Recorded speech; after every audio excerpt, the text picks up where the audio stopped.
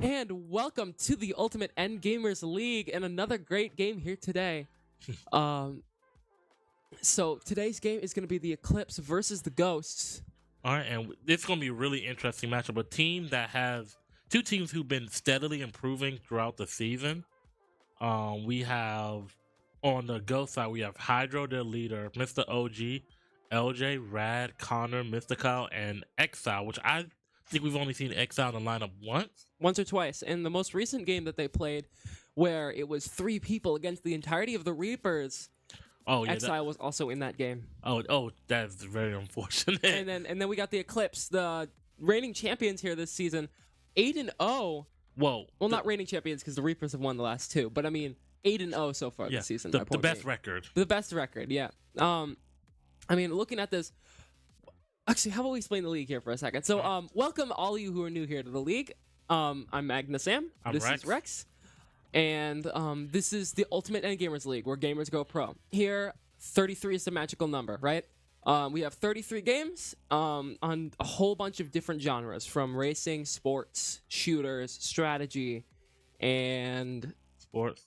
We said, oh my gosh. Races, shooters, fighters. Fighters, that was it. A very wide array of games here. We have a 4-hour game and a wheel that depicts what game we play. So we spin the wheel and the teams will compete for that game. Basically, you put in who you want depending on how many people go in for that game, but it's like baseball lineups. So everyone on your team has to play before the people who've played already can go in again. Correct. So a 4-hour game, we usually have quite a few games going on inside of it. We spin the wheel. Great fun watching the wheel spin. I like to spin each spin. And we play with what's there. Ultimate test of really who is the best gamer overall. All right, so we already went over the Ghost lineup. Yep. And on the Eclipse lineup, we have AJ Little Blue, Spicy, Snappy, Nexus, Pip-Boy, X-Ray, Aspect, and Chicken Tech. So they're 2 new additions. Pip-Boy, someone we haven't seen much this season. The last time he played was actually during 2 Bucks v Eclipse games ago. Oh, so it's been a little while. It's been 2 months since he has played. They have a good little bit of fighters on their team right now. Oh, definitely. Between Pip-Boy, X-Ray, and Chicken Tech. Oh, yeah. And on the opposite side, they got a good little bit of shooters. Yep. That's definitely something that the Ghosts have a lot with the shooters, they're being one of the main teams at doing that, held the shooter belt for a long time, which is basically the belt that teams can hold for best shooting team. Oh yeah, Nexus and Exile are actually like real life friends here. So 2 friends going for rock, paper, scissors here. Whoop, and it looks the like Ghosts Exile win, takes the rock, first paper, win. scissors. And you see him flex on him. For those of you who don't know how we play here in the league, rock, paper, scissors depicts a lot of our game, actually. It is the first thing we do in the game, and it depicts the first team's abilities, right? So the team who wins has the ability to, on the first wheel spin, respin the wheel, or choose who sets up the game. Mm-hmm.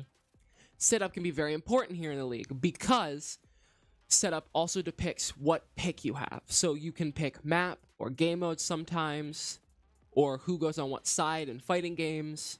So it's very, very important that you win that, or you have setup as the game goes in, right? Yeah. Especially for important games that, like, your team has strategies on this map. But So may what not does it have do on that for the map. first game? For the first game, like I said, you can respin, or you can choose who has setup.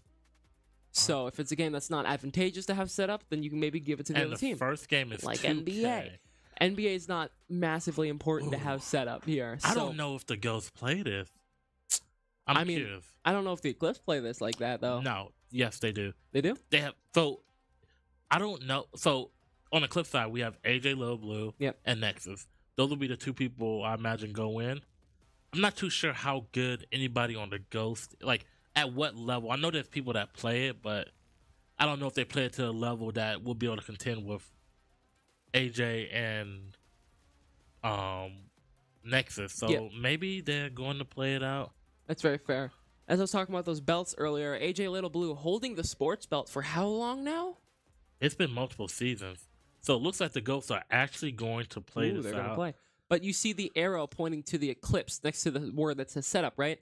That is whoever has setup. So the arrow pointing to the left means the Eclipse are going to have it. The arrow pointing to the right means the Ghosts are going to have it. So the Ghosts gave Eclipse the first setup, which makes sense. NBA doesn't really have that much need for setup. And that makes sense because say you get a game like Need for Speed Dead by Daylight, Texas Chainsaw, one of those games that you really, really want to have setup control over.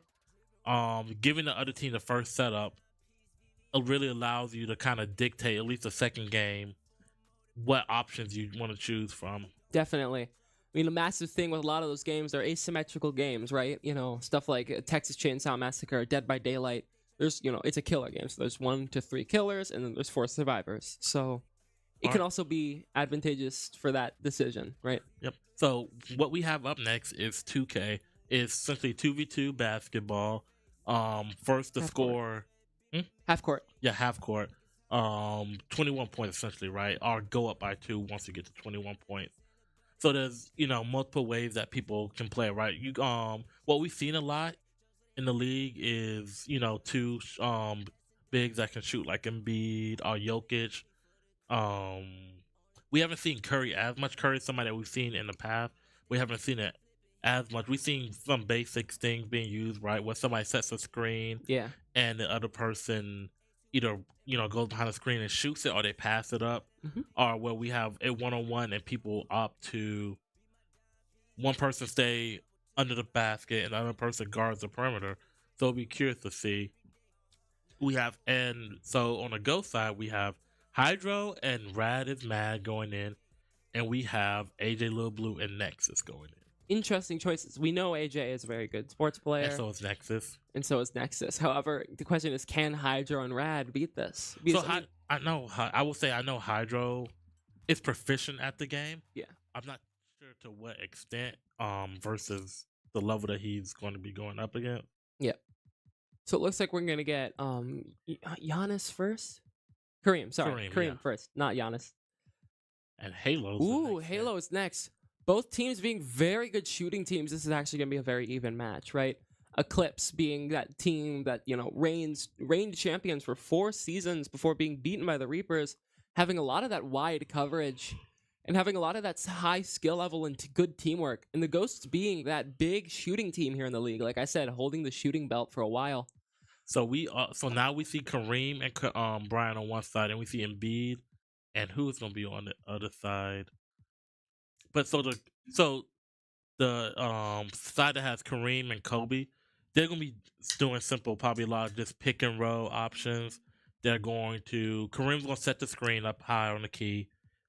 Kobe's going to go behind it, and Kareem is going to dart to the basket. He's going to try to get the rebounds if he misses, and Kobe's going to take the shot. Manovich. Interesting choices. So we got... Ooh, okay. All right. So I wonder if they're going to check... Yeah, they're just checking controls. That's what you do in the first... when the game first starts, you check controls. Because there's things like shot meter where you want to have it on. You can press a button, or you can use a stick. Yep. Some people prefer to use a stick, so they don't want to have the button set. Just all about preference, really. Definitely. One of these games that's a lot more like knowledge of the game and skill on the timing, because every character has a different amount of timing for shooting. Well, yeah, it's hard sometimes. Like, these sports games can be a little bit more... Like, learning to play them at the basic level isn't that difficult. It's where you get to the little bitty things, because different players have different shot timings. And, like, if you're playing, you know, if you may not know off rip, right, not to shoot with Kareem, right? Like, Kareem is going to be in the paint, you know, but Embiid, you know, is somebody who's big, who can also shoot from beyond the arc. And there's just other little things, right? Like Curry being such a good 3-point shooter, he doesn't need much space. It's just those little things that you get if you understand whatever respective sport game we're playing. It looks like he's on the backcourt. Yep, just get the ball ready to go. So the Kareem is AJ, Nexus is Kobe, Hydro is Embiid, and Pete is Rad. Yep, so they're backing out, getting the ball back to who got it first, getting it ready. And the game is going to start here now. All right, and yep, he's just going to take it under the... Very hard to block a big man going for a dunk here. Well, I mean, I just think Kareem wasn't set properly, because if he was set properly... Yep, and there he goes. There's the first 3-pointer, which counts as a 2-point. Yes. In this mode. Could you imagine if that was 3 points? Oh my god. Especially because this game mode is first to 21, right? Yes. So massively important. So we got, I mean, a lot of scoring opportunities, but you know, it's first to 21, meaning 3 points would be massively busted. Not great coverage. However, Kobe is able to just break through. And that means it's 2-3 here. And then with that's not let's it. see if he's able to get the rebound. Ooh, it is in. 3-3. Yep. Honestly, who is Kareem? AJ. So I believe, like, he's not doing bad per se, but he's allowing a lot of these things to go uncontested. So, for those of you who don't know, the black is going to be the Eclipse, and the white shirts are going to be the Ghosts here. So, he's going under the basket for that one. So it's 4-3 right now. Eclipse favored. Let's see what he has done. He has good defense. He's giving him a decent amount of space there. And does that go in? Nope. And he passes gets out. The rebound. Wait, does he go for the shot here? Oh, but he gets it back again. No, he does not. But he just stole it. And he takes the shot up, and he is now up 2 points. Eclipse right now favored. Yeah, does he make that? No. And what you can't have here is, it was a close game to start. You can't have this start to snowball like that. It's already 4 points in the lead here by the Eclipse. Going to be a difficult comeback here for the Ghosts, but definitely not impossible at all. Getting a good couple of picks, and uh-oh. Well, I think part of the issue is I don't think Embiid should be going straight up with Kareem, and I could be wrong on that. If I'm Embiid, who's Embiid? If I'm Hydro, maybe spread him out a little bit at least. Don't challenge him in the paint as heavily as you've been. It's 11-3 right now. Because yes, Embiid is a big, and you want him kind of down there, but not against Kareem. Kareem's too big for that. All right, and good defense. Kobe is on fire. All right, and he's going to try to challenge him in the paint, trying to back him down. Is he going to be able to get it in? And nope, he's contesting. That's why, right? I'm not sure if that's what you want to opt to do there. And Kareem's just going to body him. This is really snowballing to a 12-3 lead right now. 9 points ahead by the Eclipse here. Ghosts already losing a lot of their chances. Do get Pistol Pete 1 point. Yep, Pistol Pete putting up some points there. All right, and setting the screen. Good screen. And he's just going to go to the basket. He's not trying to take anything too risky. He's already know, like, we're up a good little bit. We don't have to necessarily push the tempo here. And Embiid trying to, almost a turnover there. And got him to jump, but wasn't able to capitalize off of it. He's going to pass out to Pete. And does he make it? Yep, that is a 3-point shot. Yeah, which again gives 2 points. Slowly catching up, but not enough. Is it enough, though? Ghosts get the ball back. And are they able to capitalize off of that? Let's see what they do. You need good shot selection here. Oh, man. Bad pass here. Kareem steals the ball, gets another score, and now they're up by almost double the Ghosts score. More than double. Double plus 2. Yep. 6-14. Open. All right, and now, okay, so now it's doubled up on it, but let's see if the Ghosts are able to fight their way back. They have to be able to stop Nexus here. And Nexus is just going to take what you give him. He's not going to do anything too fancy. Not going to take contested shots if he doesn't have to. Our Pistol Pete back with the ball. And it looks like it was just stolen again. Is he going to go for the 3-pointer? And yep, so it's now 17-7, up 10. They just need 4 more points to win. Yep, and then there's GG for the Ghost, and that is 1 point for the Eclipse potentially. Here. But Pistol Pete out, and it looks like it's good. So an 8-point deficit, you need to play some good defense here. Really good defense, yeah. Good defense and efficient offense. All right. Jumps way too early. Gets the dunk. And yeah, Pistol Pete should not have been on. That was a mismatch. It would have been hard for Embiid to really do much there. Much less. And that is off. The Clips get the rebound. Caught him jumping, and yep, he gets it. So 2 points. That's all they need. Yeah, which is technically 1 3-point shot here. They're 1 3-point shot away from winning the entirety of NBA here. All right, have them back up. Embiid fadeaway right there. Can't really be playing that safe here, especially with 1 goal being the difference between the game. That was something that you should have been doing, I would say, earlier, and he takes the shot, and is that good? Ooh. And that is good. He is 21-10. Eclipse takes that first game. And Eclipse with a very dominating victory there, almost keeping twice the score the entire time there. And Halo's up next, and if I had to guess, we're probably going to see Mr. OG, Connor, AJ, sorry, not AJ, Mr. Kyle, and Exile in. Yeah. And on the other side, I'm guessing you leave either Chicken Tech or X. Ooh, I don't know. I think you definitely put in Spicy and Snappy. Agreed. I think they may anchor Pip-Boy here, honestly. Because on the opposite side, from what I hear, or from what I've been told, Mr. OG is one of their best, if not their best, Halo players, so he's going in. Yeah. Connor and Mr. Call are shooters, and the Exile plays shooters, I believe, as well. So I think that leaves LJ Skater Girl as the odd one out. Yeah. On the opposite side, it's a little bit trickier because they have Spicy and Snappy are more dedicated shooters. But out of the last 3, that's the interesting thing. I do think they leave Chicken Tech out, maybe here. I believe it's gonna be either Chicken Tech or Pip-Boy that's left out. Pip-Boy is not bad at shooters per se. I just don't know where the level X-Ray or Chicken Tech is. Yeah, definitely. But, so it is Ghost Up, so they get to choose game mode, which is actually very good because they can choose either game mode or map. Big thing that teams be using strategy-wise recently is big team battle maps, which are just large maps, right? Also called BTB in the game. They are big maps with a lot of strategy and knowledge to them, right? Lots of power weapons, vehicles too, which is something the league has been introduced to recently with a lot of people playing in vehicles, right? And interestingly enough, I think the first team to ever beat Eclipse in Halo was the Ravens. And they got the strategy of how they want to approach the game from Polo. Yeah. Polo's, I know in the past, has helped the Ghost out with Halo. So I'm curious to see if he's really giving them the sauce that they are going to need to win this.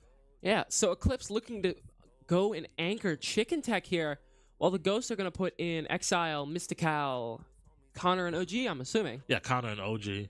Because OG, I want to say, is their best. Yep. And it's a timeout on the Ghost. Ooh. Halo being a very finicky game, that does make sense. A game that's kind of difficult to set up at times. But at the same time, you had all that time while 2K was being played. Fair, yeah.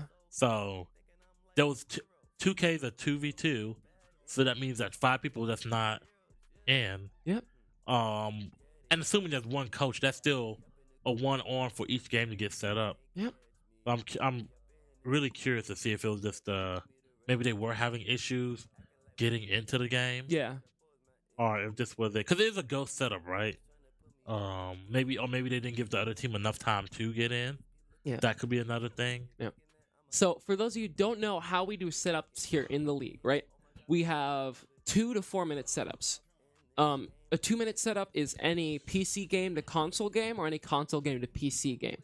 However, if you have a 4-minute setup, it's going to be every console game to console game or PC game to PC game.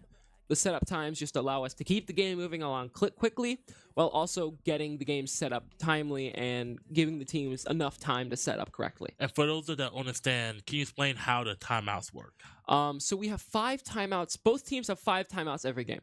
Each timeout is a 3-minute timeout, and at halftime, your timeouts go down to 2. If you spent more than that 2 remaining, you don't gain any more. However, you are left with the 2 no matter what. Once you are out of timeouts, though, if you are forced a timeout through setup or a mistake in setup, then you are forced a forfeit instantly. And that's the FF you can see there. We have 5 forfeits that every team has to accept. And then once people get to 0 forfeits, the enemy team doesn't actually have to accept their forfeits, if that makes any sense. All right, so then going back to the actual functionality of a timeout, what does a timeout do in relation to the game clock? So a timeout pauses both the game clock and the setup timer. The setup timer being, very sometimes difficult to set up games inside of. Like I said, Halo is one of those finicky games where you're going to have a lot of problems setting it up without a timeout at times. So calling a timeout could be an advantageous thing, but it's a resource that you have to spend, right? So it's kind of that back and forth balance of what do I want to use here? So, and we actually are going to get into the game pretty quickly here. And let's see what the next game is. Wheel spinning in the middle of the screen right now. And next is going to be Guilty Gear Strive. Really good that they saved Chicken Tech and LJ Skater Girl here. Two of the better Guilty Gear Strive characters. Guilty Gear. Yeah. All right. So we are watching from the perspective of, looks like Pip-Boy. He had a pistol out. So is this this is one of the maps that have the This is a big team battle map. This is a map that the Ghosts like to run a lot. I've seen them run this a couple of times. They've run it on Capture the Flag, but I believe they're playing Slayer here by the looks of it. So. All right, yep. And Eclipse, I mean, you can catch a lot of teams off by surprise with some of these like strategies. I don't think Eclipse at this point is going to be surprised by. And we're going to be switching out with AV here. So Rex is going to be sent out for a second.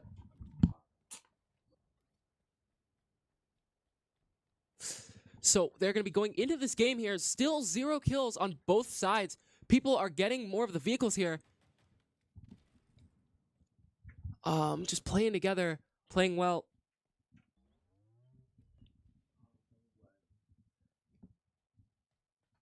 Whew. And now we are joined here by AV. How are you doing today? I'm good, man. Good.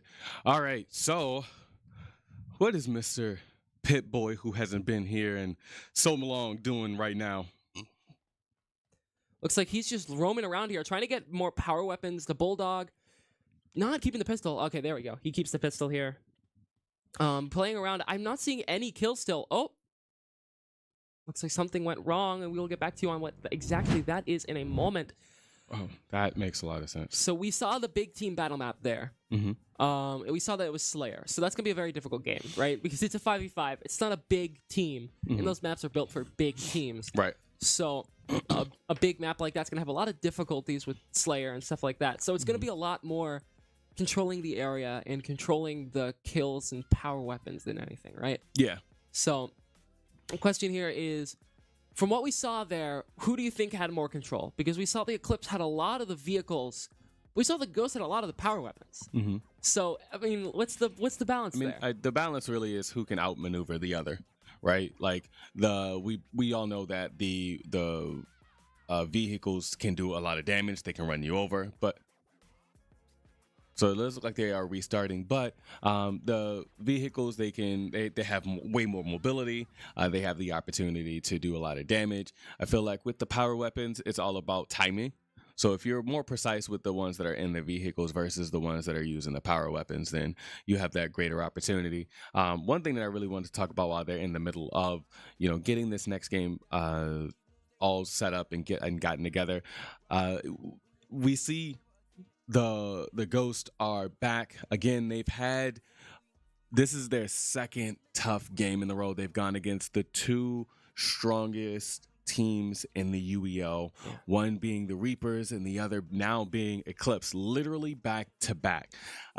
Obviously the difference is they've got everybody here that they want to put in to be able to bring that extra oomph. They don't want the same situation like they had the last week. I think with the situation with that was more along the lines of, we all heard what Kat said, in that scenario, and they're here to prove a point. This is their redemption arc, right? They want to come in and show, like, regardless of if they lose this game or not, that they are still a force to be reckoned with.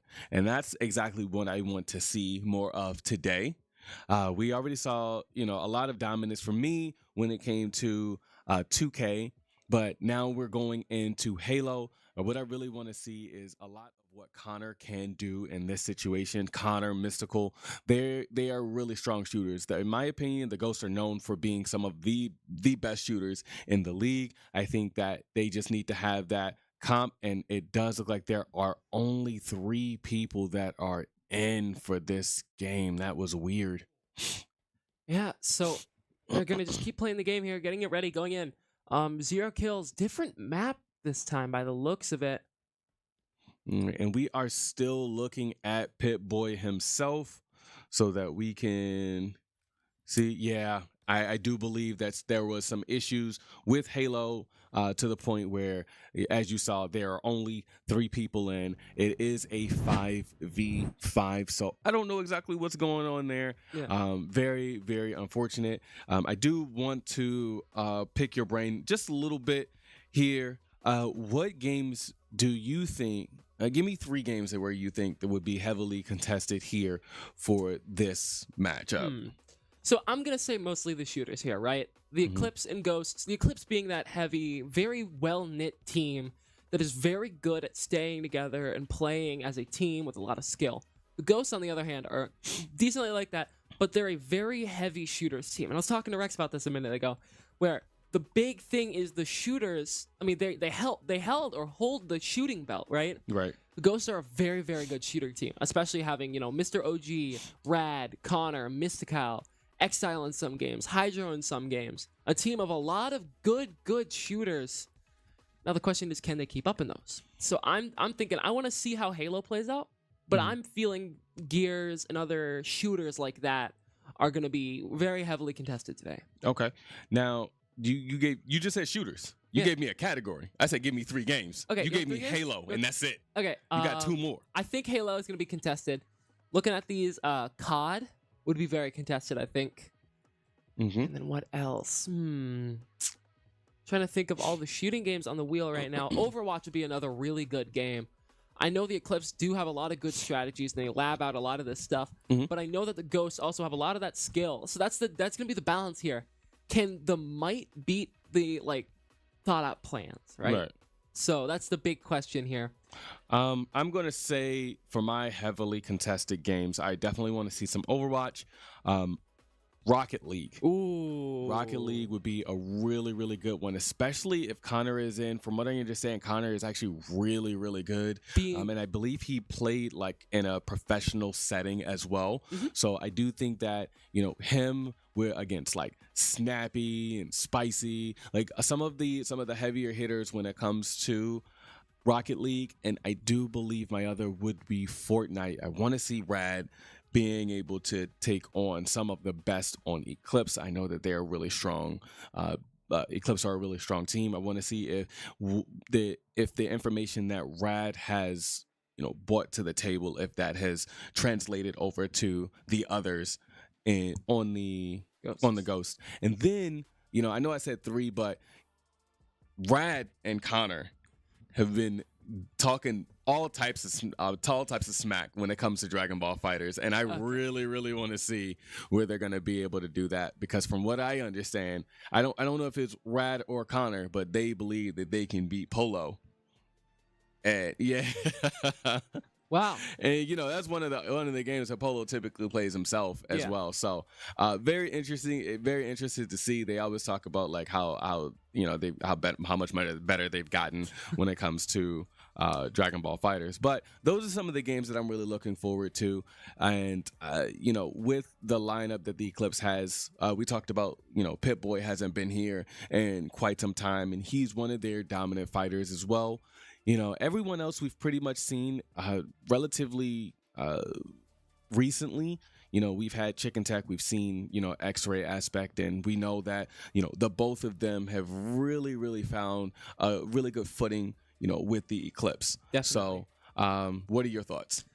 I mean, I'm looking at, like I said, with the 3 main games, but I mean, I'm looking at the Eclipse again. Like you said, Pip-Boy, first game being back here in almost 2 months. His last game being a Bucks game a long while ago. Looking at this, I think they brought this specific team, the Eclipse, because they wanted heavy fighters, right? Because they knew a big portion of it is going to be the fighters that's going to be contested. They have very good shooting skills, but maybe they're like, okay, LJ and Hydro and Mr. OG are definitely a scary team, right? I mean, going into Guilty Gear, we're going to see what they can do here. LJ Skater Girl being a very, very good Chip Janif in the league here. Well, and that's the thing. There have been so many different characters that have come out after Chip being one of the staples. But a lot of what I see from LJ is I'm not going to say a lot of the same thing. She does what she needs to do, but I do feel like with her being, that fast character, I do feel as though, if X-Ray is in, if he's able to apply that pressure, it might make it a little bit harder for her to really learn to adapt in that situation. It looks like we are back in. Hopefully we've got everyone, but if not, so be it. Yeah. All right. So it looks like now we are playing Oddball. So running in, trying to get the Oddball here. For those of you who don't know how Oddball is played, it is basically... Ooh. Ouch. That's not going to buff out. King of the Hill, but you hold the ball to get the points instead of being in a place. So it's control over the Oddball, which is just a very shiny, glowing skull that emanates flames, of course. In very Call of Duty, in very Halo fashion, excuse me. Yeah, absolutely. And we've got a lot going on over there. Exile really doing a good job of trying to protect over that, but not good enough. Gets taken down. Everyone's kind of trickling in. That Oddball is in a really awkward spot. So they have to make sure that they go and pick that up. And we've got a kill right there from Snappy himself. I do believe that I love Oddball, because it is objective based and not just based off of how many kills I can get. And it looks like Snappy is already down. Exile is holding the Oddball himself. Oh, very interesting here. Trying to get away from the enemy team here. Exile brings the Oddball almost all the way back to their back lines. Ghosts still have a lot of control over it. Now the question is, are they going to pick it up and get that point lead? Or are they going to just take this fight and then grab the Oddball afterwards? And it looks like that is what they're going to opt for. Grabbing the Oddball, trying to hide and cover here, but not enough. No, Exile kind of put himself in a really awkward position with no backup, and that's what's starting to hurt him just a tad bit. And we have Pip-Boy already down. Now Snappy is going to be holding on to that Oddball. And as you can see here, there are so many people who are...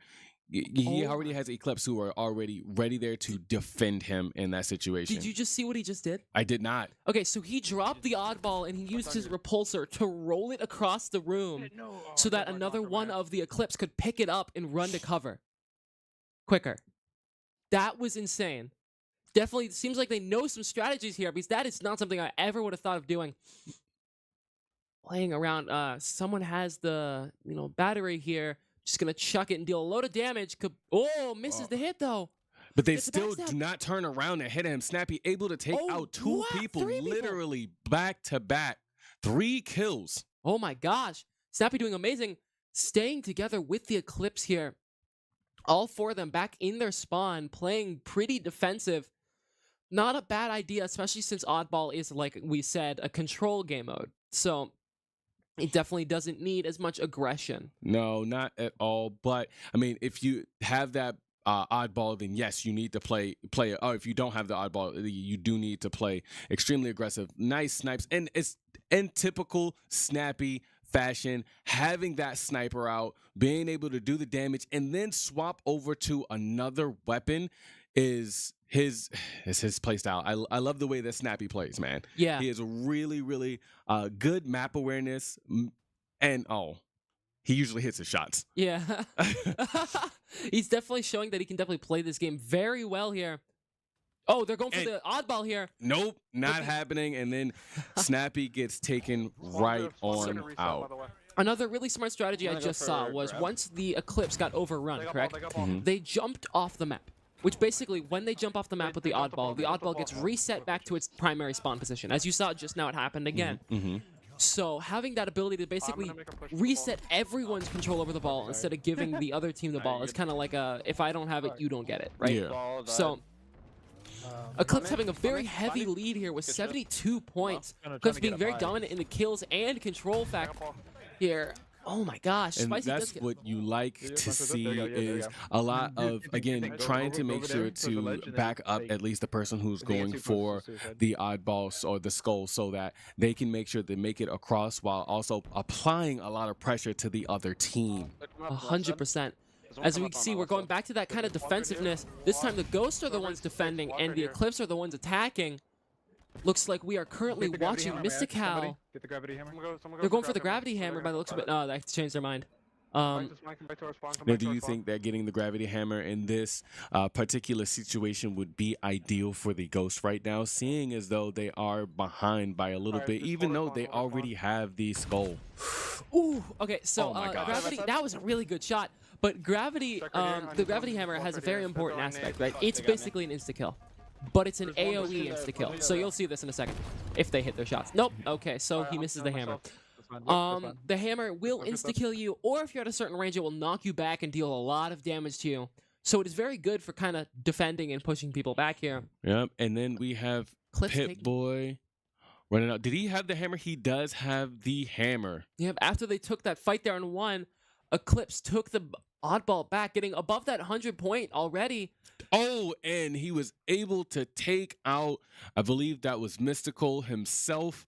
And again, we're kind of in that same position where we're staying back as far as we can and then not able to really do very much. I don't really agree with Pip-Boy going so far out or out of his way to try and hit them with the hammer. He definitely had a lot of different options that he could have taken there. Yeah, you saw they did the oddball strategy again where they just jumped off the map with the oddball, trying to get that control, but the Ghosts do end up getting it back from mid here. Already, Ghosts are at 90%, and the Eclipse are at 120, 127 out of 150, I believe. So the Ghosts are going to have to play a lot of catch-up here, playing definitely more aggressive, trying to get this team fight out before they pick up the skull again, seeing as they are down a few members.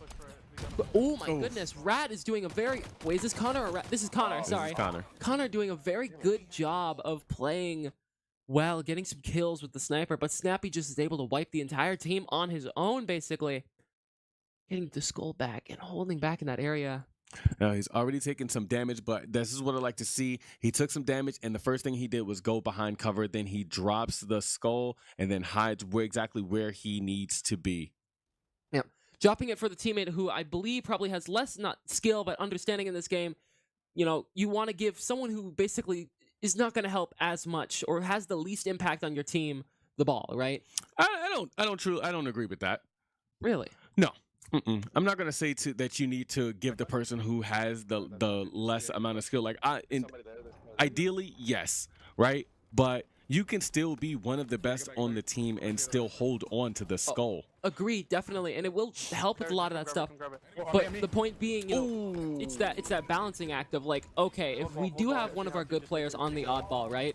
Then we're gonna have a lot of struggles with playing, you know, playing more aggressively. Like if Snappy held it, they wouldn't have gotten all those kills earlier. Right, and I mean the thing about it is, you know, you have to be able to swap over from when someone decides that they want to pick up that skull.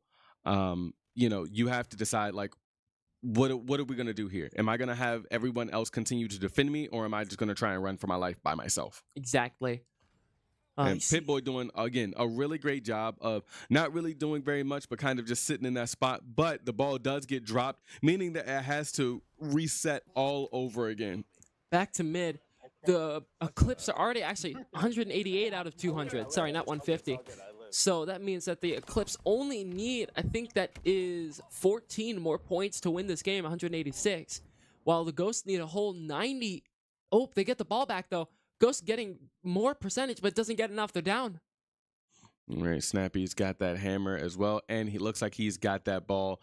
Going to go ahead and toss it out. Is he going to pick it back up? Yep, that's exactly what he's been doing literally this whole time. Is just putting it down and then picking it back up. The thing that I love about like the way that this game mode works is that it does reveal where you are, so that other people are going to run towards you. So that look at that, and then he goes and picks it right back up. And he wins it. Snappy, an MVP of that game there, doing absolutely amazing, getting so many double and triple kills there, winning the game. And that's exactly what I meant when I said that I don't think, like, I feel like all of the Eclipse have a really, really strong understanding of the game, and I don't think that one person lacks in another aspect in that situation.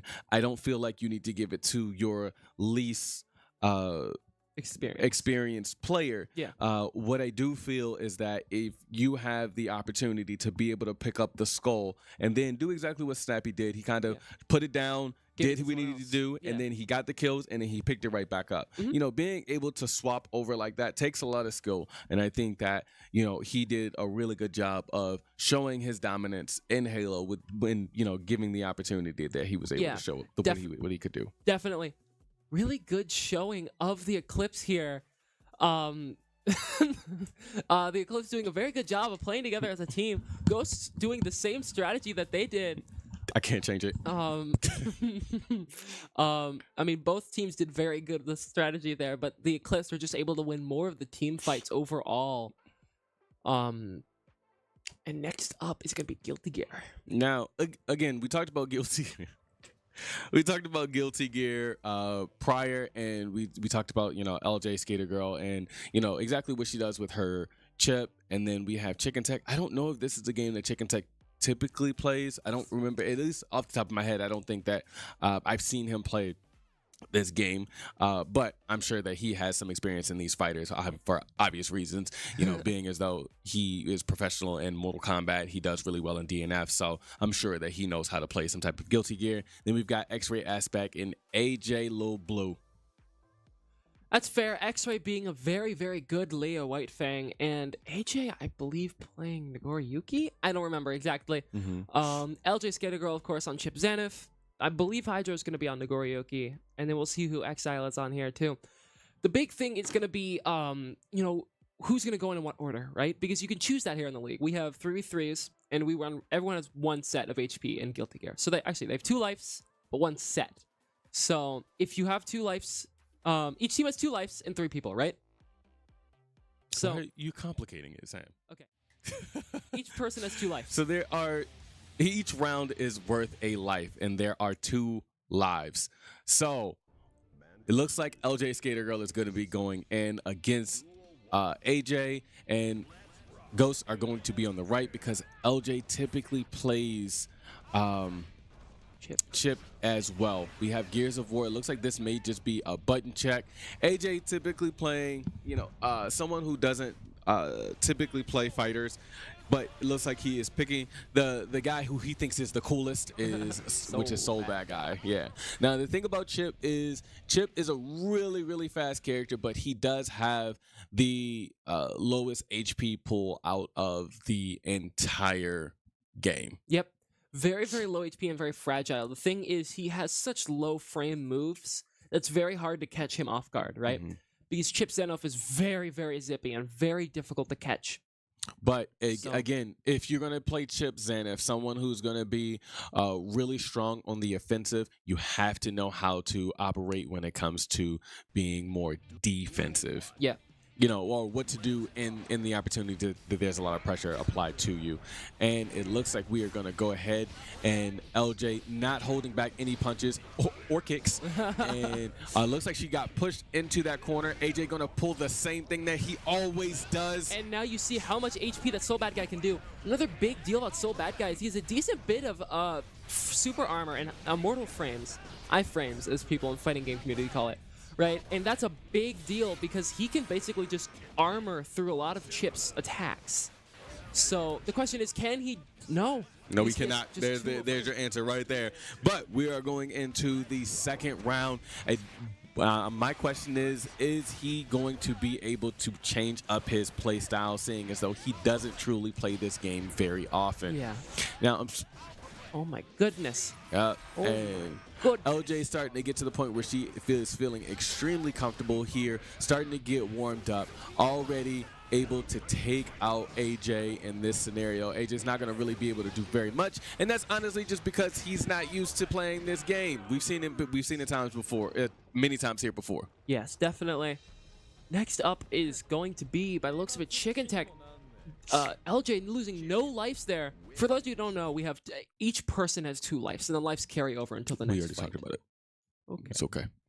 Thank you, buddy. So next up is going to be Chicken Tech versus LJ. I'm curious to see who Chicken plays.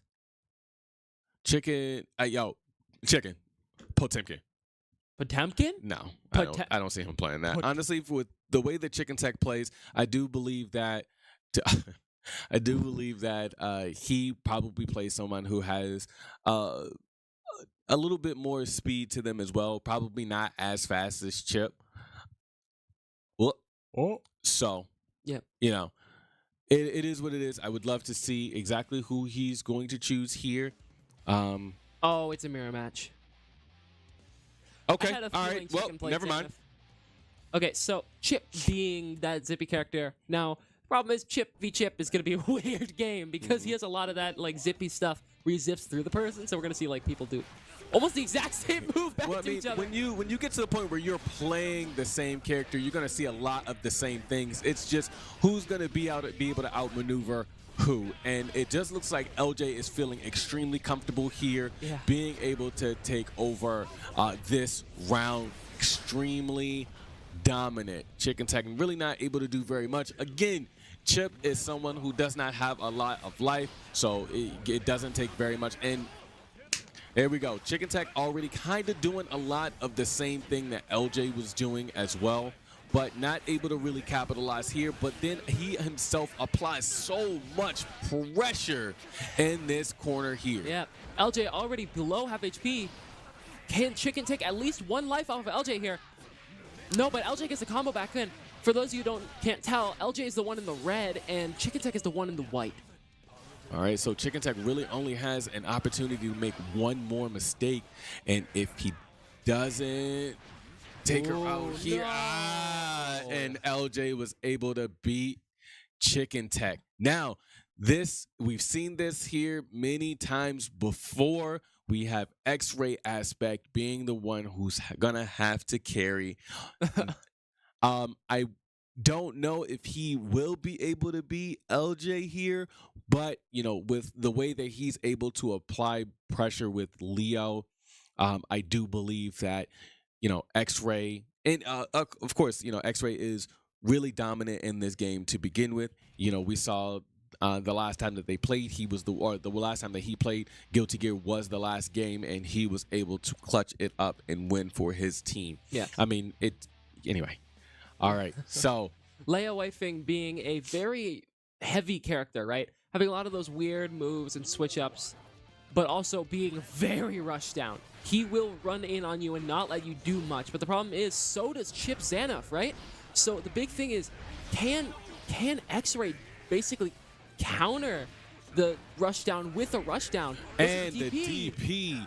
Now, again, he catches LJ off guard, and she's not really going to be able to do much. Again, she takes a lot of damage because she doesn't have a lot of health, and he finds the counter literally to everything that she's able to do. So that's one life taken away from LJ.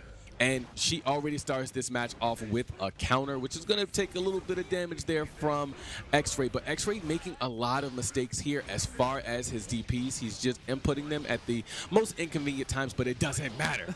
It doesn't matter, keep bro. Doing the switch-ups here. When LJ goes for a command grab, gets him off of her. The question is, can she push in without him dealing much damage?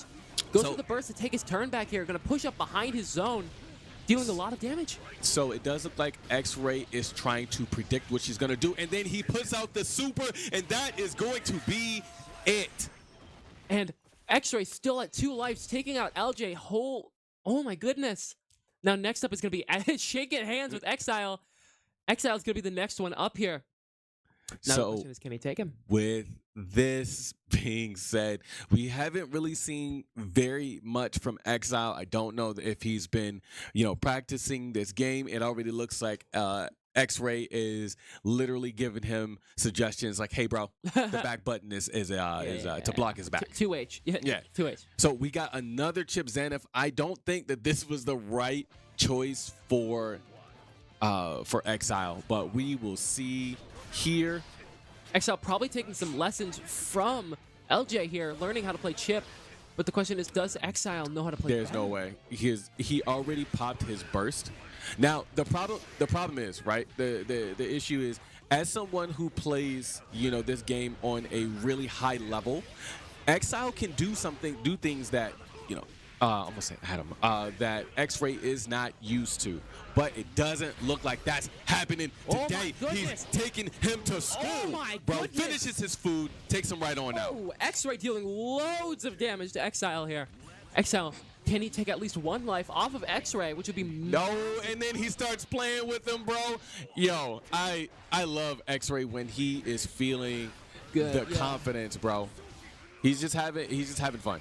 He's having fun. At this point, we know that Exile is not very dominant in this game. He doesn't really know much. He's bursting when he shouldn't be and at the most inappropriate times. And X-Ray gonna go ahead and take that right on out. Oh no.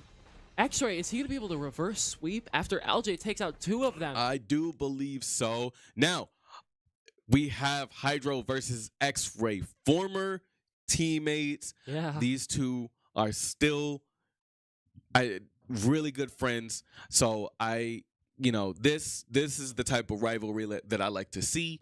Now with Hydro plays big boy characters. So I'm not gonna be surprised at who he decides to pick, but I will say that I would love to see just how much Hydro has been putting in for this game. Yeah, 100%. Going a lot of that stuff with the big characters is going to be difficult against this rush down Leo. Nagoriyuki being a very slow but dangerous killer in this game, right? Having massive combos, massive amounts of damage. Yeah, but it's also having that blood gauge that is detriment to his health. Exactly. Filling up that blood gauge, literally giving Nagoriyuki... Oh, button jack. Giving Nagoriyuki to lose a lot of his HP. You'll see when it fills up here, he's going to lose almost all of his HP as it goes all. I mean, it's all about managing, being able to manage, the blood gauge. There are moves and things like that that can help you, get that blood gauge right on down. And the lore behind that is, I believe he's like some type of vampire or something like that. So he is a vampire, but the big thing about it is like, with that whole thing is, you want to keep that balance meter at higher amounts, because the higher amount, the more damage he deals. But the lower amount, the less, in trouble he is. So it's kind of that balance of like, okay, what do I balance here? Because I can deal a lot of damage and get a lot of blood. You can see those red streaks coming off every time he hits him with a sword here. But it's all right. He's still able to apply a lot of pressure to X-Ray here. X-Ray finally getting into his groove. Now, X-Ray should be the one that's more warmed up and feeling more comfortable, and I think that's starting to come out now, as you can see, hitting him into the corner, smacks him right on the way, doing a lot of damage, pretty much trying to get the life at the same as his. Now he turns things around, has the life lead, and is not able to finish it off. Able to get that blood gauge and knocks him right on away, finishes it already. Wait, Hydro took one. Wait. Oh, no. Yeah, so now we are going into Hydro still having his 2 lives. Now, X-Ray has to clutch it up here. He has the opportunity to win this, gets him with the command grab, throws him right on down. Goes for another hit, stuns him, gets the wall break and a super. This is going to hurt. This is not going to feel good. And there goes a lot of Hydro's HP. Now the question is, can X-Ray take back 2 lives without dying once? Seeing that Hydro, oh no! And Hydro doing the same thing that he did last time, but X-Ray able to burst out, and I think we got our answer. Wait. Nope, still not able to finish it. But he goes for back with the Roman cancel. Wait. And he's and nice down goes grab there from Hydro. Able to really clutch it up for his team, able to beat X-Ray, get the Ghost a point on the board, and now we are moving into the next game. Incredible. That was really good. The first sweep by LJ going all the way through Chicken. The second sweep by X-Ray going all the way through Exile. And the last one with Hydro just being able to out damage aspect there, which is very, very good attacking. No, I think that it was a really good idea that they put Hydro in last as their anchor. When it comes to the Eclipse in this situation, I think that the Eclipse does need to get a little bit more reps in with Guilty Gear instead of leaving it up to X-Ray. So, I mean, they have a really good understanding of it, like a basic knowledge of it. It's just, I feel like in that certain scenario, the Eclipse actually could have pulled that win out had they had someone else that was in who felt a little bit more comfortable. I mean, it's not to say that AJ doesn't really feel that comfortable in that situation. I just feel like maybe if AJ had more reps with Soul Bad Guy, then he would have had the opportunity to maybe turn the tide just a little bit. But really good showing from both teams. Really congratulations to Hydro for that win. But next we are getting into this Gears game, and like we talked about earlier, when it comes to Gears, this is another shooter. I believe that this was one of the games that you mentioned as being one of the contending games for both of these teams. Yes. But go ahead. This game is very contested, I believe. Gears being one of those games in the league that either a lot of people play, or you don't play, right? Mm-hmm. Because it's that high skill level game you don't expect. Because it's got this fun cover mechanic. It's got fun hiding mechanics and sliding and stuff like that. You can do a lot of tech like wall bouncing. If you see wall bouncing, you know that they're gonna do way better than someone else, because they're doing a lot of evasive tactics and a lot of pushing in. Mm-hmm. Gears doesn't really play like any other shooters here, being a lot of low HP characters, a lot of that cover mechanic and stuff like that, like I mentioned. But also Gears having a lot of the one-shot stuff like the Nasher and stuff like that, which is just insta-kill, the shotgun in the game. So it's going to be interesting. I believe that the Eclipse played this pretty hard, and I believe that the Ghosts also do the same. The 5 going in is going to be the 5 on both sides that are available. So we're going to see what happens here.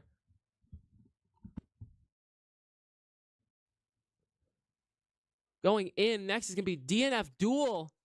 Ooh, going for a full... That's going to be a full reset, too, so people are going to be available. Going in here, I believe that the Swarm is going to be the Eclipse, and the Cog is going to be the Ghosts here. They get the Shock Pulse Grenade. They're playing around. They're going to be playing King of the Hill here. So hyper offensive. Got to hold that area and keep it controlled as the other teams fight you. No one has taken this first point so far. However, it looks like the Eclipse are going to start taking the point, capturing it, grabbing the Torque Bow if they're smart, and just keeping that cover and pressure up. All right. Yep, you are absolutely right. And it looks like we are in. Oh, he was not able to get that shot. The one thing is, Snappy likes those long-range weapons and pushes right in. Not able to finish off the other one. I see a lot of the Ghosts kind of pushing in on their own. Obviously not really the best idea. Oh, wow. Torque Bow dealing lots of damage, getting another down and a kill here. Many people are dying. Eclipse on the Swarm, playing super high pressure on this point, already getting a load of it. 180 points to win. You can see on the top left how many points that's going to be already for the Eclipse in the red. Now the question is, can the Ghost catch up? Because this point's going to switch after it depletes in like 10 seconds. This is really going to show just how well each team does on objective-based gaming versus team deathmatch. I talk about this all the time. I am big on objective games. Game modes. Yeah. Nice grenade. Going in with the Molotov, covering in a big area, just kind of trying to find where they are. Getting another Molotov, just covering that area. The big thing about the Molotov is you can't push with it there, right? So that's the whole point. It does, you're not trying, like, obviously you want to hit somebody, but if you're not able to hit anybody, it really like kind of blocks that area off for a certain amount of time so that your team can go ahead and get into the position that they need to be in. Exactly. Now, again, we've seen this many times before. You have 1 or 2 people that are kind of running out of there by themselves, and then everybody tends to trickle in and ends up, most of the team ends up getting taken right on down. And again, Mystical is taken right on down. We got Mr. OG that is currently going in but gets taken out. Not a lot of help from the rest of the team, and not a lot of communication from what I'm seeing here. It's just no telling of, hey, I just went down, I died here. It could be, lack of knowledge of the game or the map. Yeah, definitely. Did that fall into the... Yeah, no, he picked it up and it became smaller. It's just the animation, I believe. right. And Pip-Boy on the zone by himself and still able to really defend it on his own. We got a couple people that are running in, and it's already too late. I do believe that the zone did close literally as he died. That was a really good idea for them to kind of keep Pip-Boy there by himself so that he has the opportunity to take the last remaining points on there before the zone closed up. Chicken Tech doing a really good job of staying behind the cover, looking around. Yep, playing around the team. But the problem is Chicken Tech gets pushed by 2 people and was just not able to find cover enough. Looks like we're going to be watching, I believe this is Mystical right now. Oh my goodness, Mystical doing very good, showing that he definitely knows how to play this game. Now the question is, can Mystical push in? He's going to stick with his team, getting lots of kills. People are trickling in. That's the big thing you were talking about a second ago. I got 1 kill. All right. And then again, it's a lot of what we already see. Connor's still trying to catch up, but it's too late. It does look like Sea of Stars. It does look like the Eclipse were able to be extremely dominant there in Gears of War. 100%.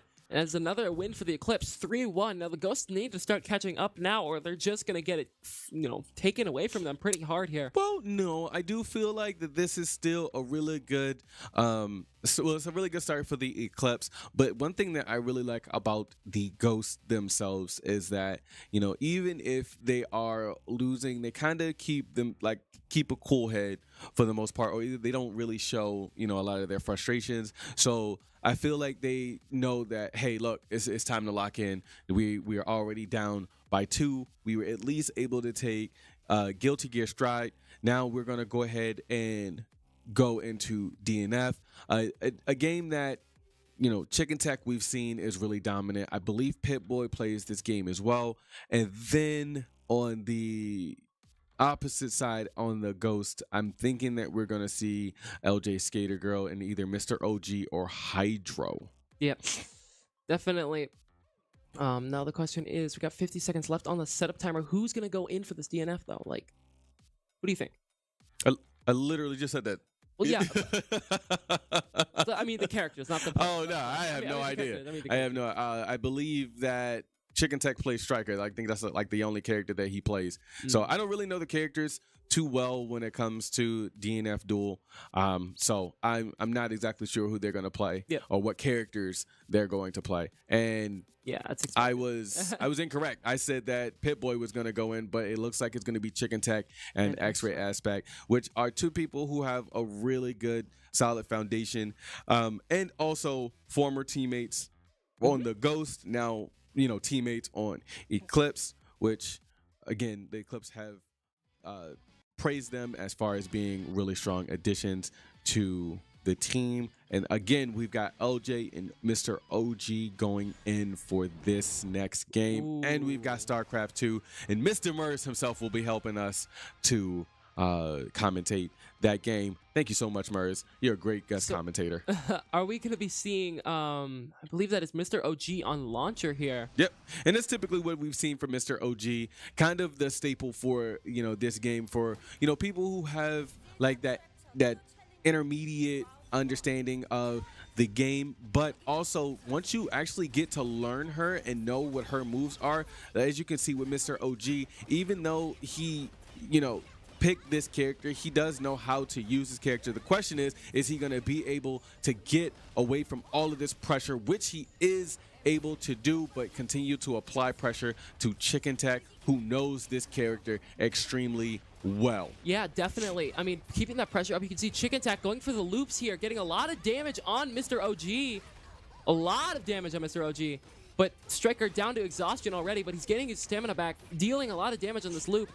Now, this could kill Mr. OG if Chicken doesn't drop this combo. And he's still able to take it as well. So now Mr. OG needs to play a little less aggressive, especially against a Striker whose entire thing is just, I want to be in your face, right? And the big thing is, a Launcher is very much a zoner, right? Launcher plays very much just far away with loops and stuff like that. Nice counter there from OG. And this is going to be a loop by Chicken Tech, another heavy chunk of damage. I'm not going to say that it's not necessarily a loot, but it is a really good basic combo that he feels the most comfortable with, not doing anything too fancy, just optimizing his damage as much as possible. And we see this time and time again with Chicken Tech, because he really doesn't need to do very many things. He doesn't need to do anything very fancy. He's able to get exactly what he needs to get done, do the damage that he needs to do, and then he's very smart as far as like being able to keep away. And we've got 6 seconds left. OG is going to do everything he can to be a zoner, and he is able to capitalize. And that means that Chicken Tech is down to 1 life remaining, and so is Mr. OG. Chicken Tech playing very aggressive, but the thing is, Mr. OG, I think, has kind of figured out how to counter his maneuvers here. Does get hit, caught out of guard while he was trying to do an attack move. Again, time and time again, we've seen this combo plenty of times before. And again, Chicken doesn't really need to do very much as far as switching things up. He's able to, like, if they're not going to be able to catch how I'm doing things, then, you know, I'm just going to continue to do what I need to do so that I can win. And exactly. He switches it up right then and there, gets that additional win there. Taking that life away from Mr. OG, and LJ Skater Girl coming in next to try and take out Chicken Tech. And again, we've seen this matchup before in Guilty Gear. We're seeing it again in DNF. And the last time that they played, as you guys saw, as we saw, LJ Skater Girl was the one who was able to be the better chip. Is she going to be able to take out Chicken Tech and DNF? Yeah. And her Berserker per usual. Definitely someone we see as a lot in the league here. Berserker, mainly LJ Skater Girl being a very, very good Berserker coming into the league like that. 1 life left on Chicken Tech. Now the question is, can LJ kill Chicken Tech and X-Ray Aspect? We shall see. Right. Berserker being a character that deals a lot of damage, but at the cost of a lot of his own HP, right? Bleeding, you can kind of see he's already losing a lot of HP because he went into that mode.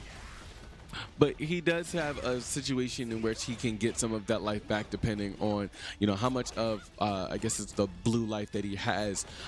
But it does look like Chicken, again, is doing the same combo to be able to capitalize and optimize the damage that he needs to put out. Now, it doesn't look like it's going to be enough this time, and LJ able to counter and get that anti-air out both times. That's very good. LJ killing Chicken Tech fully. Next up is going to be X-Ray Aspect. Let's see who he plays. I'm assuming he's going to play Crusader, knowing how he plays this game. Do you know who he plays? I don't, but I don't see him playing Crusader. You don't? No. Really? Because he doesn't play, he plays rushdown characters. He doesn't play like big boys. Okay, that makes sense. He doesn't play grapplers or anybody like that. So, I mean, I could be wrong. We'll see. And I did not think that he was going to play Hitman, Crusader. A very, very high level character in the game. You know, he is known as one of the higher up on the tier list. Very aggressive, lots of damage, and lots of combos, like lots of routes, right? So the question is, can LJ push in on Hitman and his gun? Or is there going to be troubles? And well, a lot of what we've seen is with Hitman, or like I like to call him, Dante from Devil May Cry. Is he going to be able to handle this pressure? He does knock her back with a counter, but and able to really capitalize off of the mistakes that LJ has been making here. And he's doing, oh my gosh, so much damage. That's the big thing about Hitman. Lots of damage and lots of loops, a lot of different routes that he has. But the thing is, LJ just has all that damage from Berserker. Berserker having a lot of very high damaging abilities. Both of them have their Awakening currently. Going to be dealing a lot of damage. If they do get a combo, they can go right into their Awakening. But X-Ray Aspect gets the kill here. Now the question is, can LJ take this back? 1 life remaining on LJ. Yep, and with X-Ray Aspect having 2 lives is putting a lot of pressure on her. Let's see exactly what she's going to be able to do. Honestly, taking a lot of chip damage here from from X-Ray here, and X-Ray not really knowing how to counter. And I lied, he does know how to counter. He did counter. Gets out of the attacks, but LJ goes for the DP, but it doesn't work against Mr. X-Ray. Oh man, goes for the DP again. Lots of damage here. Another combo coming in here by LJ. Down to his awakening. Can X-Ray take this life? X-Ray in a really, really awkward spot here. Now, he tried to bait, but was not able to capitalize off of trying to bait her with that dodge. Oh no. Now it is last life for the both of them. Ouch. Not going to feel good here. Lots of damage here on X-Ray already.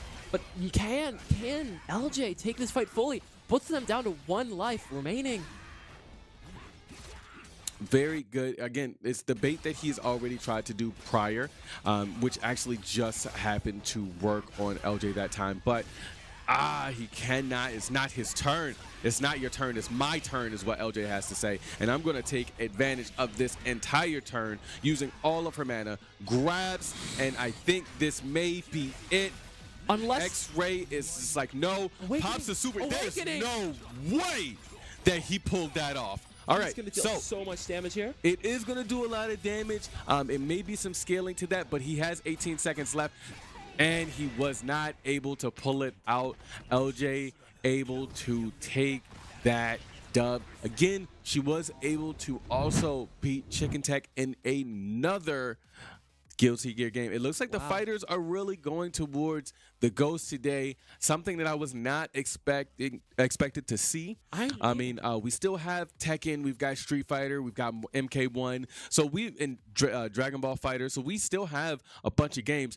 Fun fact, X-Ray Aspect plays Dragon Ball Fighters on a keyboard. Yes, it's kind of like a hitbox, right? At this point, is it? I mean, yeah, it's just a hitbox. It's really just a hitbox. I want to hit him. I don't. Anyway, no, I feel like honestly learning that he plays on keyboard, and he said even himself, he was like, it's the most optimal. Yeah. And like every time I'm just like, why? So, if it works, though, it works. If it works, it works. So now we are currently going into StarCraft. Now, for StarCraft, I feel like, with Mr. OG being, I feel like Mr. OG is their biggest strategist on the team. And for him to be able to coach the rest of the team, I think would be a really good, really ideal here.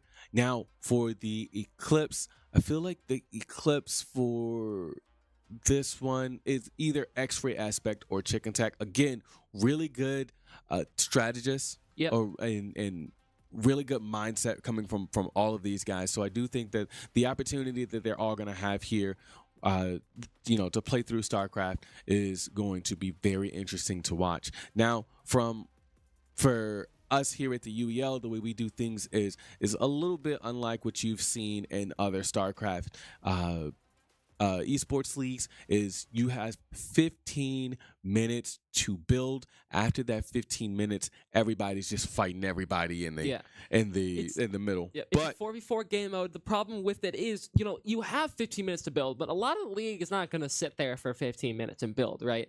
If you know, oh, hey, these guys don't know what they're doing, or, oh, hey, I know these guys typically will go for a just late game build, I'm going to rush them. Yeah, we've seen it here many times before, especially with, if you hear StarCraft, typically you're going to hear about Billy the GOAT. So Billy, and we've seen that here with Billy, but we are going to get our guest commentator Mers in here in just a couple of seconds. Mers, are you there, sir? And we got Mortal Kombat MK1 coming right on up. No. Wait, no, it's a 2v2, so Chicken is available for this. Yes, he is. Just barely, though. So it's going to be Pip-Boy and Chicken Tech. So we are going to get into this Protoss. Pip-Boy as the Protoss here. Going to build some pylons, making sure everything is prepared. This game is definitely a lot of fun a lot of the times. It's definitely a little weird sometimes. You have a build order. A lot of the times you have to get your stuff set up, getting pylons, getting more materials, getting not, locked in base stuff. Oh, and it looks like we may be getting Mers here in a second. But the big thing about this game is, who you play and how you do the build, right? Are you going to go for a rush strategy? Are you going to go for something else? It really depends. And the one words that drive me insane in this game always are you have not enough materials to build this pylon. You have not enough minerals. As the Protoss go into building barracks and other stuff, not many pylons being built here by Pip-Boy. Only one down already. Now, Pip-Boy is just having people stand by the Vespene Geyser. I can tell that maybe Pip-Boy doesn't fully understand how to play this game yet. Definitely seems like he's played it a few times before. Bird, you there, buddy? I'm here. Oh, perfect. Rear with the gear. Awesome. The rear So with the gear. tell me a little bit of what's going on here, because I still have a hard time really understanding what I'm looking at. I remember the mineral thing there. 21 out of 31. So, like, what's the best idea, and what are these? What do you see? What is Hydro doing other than building? What people are they? What race is this? Let's not be xenophobic here. We gotta get that out the way. What build are we going for? No, basically at the beginning of the game, it's a lot of resource collection, and it's gonna also be what build you're going for. So StarCraft, the way that the learning curve is with StarCraft, like with other games where racing, shooting, and also sports, like a lot of the games on the wheel are very forgiving in comparison to StarCraft. StarCraft is of the minute details and timings and button presses are so to the T that if you're a second off, 2 seconds off, you can lose the game. It's like chess, where one wrong move or one wrong measurement as far as like what's available and what's not available, you can lose games. Especially when the skill is so close. But right now, this Terran that Hydra is playing, which is the human race, are us. Yeah. Yes. The Terrans. Us biological folk that happen to be of the human genome. This is basically just what we're seeing right now. He's figuring out his build. It looks like he's going to a bio where he's going to be Marines, Marauders, Siege Tank, Medevac. Oh yeah, my man's even got a cigarette in his mouth. Okay, that's what I call them, the Americans in space. Blow things up. But basically, the Marines are they just shoot guns. That's it. Siege tanks, self-explanatory. They roam around, they shoot, or they can siege themselves. They plant themselves in the ground.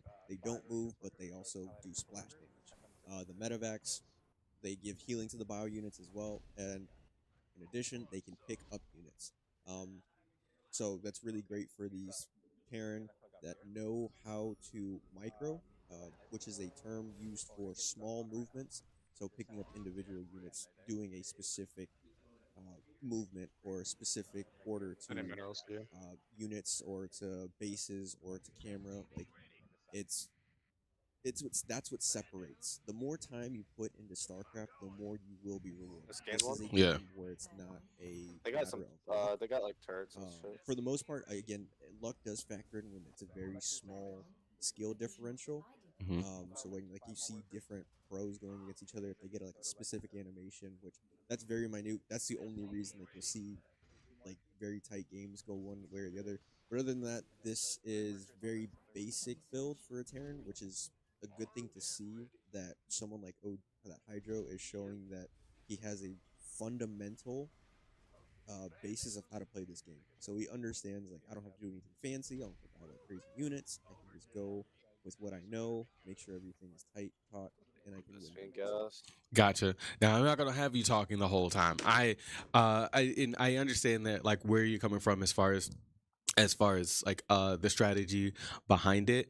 I want to say that for a lot of what we see in StarCraft, again, you can't really say StarCraft unless you're talking about like unless you bring in Billy the Goat, who has played either professionally or semi-professionally, and typically they don't just watching from Billy, he doesn't give you the opportunity to have 15 minutes to build, and we've seen that many times here before in the league with other people and other players being able to try and replicate that, and without Chicken Tech being in, I don't think we are going to see a Zerg rush. What do you think, Magna?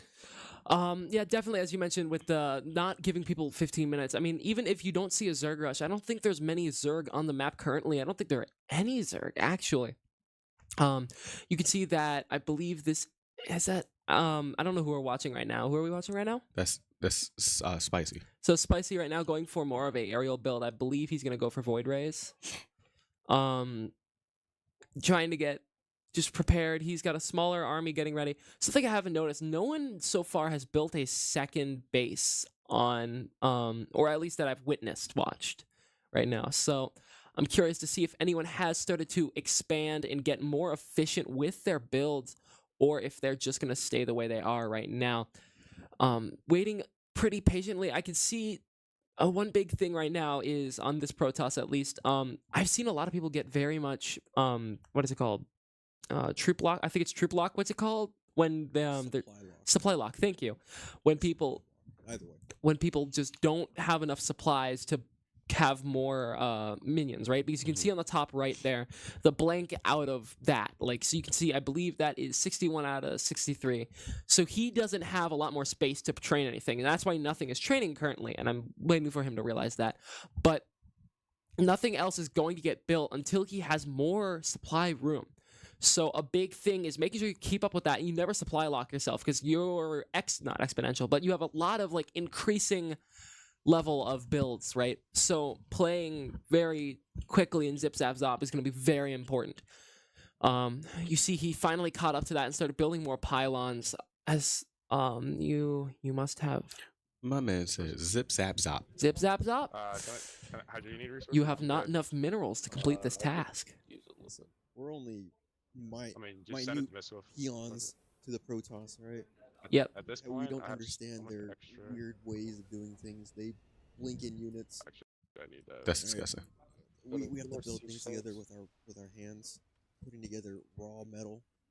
They just used the power of friendship and this teleporter they found. Well, it was no teleporter because I was a gateway, not a warp gate. Good sir. Thank you very much. Yeah, look. I don't know that. I'm a simpleton. I'll play the good old Space Americans. Right click, A click. Oh, my man's got a pipe. All I know. So I do feel like we may be pushing into a fight potentially. Maybe. I mean, we're seeing that Hydro has a very very strong army. Multiple ships. Let's see if he has the Yamato upgrade yet, though. Multiple battle cruisers. Yep. That is the word. Thank you. That's a big army in terms of StarCraft. This is a very big army. I think for people like you, like AV was talking about with Billy, is a little bit more experienced StarCraft players, or people that even have an understanding of units the like in relative progress. scale. This is a big army. Yeah. 100 plus units for an army is massive. Once you start getting into those armies that push 100 plus units, you're allowing the enemy team to snowball and lean into those hard counters. So if you have a build that's bio heavy, and you have someone like the Protoss that counters bio armies just off of passive damage output from, like, say, the Stalkers, or even the abilities that the Archons, which are like Electrify Boys, they throw out this basically whirlwind of energy that hits bio units super hard, or even like the Zerg where they have the Banelings, which look like more gas. green glowing balls that roll at you and explode. They do massive amounts of damage, or even the Colossi. These are units that can deal a lot of damage to clumped up armies and are meant to. So if you are able to build this much, it's not good to sit on that unit count if you know what you're doing or have any sort of comfort. Yeah. Definitely, you can see, I think that's Void Rays, correct? Yes. So they're going for a lot of Void Rays. This is the second one of the Eclipse that has only Void Rays, basically, or almost fully Void Rays build. I mean, you can see the 3 Stargates they have there pulling in more and more. I bet you, I'm curious to see why. I mean, again, it looks like it's mainly just Protoss v Terrans here. Pip-Boy doing some stuff with his minions here. I think it's time to move on to another mineral field, buddy. Not a lot of production. I'm okay. just as confused as you are. Yeah. Box the workers, buddy. You're making it too hard. You can literally highlight them. You can obviously see. Or you can press F1. Hey, that's a different game on the wheel, buddy. We're playing StarCraft. Oh my Let's not get distracted. Let him know. Let him know. But even with that being said, so like from what I'm understanding from you guys, what he's doing is just pretty much not something that he needs to do, right? We need to be moving on and doing something else. In this moment, what should Pip-Boy be doing? Instead of sitting there getting the minerals. So the big thing is he should be getting the minerals, yes, but the thing is his mineral field is getting depleted, right? Because the more minions you have work on it, it's like a mine. It runs out of materials after a certain point of time. So after that point of time, you want to move your minions on, you want to build a new base, or you want to move them to the next base. And that's what I was talking about with them building second bases and stuff earlier. It does also get you more efficient with probes or SCVs, depending on who you play, or whatever the Zerg's stuff is.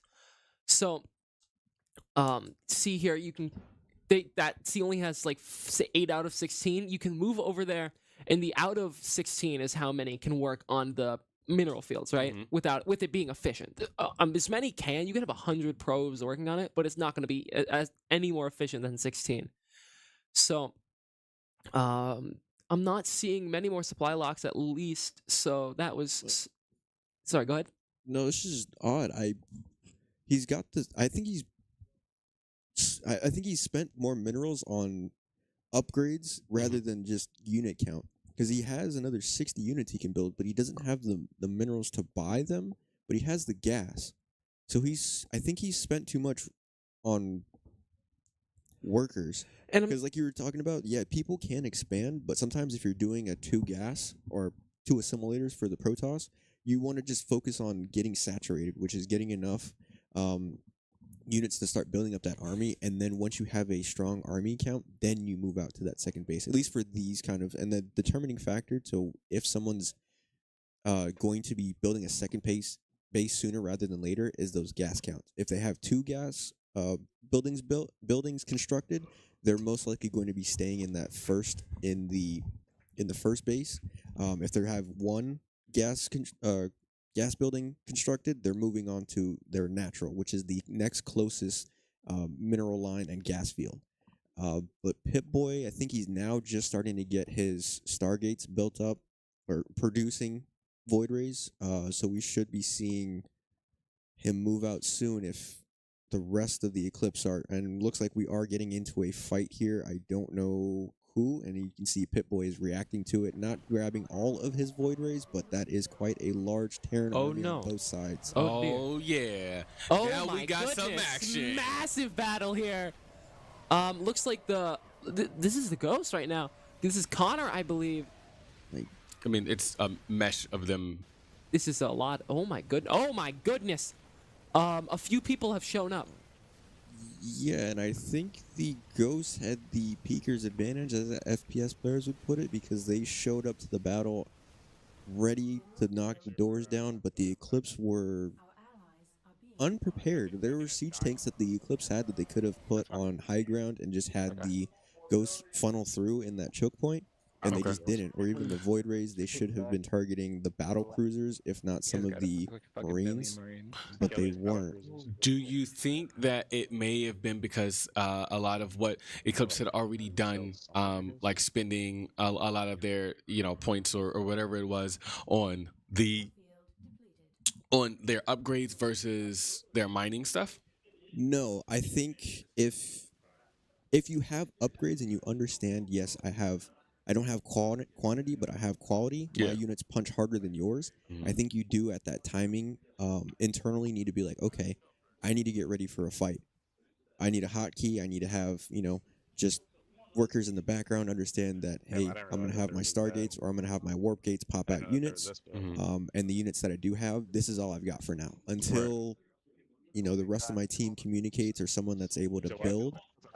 tells me, hey, you've got backup coming. I think you use those units effectively, and you focus your micros, most of your attention on making sure those units take as many enemy units down as possible. Efficient trades. You want good trades that are just like in chess, where you take a piece. You want that piece to be of equal or greater value, Right. or something you can work with. Like, yeah, I may have lost my army, but I bought my teammates time. Now I have information on what units they need to bring or what they should be expecting to fight. Right. But does not look like the Eclipse are going to be able to make any more trades, because now we have 2 bases being taken down and the rest are walking through. So is it looking like this current situation that the Ghost may be in a better position than the Eclipse would be?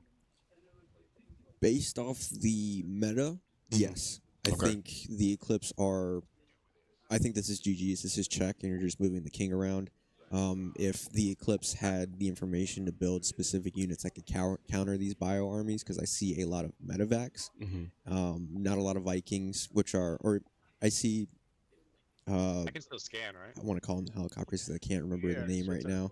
Yeah, you can't but build anything. Just call them helicopter for now. Yeah, a lot of the helicopters, which do shoot down but don't really pack a lot of punch. It's more the Marines are the brunt of your army. Yeah. So there are specific units from the Protoss that can counter that, or even the Terran that can counter Marines. Marines counter Marines, or even siege tanks if they're in the fog of war or not visible. Actually, I don't remember either. But I don't think most of the league as a whole has gotten to that place where we're able to expand on specific counters, like chess openings. I don't remember. Where now it's like off rip, have you lost the game? Gotcha.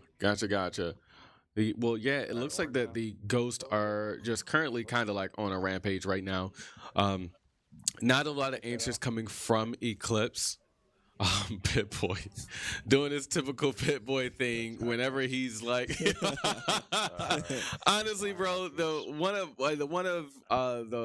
the players that I really enjoy when he comes in and when he plays, just regardless of a win or loss on his end, he's just here to have a good time. Yeah, definitely. I mean, this is a lot of fun to watch. You can see the massive armies moving around. A lot of them being mainly healers and the Marines. Just the massive amount of Marines is really difficult to fight. It's definitely going to be a difficult fight, as I just found out that Pip-Boy has one unit. Oh, if he micros, he'll be fine. You can do a lot with just one unit. All right. Have you guys ever played Dynasty Warriors? Lubu's the strongest one. All right.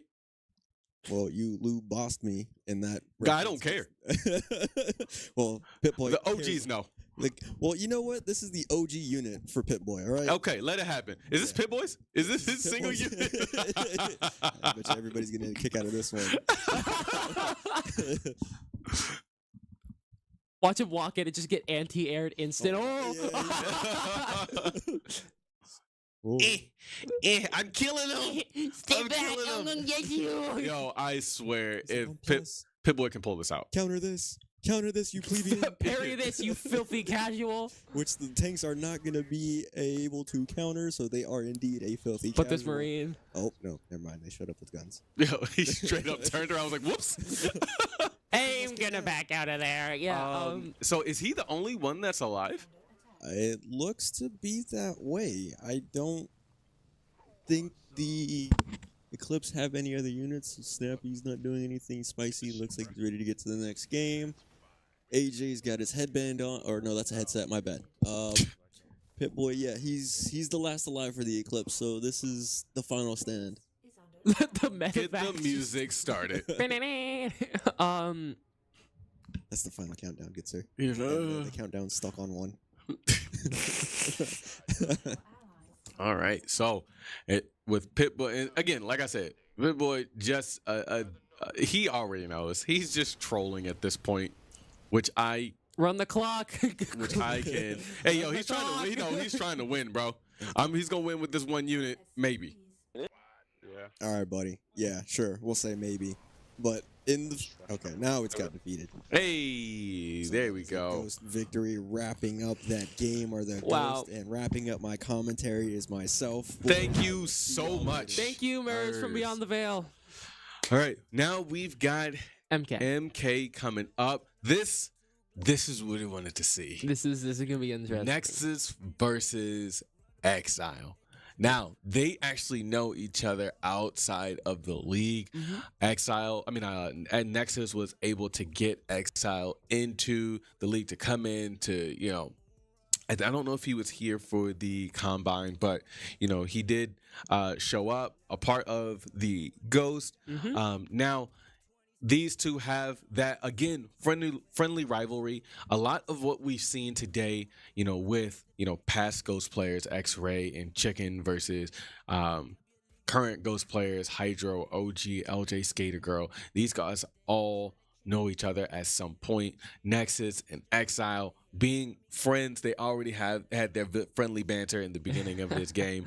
Exile knows that I am his biggest hater, and so I am always praying for his downfall. But I do believe that this is going to be an interesting fight for both Nexus and Exile, and then we're gonna see Chicken Tech. We're gonna see Chicken Tech. I want to see the Chicken Tech LJ Skater Girl run back, because LJ Skater Girl is now 2-0 against Chicken Tech. I mean, just in this match, right? So she won. In this match, She won DNF. She also won Guilty Gear Stride again against Chicken Tech. Yeah. So Chicken Tech being the more dominant person who plays MK1, he knows his stuff when it comes to MK1. Definitely. We've seen it here many times before. So I'm really interested to see what exactly occurs here. Yeah, what's about to happen. Definitely. I mean, big thing with MK, we play 2v2 in the league. 3 seconds left on the setup timer here, and we'll get into the game, hopefully.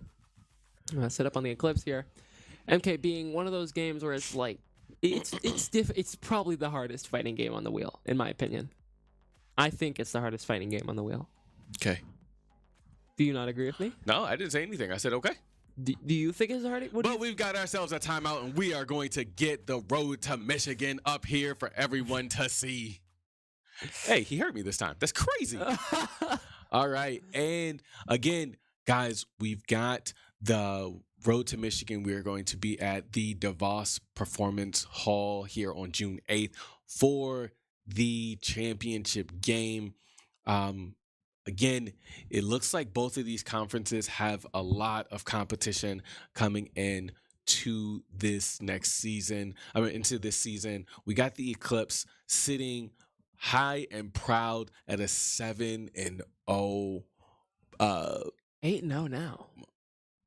What? They're 8-0 now. 8-0 now. That's true. Yeah, 8-0. And so, with the... I wasn't expecting that at all.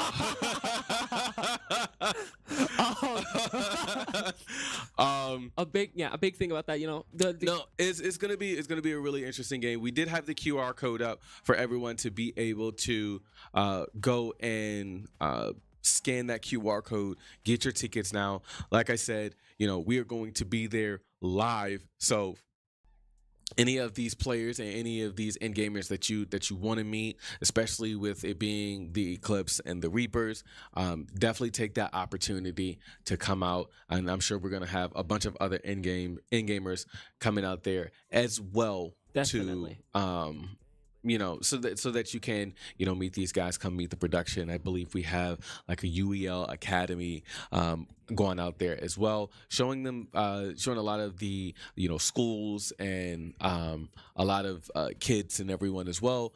Showing how we do things in production, how we move as a unit, why these guys are the best gamers in the world. Definitely. So yeah, going back to that stuff, a lot of the conference stuff is pretty fun too, looking at that stuff. North Conference being very tight right now, with a lot of the lead spots being 1 or 2 games off of each other, right? And then the Southern Conference being a little more different, with the top one being 8-0 and the bottom one being 0-8. There's a lot of forfeit on the Ghost. Oh, I wonder why they forfeit. And I mean, it's not, again, it's not guaranteed that it's going to be the Reapers and the Eclipse in the championship game. I'm talking about where it's already projected to be. That's where I'm coming at. Yeah. So just for you guys at home. And Mystic Cow was put in for Apex, meaning he's not going to be able to go put in for MK, so that means he's not going to be able to go in for Apex, which is a big problem. The Eclipse, again, being that team with the high strategy, and I think this game's going to be pretty contested, honestly. I don't really agree with the MK1 forfeit coming from the Ghost. I do feel like that they definitely would have had the opportunity to win that. I wonder why they decided to forfeit in that situation, especially after doing that. Especially after that timeout, it was a waste of a timeout, in my opinion. And anything could have happened. We don't know the scenario right now. I'm sure we'll get an update here soon, but we shall see. But I mean, a big thing about this, Apex coming up next. What else? What I like to do this game. What do you think is gonna roll next? Not what do you want. What do you think is gonna roll next? That's a really good question. Because Speedy isn't here, I'm gonna say Overwatch. Just for you, buddy. Dang. Okay. I think I say this every single time because one of these times I am gonna be right. I think it's gonna be a Rocket League. Rocket League would be a really good game to see. Yeah. Oh, we got 3 minutes left on the setup timer here. Looks like it's gonna be AJ, Snappy, and Pip-Boy.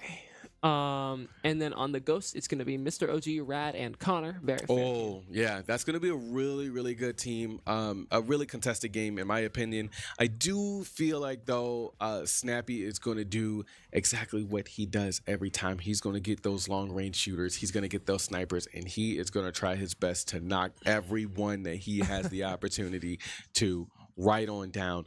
But we've seen both Rad and Connor as super strong shooters before in the past, and I'm sure that hasn't wavered at all. Mr. OG being a really solid strategist, and even if he isn't like the greatest shooter, he knows strategy. He knows when to pull back. For the most part, he knows when they need to go ahead and push. So having that leadership there in that situation, I think would be really good. Agreed, definitely. Good leadership. I mean, that's a big thing we're talking about again today with the Eclipse having very good leadership and very good coaching, right? Very good strategies and stuff like that. While the Ghosts have a lot of that, I'm going to say it again, a lot of that heavy skill. Right? Yeah. Connor and Rad being just menaces in these games a lot of the time. Yeah. So the big question is, like I said earlier, does skill beat, does skill beats plans? Does skill beat these, ideas, right? Well, I mean, in that scenario, when you say does a skill beat a plan, it definitely can go either way in a situation like that. I do feel like you can still be low skilled, but if you plan more of a surprise attack, or if you plan properly, you still have that opportunity to beat that more skilled player. But it's definitely going to take a lot of work. I'm not going to say that the best play, best plans wins over skill, but I do feel like luck has a really, really big part in that type of scenario. 100%. Got 30 seconds left. What? Nothing, man. Just go ahead. Just run. So going into Apex, we play on a different.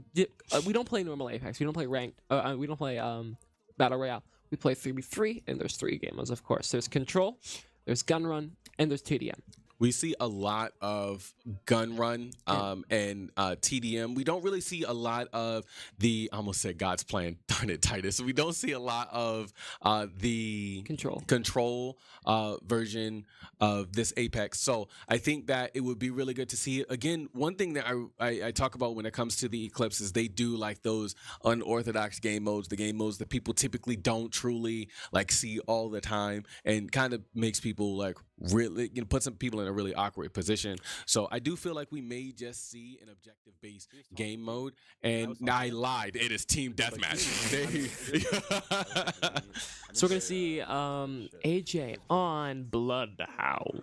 All right, and we've got League of Legends up next. Look at the look on AJ's face. He's unenthused. DJ Gibby. Great skin. I forgot about that skin. Snappy on a personal account here, which is very interesting. You can kind of tell in the league like who plays these games by depending on what account they're on, right? You know, are they on a personal? Are they on a public?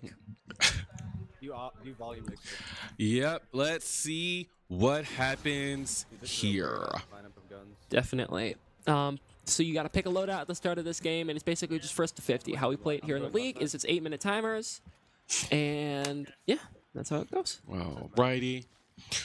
And AJ pushing right on up. One thing we see a lot of when it comes to the Eclipse, they tend to stay together. Again, they have a lot of awareness of the map and are able to check pretty much all angles and are typically able to execute really well together as a unit. Agreed. You can see they're playing very close together, covering angles together, getting scans out, trying to find exactly where the ghosts are here.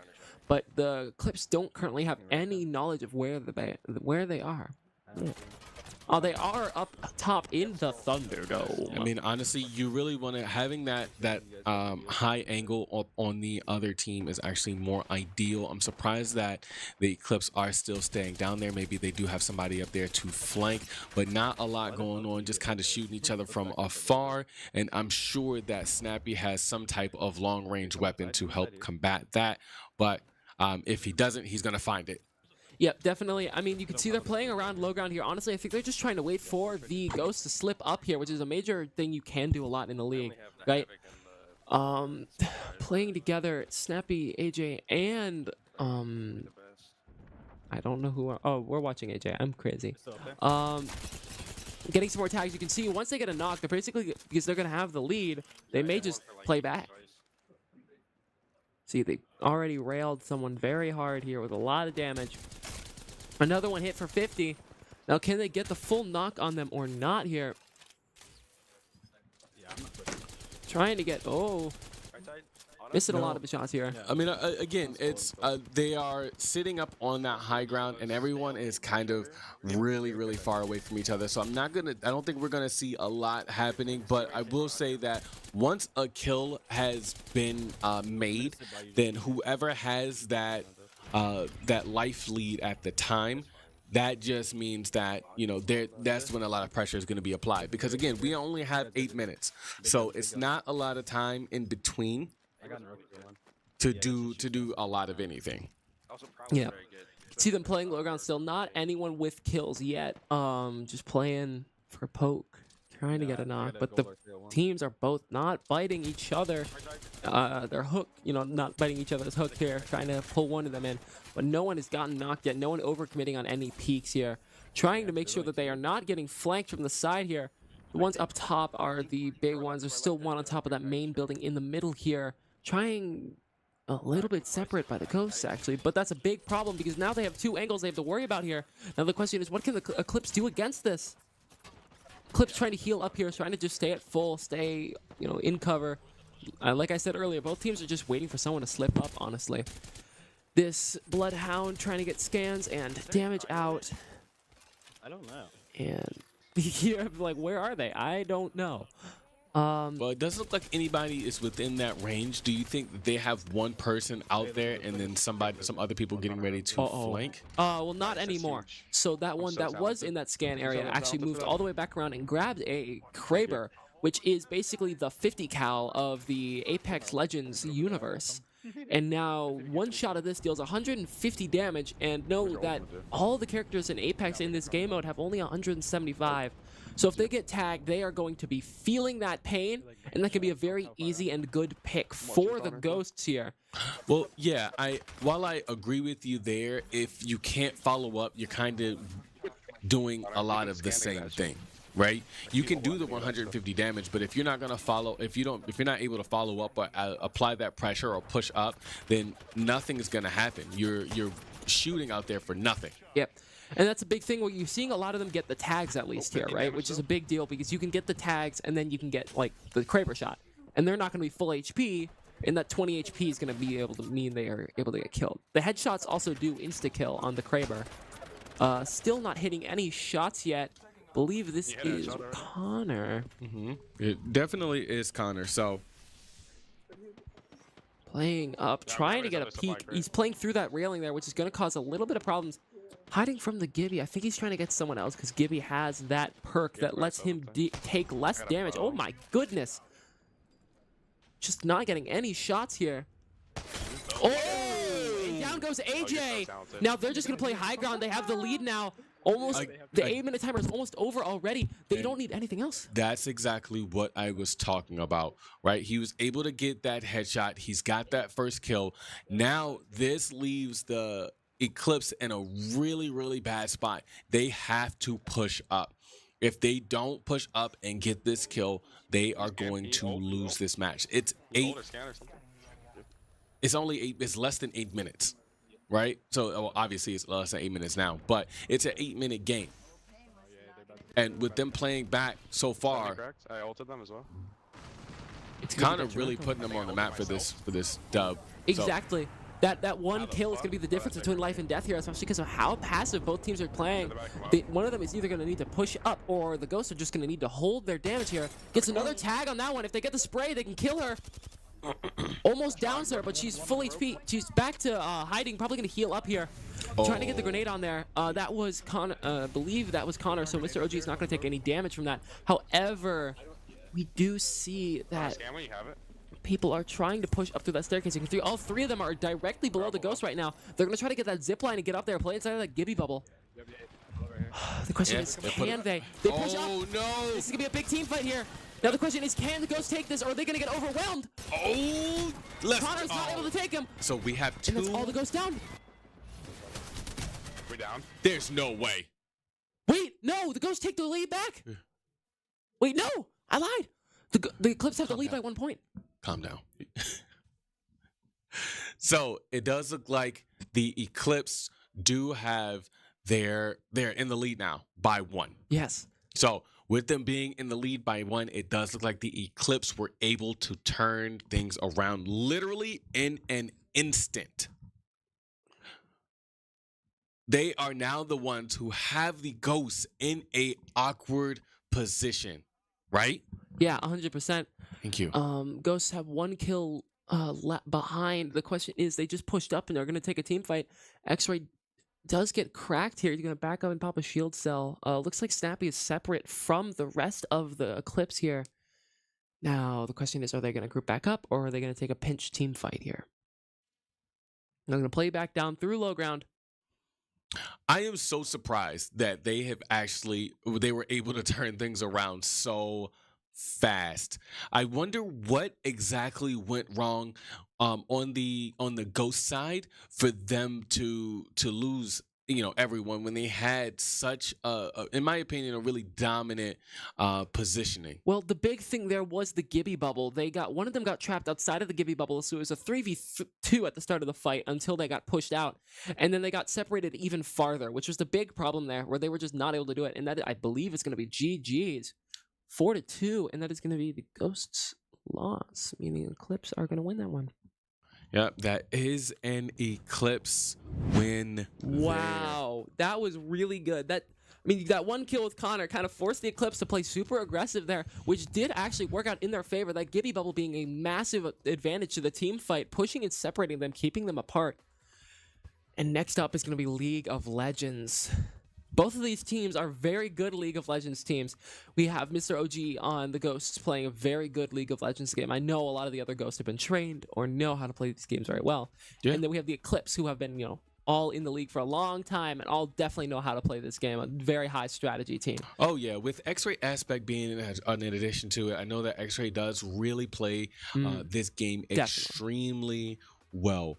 So before we go back to that, let's just talk about that Apex just here for a little bit. Like I said at the beginning of that game, it was more along the lines of, it looked like it was more in the Ghost favor after that snipe from Connor. 100%. Like he got that snipe, and I was like, that's it. That's a wrap. All they have to do is protect the area that they're in. But then Eclipse turns around, finally pulls that rush, and then is able to, like you said, he used the whose shield was that? That was the Gibby bubble. The Gibby bubble. And what's the Gibby bubble do? It's a shield.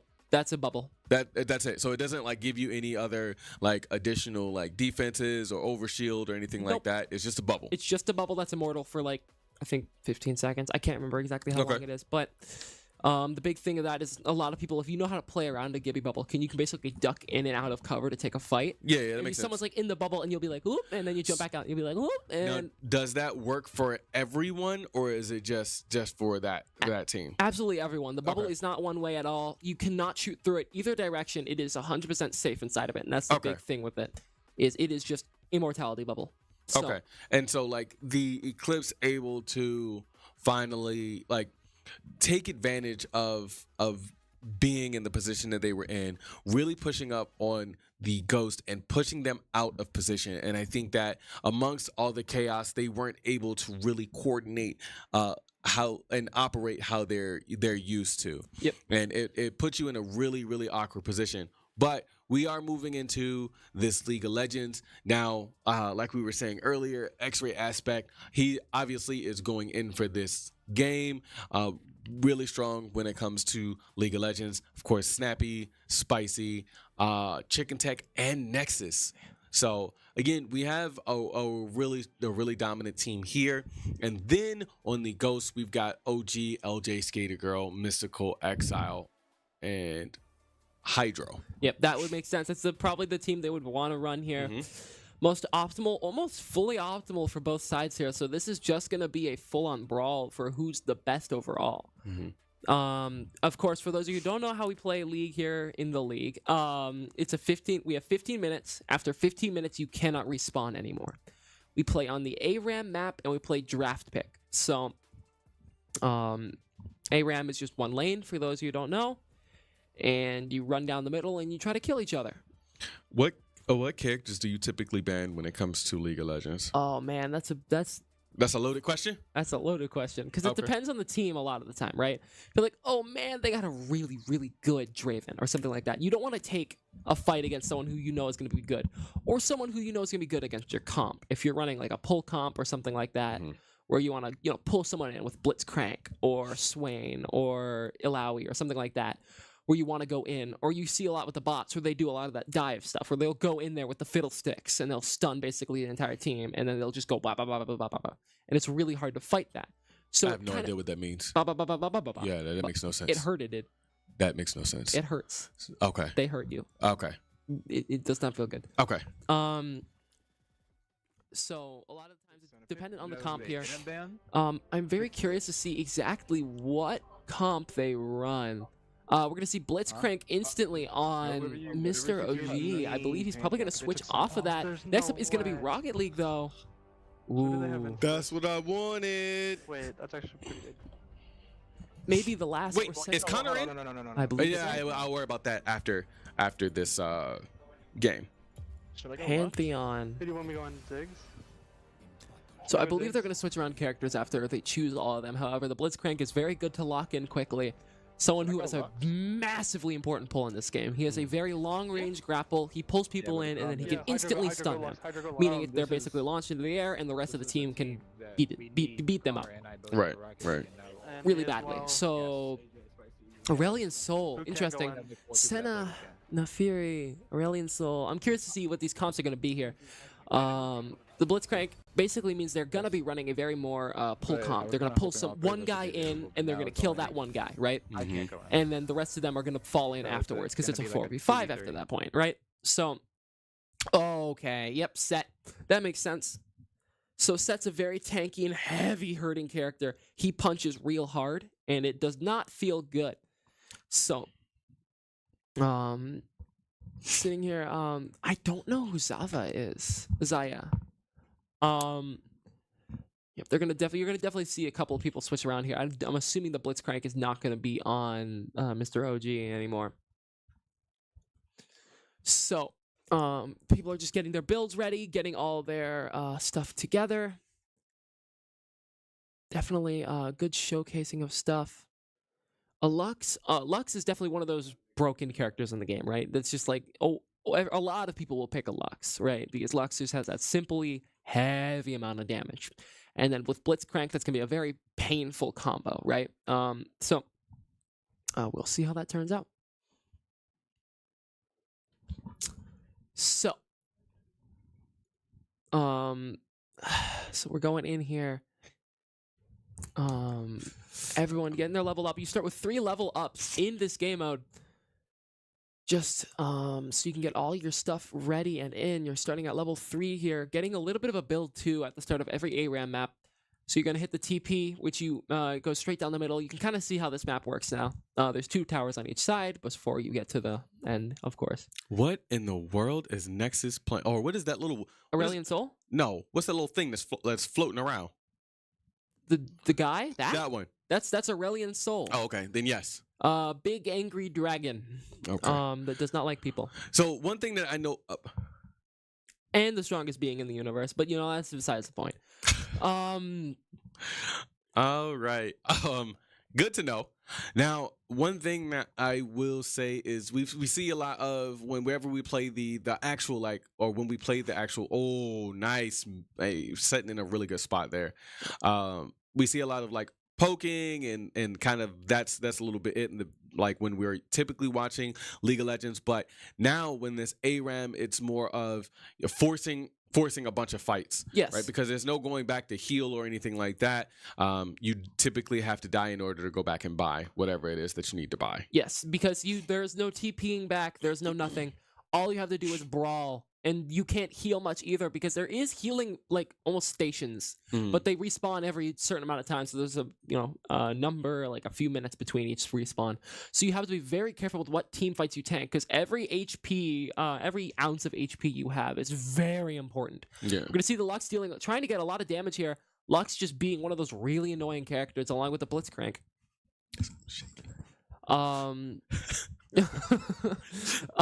See the pull with the Blitzcrank there. You can see what that pull does. Forcing a team fight. No one dies quite yet. Yo, he's dead.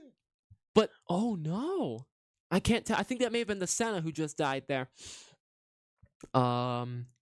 Is this because he's the strongest being in their lore?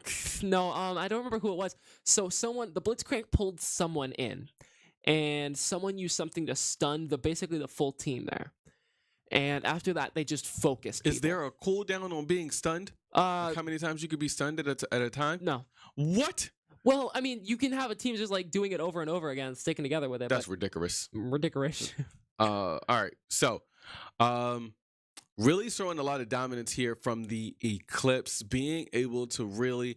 Oh, so it's that little thing that kind of holds them in place. Yes. That's awful. Yep. Why didn't they ban that character? Because you can only ban 3. Oh, there's a lot of annoying ones in this game. A lot of annoying ones. So it really is dependent. You can see the Blitzcrank is the one with the purple head here. Gonna be playing around. No one else is really low HP. The Eclipse do have 1 point already. For those of you who don't know how we play victory conditions here in the league, it is each kill is worth 1 point, each tower is worth 5, the inhibitor is worth 10, and the final one's an insta win. Like the base. I forgot the name of it. So 1 point for the Eclipse so far. X-Ray does get hit by a snowball. I forget the exact terminology, but you can pull yourself into the snowball, right? And it's basically just the ability to dive people. So they're going to be healing up. You see that aura, almost that green aura there. Healing each other up. Getting a lot of damage. Aurelian Soul. Ooh, X-Ray gets pulled in, stunned, pushed up. You can see when he got pushed up into the air there. That's what Blitzcrank does. Yeah, but it wasn't good enough. Oh it my does look like gosh. the Eclipse were literally sitting there, goodness, ready to go. I don't know who. I don't play this game a lot, but I don't remember who it was there. But someone just picked up the Blitzcrank and got an RKO on him, threw him into the ground with a choke slam. Why are you playing around tower? What? Why are you? Oh, he killed himself to get. He has a load of money, so he's gonna buy stuff. I mean, and that's exactly the whole idea of this is to Nexus getting ripped right off the back, but that makes sense. Go ahead, give them the points that they need or that they want, in their spawn, and then go ahead and come back with after all of the gold that you spent on your build to continue to show dominance here. Snappy just going to go ahead and run back to their tower. Nope, you're not pulling me in. He gets stuck there. Still not able to really capitalize off of that. But the rest of the team is there. He's going to pop an ult, and oh my gosh, he just ripped literally through almost the entire team by himself. 4 of them go down, absolutely wiping here. You can see what the damage can do here. Blitzcrank getting the stun, the push up here on. Oh no, it wasn't enough, and they are going to take some of that healing as well. Takes another one out, and I think they're going to go ahead and start aiming for the tower here in just a sec. I wonder why Snappy decided to push so far in, and it could be so he could buy. It's so he can buy items. Yeah, he's killing himself so he can buy and get ready, because I mean that Leandries is a very good and often built-in thing from Magic in the league. It's basically just a massive upgrade. Yep. A smart move, honestly, from the Eclipse. I mean, from the Ghost to forfeit. They really got put in a really difficult position once that ult from Snappy happened, and he did all of that damage. And you know, they forfeited for obvious reasons, but you know, now it is time for Rocket League. I am super excited for this game. We've got Connor, we've got Rad going in, and the way we do Rocket League, you can either play 1 or up to 4 in-gamers at a time for this. Yep. I am so excited to see just what they're going to be able to do. There is no Snappy, and Snappy is one of the better players in Rocket League, but I do feel like the Eclipse will be able to still maybe potentially pull out a victory, but I don't know, man. Having Connor and Rad in is... Yeah, definitely. I mean, Connor being one of those people who is literally almost... I think he played professionally in the past when I interviewed him. So... the Eclipse being able to have that high experience. The question is, can Connor carry? Yeah. Can Connor carry the 3 C's? Can Connor carry? That was actually good. CCC. So I'm assuming it's going to be Connor or Rad. It's optimal to send 4 people in for Rocket League normally, because Rocket League is one of those games where it's like, if you have less than 4 people, the spawns get a little wonky. I need to apologize. I keep sleeping on Spicy. I forgot how strong of an in-gamer he is. Spicy is as well, and it looks like he is also going in. For you guys who don't know, we also have AJ, who is our sports belt champion currently right now. No one has taken that from him yet. Now we also have Nexus going in as well, so I believe this is going to be a 3v4. There is no Mr. OG, but he's got LJ Skater Girl to go in for him. This should be a close game. My thing is Exile versus Nexus all day. Yeah, all right? That's gonna be Exile versus Nexus. Those two being extremely close friends. I want to see this rivalry. Yeah, definitely. I mean, I think it's going to be a lot of fun. Rocket League's always kind of fun to watch in the league when it's people who have a lot of experience in this game, because you'll see a lot of fun stuff. I mean, I was sitting on call listening to some of the Eclipse practice this game the other day, and they're talking about like high-level strategies like mustying or dribbling the ball in air dribbles and stuff like that, and like trying to figure out how they can do resets and stuff like that. You say musty? Musty. It's an aerial kick basically that hits the ball. It comes from a YouTuber called A Musty Cow. So okay. Proceed. You know, it just basically flacks the ball in midair and hits it really far and really hard. So, big thing about it, you got 50 seconds left on the timeout. The setup, I mean. Okay. I mean, so it's all good, man. So we had, like, again, this is going to be a really contested game. It should be relatively close. Yes. Again, it is going to be a 3v4. I really want to get Connor's POV, and potentially either Nexus or Exiles as well. Yeah. And Snappy's. AJ as well. So you want to see everyone? I want to see everyone that's going in. Like, I mean, it's hard not to, but this is gonna be an interesting match. Oh, definitely. I mean, like you said, it was it's very highly contested. Mhm. You said you wanted to see that earlier this game. Yes, I do. Yes, I do. So let's see. Setup timer is over, and we'll get back to you on exactly what that means right now. But I mean, 3v4 is also detrimental because when you spawn in, it counts you as 4 people on the team. Mhm. So you could be at a less optimal spot to get to the kickoff of the ball than the other team, meaning they could get control of the ball without you even being able to contest them. So hopefully the 4-man knows what they're doing here. But they do get lucky with the first spawn here. All of them up on the ball, able to get the kickoff. And next up is going to be Valorant. All right, good. And it looks like Rad was able to go ahead and get that ball. No, sir. He was able to get the kickoff, which was actually a really, really good start for him. Okay. I just looked at the kill feed, and they all almost half of them had emblems on their name that was champion or grand champ. Which is who is all of them? Like everyone in the game, or I saw most of the Eclipse have grand champ trophies on their name. Well, they are extremely. Again, this is the game that I was really looking forward to from all of them, being able to really. There's not going to be. I feel like there's not going to be a situation where one has, a bigger. I can't think of the words to say at all. But advantage. Advantage. There Right there. Okay. Thank you. My mind was going in so many different ways at the same time. But I do feel like this game is going to be relatively close. As you saw in the beginning with Rad being able to get that kickoff and literally almost getting that ball in there. I don't see us having like a really high scoring game. I feel like it's gonna be either like 1-0 or 2-1, in situations like that. But we will see here in just a sec. I wonder who got that kickoff, but it doesn't really matter at this point. We are going to go ahead and get started. So FYI, orange team is going to be the Eclipse here, and blue team is going to be the Ghosts. Okay. What was that? Playing around and playing up here. Kicking off. Getting it back to center. Not much going on here. Just kind of playing around, trying to get any amount of setup. Ooh, they tried to pinch the ball there. Gets a demo. I don't understand how he got that demo, but he got it.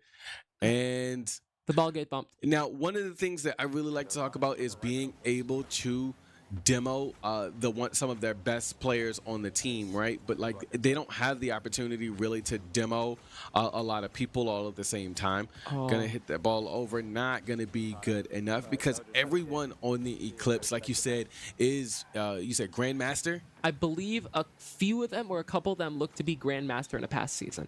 So that Grandmaster being the highest rank besides the top 500. Ooh! Okay, they get it back out, pinch it back up into the air, goes to contest with an aerial. Everyone misses it though. Oh, got it! Rad is mad, gets that first goal. Now let's see if they are going to be able, if the Eclipse are going to be able to answer back, because they are not going to let that slide easy. Yeah, no, 100% not. Some really fun usernames in this game mode right now. Almost goes right into their goal. Thought that was not able to really follow up there. So now it's just a reset for the Eclipse. They're going to try their best to get that ball over there, but it looks like the Ghosts are already in position to stop that nonsense. And that's a big thing with having 4 people as opposed to 3. You have just so many. You have so many more opportunities, right? Because you have a 4th whole person. You have a whole other dude on your team that can deal more stuff, right? So that's the big thing of like, do I want a less clutter on the field, less ability to steal boost, or do I want to go in with who I know and not risk the setups and stuff? And that's the big thing about being able to choose how many people go in for this. Yeah, exactly. Oh my God, and XL scores. All right, like I said, bro, they are not going to let that slide. Now we are 1-1. Who's going to be the one to break this tiebreaker? I don't know yet. Going in, General Rick against, I believe that was Obama's Prophet there. Going in, no aerial to contest. Misses the ball completely. Is he gonna go back around here? Ooh, a lot happening right over at the goal. Rad going for a lot there. Rad gonna start playing back here. I really want to see what Connor's going through right now. Oh, nice way to really turn it around. No. I thought that he missed the ball, but he didn't. He was actually going for the defense, coming back around, using that boost and getting it right back. And that is another score there for Eclipse. Swag Daddy being the one that is spicy. Yep. Again, playing for that ball there, trying to get the kickoff off for them. No boost here by Rad. Rad gets the 100, is gonna get back around to contest, but doesn't get the aerial. Ooh, I believe that was Connor with the save. Connor goes for an amazing save there. Right. Okay, is he gonna center the ball? No, does not center the ball because the Eclipse are able just barely to eke it by. Playing it down. Eclipse, they bump the ball, basically pinching it. Not a great thing. Pinching basically accelerates the ball very hard in the game. A very difficult thing to do, however. Oh no. Oh dear. Not enough boost to save this really, but they get it back out, move it down. Don't hit that exile. I got demoed. Yeah. You can hear the callouts, go head up, I'm gonna stay back, stuff like that, getting ready to play together. The bounce. Bounces it off the wall. Bounce right back. Very, very smart idea there, trying to get it back and away from their goal and over back to the Eclipse's side. 100%. Yeah, you can see Connor going in here. Now we're on Nexus, I believe. Just trying to get that pressure up. 1 point on, 1 point on for the Eclipse. One more score and they tie it up at 1 minute remaining. Oh dear. Oh, here we go. That's a wild shot. I didn't think that he was actually going to be the one to get that, but they don't have a lot of time left. But nice demo there from AJ, being able to take out one of the, and more demos are happening. Oh, they don't have enough to. Oh, but there was 3 of them blocking the ball at the same time, and he just didn't have any boost to power through it, bumping him out of the way. So he, gonna have to go back out. Nexus and I believe, there's no way. Wow. They tied it up at 30 seconds remaining. Well. Oh. So now we've gotten to the point where at 20 seconds and both teams have scored. I feel like next score is pretty much going to be the one to win this next game. We've got this next. Oh, Snappy! Oh my God! Oh my goodness! Snappy with a great wall bounce. Gets it out just barely over the Ghost defense. All we have to do is keep that ball in the air once it goes into to keep it in overtime, right? But a lot of pressure. There's no way. Oh my goodness! Nexus! Wow. Man, this isn't looking too good. 3 seconds left, and they got to get 2 points. That ain't it. I think that's gonna be it. Oh no. 2. Oh wait. 1. Okay, I thought they were gonna get another score there. I was like, oh no. But they did get warm there at the end. You can kind of see how well they did there. A very good showcasing by the Eclipse there, coming back from a 2-point detriment down to a 2-point lead. Thank you so much for letting me get the opportunity to see that. For both Eclipse and Ghost. And honestly, thank you to the wheel. Because if I didn't get Rocket League, I was going to be super sad. Praise the wheel. All right. So, next we have up is Valorant. I like Valorant. Again, with Valorant, another heavily contested shooter. Yeah. Both of these teams are really good at both of these, at this game.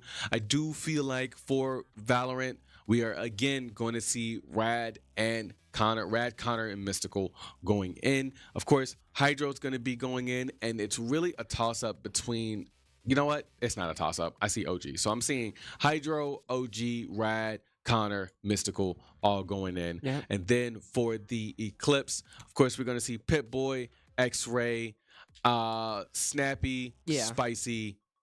Nexus. AJ. I don't think I'm going to say chicken. Nexus. Yeah, they're going to save chicken. They've been saving chicken a lot for the fighting games. A couple of them are left, if I recall. So I believe they're going to save chicken and make sure that he's available. Well, I mean, the game that chicken is really, really good at, at least one of the games that he's really good at, it has been forfeit, so he didn't have the opportunity to play MK1. The other game that I'm excited to see him play would be F1. Oh. And we saw the last time that he played F1, it was against Murs himself, which was a really, really good race from the both of them. Nobody DNF'd, and they literally just ran their race. Yeah, 100%. I mean, very smart. I mean, I've been talking to Chicken about that practice, the F1, and he's doing very good with that stuff. F1 being one of those more difficult games to learn, right, and stuff like that, right? So, but I mean, going back into Valorant here, I'm interested to see what's going to happen. I'm interested to see if they did all agents or base only, because all agents is so much more fun. Well, I do feel like they may end up going with all agents, because I feel like both of these teams were able to, again, teams that typically play this game. So I'm assuming that we are going to see more of all agents. And we saw what happened yesterday when Pizza Man had the opportunity to really show out with his agent, the agent that he felt most comfortable with last night. I'm hoping that we get to see some of the agents that I've never seen before. Who do you want to see? Who do you want to see? I don't know. I don't know any of the agents. I just said the ones that I haven't seen before. I know Phoenix. That's it? That's it. That's it. Speaking of Phoenix, there's no Phoenix playing today. Oh, yeah. Okay, anyways. 1 minute left on the setup timer for Valorant, a game that's pretty easy to set up. 5v5. I mean, looking at these people, probably some of the best options for people to go in here. Rad and Connor, definitely very, very good shooters, very good, aimers especially, which is very important in Valorant, right? Your thought? You say aimers? Yeah, aimers. Okay. What? Nothing. No, what? But it does look like we have, I was actually incorrect. Mystical's not going to be going in for this. We have Hydro, OG, LJ, Rad, and Connor all going in. And then we have X-Ray, Pip-Boy, AJ, Snappy, and Spicy. I was wrong on both. I thought Nexus was actually going to go in for this, but that would not be the case. Yeah, definitely here. Looking at this, I mean, I don't know who anyone here plays at all. I'm assuming that Rad or Connor are going to play duelists, but I may be And we wrong. got all agents. Is that what that means? Is that they're not locked? So no, well, we don't. That's not an in-game setting. It's an agreement. So they may be running only base. F1. Hey, let's go. When Chicken Tech is in, we literally just talked about that. Right. So it looks like we are going to be running base here. Yeah. And Rad is playing Jet. That's one of the characters that I actually really do enjoy seeing, just because I think the ult for that character is actually pretty cool. So yeah, her ult being able to have these throwing knives that she can shoot out that deal a load of damage and reload every time she gets a kill. That's very good. With going down the line here, Phoenix, he's a Phoenix. He can heal in fire. He has Molotovs. He has walls of fire, and he can use a move called Run It Back, where he basically gets a second life. Sova is a guy with a bow. Onwards. Brimstone is going to be an American. He has an orbital cannon. And Onwards is going to be Sage, and she can revive people. And she has a wall. Okay. That's Sage. They need to lock Sage quickly though, because they have not started. They haven't picked her fully. Mystical has 5 seconds to click lock in. Don't get me started on that one. But anyways, yeah. I mean, pretty straightforward characters here. None super weird like a lot of the non-base characters. We're gonna see the same exact team on the other side because it's only 5 base. We're gonna be seeing Pit Boy on Jet, AJ on Brim, X-Ray on Sage, Spicy on Sova. Oh yeah, these are all base. Yep, these are all base. I get traded. So I'm curious to see what happens here, honestly. All right, and we play Swift Play here at the UEL, where Gamers Go Pro. No, where it's 5 rounds is what I was gonna say. Okay. I mean, how do I drop my shirt? Right. Oh, that is too big. Too much stuff on my screen. Too much stuff on my screen. Why? all right. Anyway. Anyways, very you can see the people. Some of these people have skins in this game. Definitely, not I don't know skill level, but definitely understand. Hey, this person plays this game because they own stuff in this game, right? Skins equals wins, bro. Oh yeah, 100%. Skins equals wins. That's what that is. Sure. Launch smoke. Playing Brimstone, who can also do smokes, and he has healer. Not a healer. He has a stim pack that basically makes people. I don't understand the reasoning for him standing out there like that. That was not a go. Oh my God, Spicy! That replay is gonna be. Oh, we didn't get to see it. No. Oh man. That was insane. That's the way you're supposed to hold that. That was. He got an ace, by the way. You got an ace. Then you come here. Oh my God, Spicy. All right. Okay, we're gonna move onwards now that domination just occurred. We're gonna be seeing 2 people on one site, 1 person mid, and then them holding B loosely. Actually, they're gonna rotate the Jet to A site here, trying to get some more info to see if they are gonna be on A site. Just quick jiggle peeking it. Do not see anyone, so they are gonna rotate over to B and mid. Gets a Sova dart, so now they know exactly where they are. There's going to be 1 in mid, there's the Sova, and then the rest are question marks, right? So, he's going to sit here and hold this angle because he broke the dart, meaning they have the information. Oh, Mr. OG goes down. You can see them holding a lot of these angles here.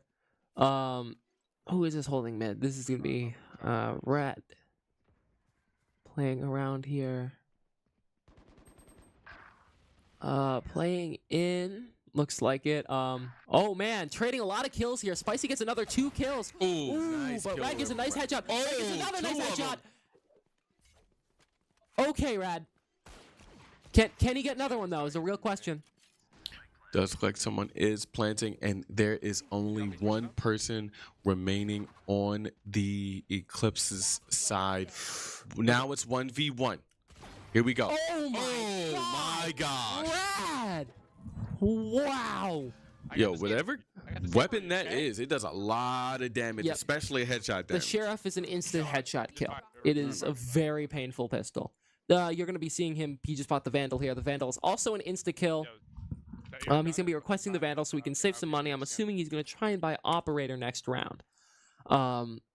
Operator is, again, the 50 cal of this game. Or in what's it called? CS:GO turns the AWP. So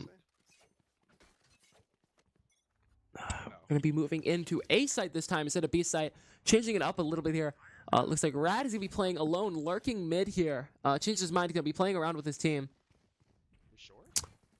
They're gonna be backing up here. Gonna be rotating. They faked presence A, and they're gonna run all the way to B site, hopefully tricking out the other team to go A site and mid, leaving B unguarded or at least less guarded. So they're gonna watch mid, going for a Call of Duty reload to get those 2 bullets back. Taking up space is very important in Valorant, right? The Sova drone covering in front of them, making sure they know where the enemies may be and where they aren't. I'm lurking. Getting a lot of good coverage here. They left market door open, meaning they probably did rotate. Let me know when you guys do noise there. Okay. Oh, nice kill there. Down. The thing is here, Mr. OG does have his ultimate that he's going to probably use next round, seeing as his HP's too low. Oh, unless he runs it back now. Run it back, being able to basically just let him die. He's going to cover the entire site before anyone pushes in. And he does find 1 in Boathouse, and that's going to be Spicy. Spicy does get tagged a little bit. But there's someone in his market. Market gets kills, but AJ... Oh my god, AJ going on a killing spree here. But they don't let Spicy live. Spicy's down. It's just Mr. AJ. And AJ is down there. Wow, that was a very good round. Whew, a lot just happened there. Ugh. And this is the last round before the swap. Yes, definitely. Playing over to A here, actually. Looks like we're going to be watching Rad right now. Rad's got the operator. I predicted he was going to buy it this round. I told you. He's going to be saving his eco, so he can't get that op to op mid and cover mid for his team. Gonna have to watch tree, though, which is an area you can rotate to mid, too. That's very annoying on this map.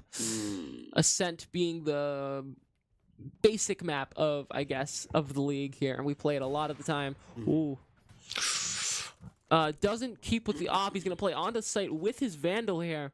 Op is gonna be just kind of left laying on the floor there, which can be a problem.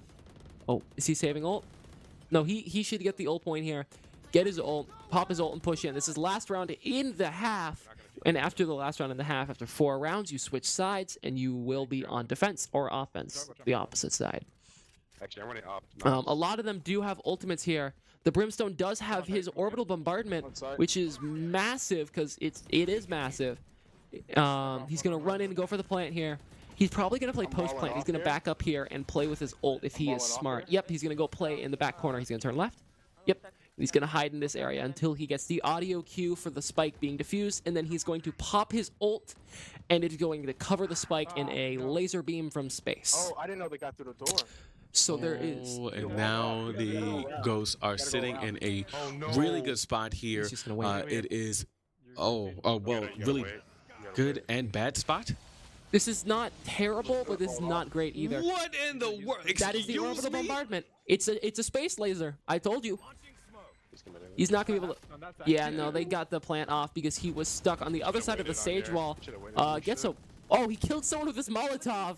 Yeah, I didn't know that. Now they're going to switch sides. Equal points on both sides, 1st to 5, meaning this can end in the next 2 rounds, or it can go to OT here. Yeah, that's not where you want to walk.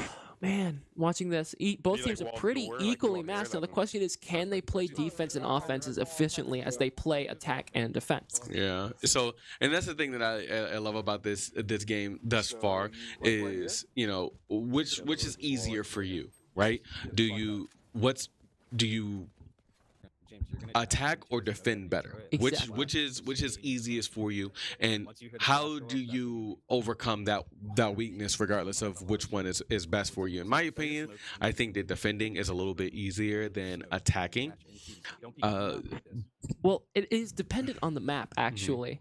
Defense and offense are equally matched on most maps, depending on the map, though. So some maps with peaker advantage, some maps with high ground and stuff like that. For instance, maps like something we haven't seen in the league ever is Lotus, which is a 3-site map. Or stuff like Icebox, which is very defense-sided. It's Icebox where my heart used to be. Okay. You don't know that song. And the big thing with the league here is one team chooses map and one team chooses side. So it's very risky to choose a map that is not an even balance, really. So playing around here, they're going to be playing through B. Hopefully they're going to be able to get a kill here. I love when they check these angles, man. Yeah. But you never know where they are because this game has some wild places people will hide and some cheesy stuff. As someone who uses a lot of the weird cheesy stuff here in this game, looks like we are going to plant here from Mr. AJ, and now they just need to defend this area. They don't need to push out too far. They don't need to do anything crazy. All he's got to do is put some more of that. I'm assuming that's the smoke that he keeps pulling down. That's his tablet. Because Brimstone is an iPad kid. They are going to be playing around here, trying to get some damage. 4 of them are down. It's just 1v4 here. Definitely not very easily doable. The Eclipse are probably going to win this, especially because I believe the last one surviving is going to be Mr. OG here. And down he goes. Wow. Connor actually was the last one alive there.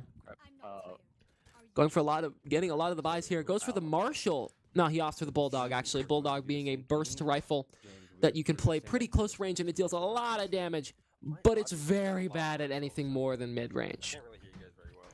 So, they're going to all push A site and mid by the looks of it.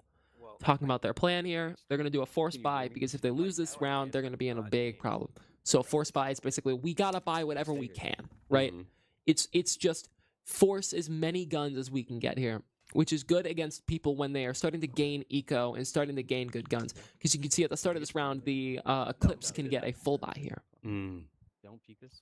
So the Eclipse are going to be pushing in. Sorry, the Ghost can get a full buy here. So the Eclipse are going to be pushing in, playing very well together. A site is the one they're pushing towards. They're going to smoke out some of the sites on A, smoke out Heaven, also known as Rafters. And they're going to wait for everyone to execute, and he's going to do the smokes really quickly. They're going to play super quiet, cause some apprehension. Stim Beacon out, basically boosts their speed by 15%. Their shooting rate too. They're going to plant. Still gets him. Down goes. That'll be Mr. OG. A good trade there. Not much was lost. Does look like he did lose a decent bit of HP. One more ult point, and he does get the orbital bombardment back. So he's going to play backside, and he's going to play for post plant. He probably seems. I think he has a lineup by the looks of it. Ooh, gets a good headshot dink on Rad. That's going to be detrimental. Rad being the one that's been doing a lot of the heavy work here. And if the Eclipse win this, it's 4-2, and they only need one more game to win. They're going to do the lineup here. Yep, this is the lineup. Okay. They're going to be... He's lining up his gun, basically, so that when he shoots it, it'll land perfectly on the spike. That's a very good amount of map knowledge here. So... So, alrighty. They have enough to buy op, right? No. No. Are you sure? I mean, if they're going no armor, then maybe one of them So can. they're gonna be playing back here. Got the Vandal. Yeah, I'm not gonna lie, Andy. I don't know what happened. That's a nice looking Vandal. I like that Vandal. It's weird. Why is he question marking? I don't know. Playing around here. Pushing A site again because they know it works, right? Watching this, they're playing decently back here. AJ not pushing up as much. Now the question is, what are they gonna do from here? Playing back, not really pushing heavily into A at all. They're gonna push down mid, probably play through tree by the looks of it here, which is a hallway from mid to A site here. They did get a sight on someone, but they're not going to take any shots because they did not see them. Good trigger discipline. Down goes Mr. OG. Very limited damage was dealt by Mr. OG before he went down there. Oof, got flashed in the eyes by his own teammate. Pushes on the site. Down goes Mystical. Whoever's on Mystical's account. They're going to plant. They're probably going to play a wall in mid. Tree, right here. Yeah, tree. You can hear them calling out tree. Putting the wall out on Heaven, actually, to cover Heaven. Does get broken down by the drone, and someone's shooting at it. We know someone is Heaven. It's going to be playing Heaven very heavily. So, and down they go. And that is another victory for the Eclipse, and that is going to be us going into halftime. Very amazing first half here. Eclipse showing that they are very dominant in a lot of these games. But the Ghost definitely not rolling over. Very good job so far. It turned it on and it made the broadcast. And we will see you in 15 minutes for the next half. We'll be back.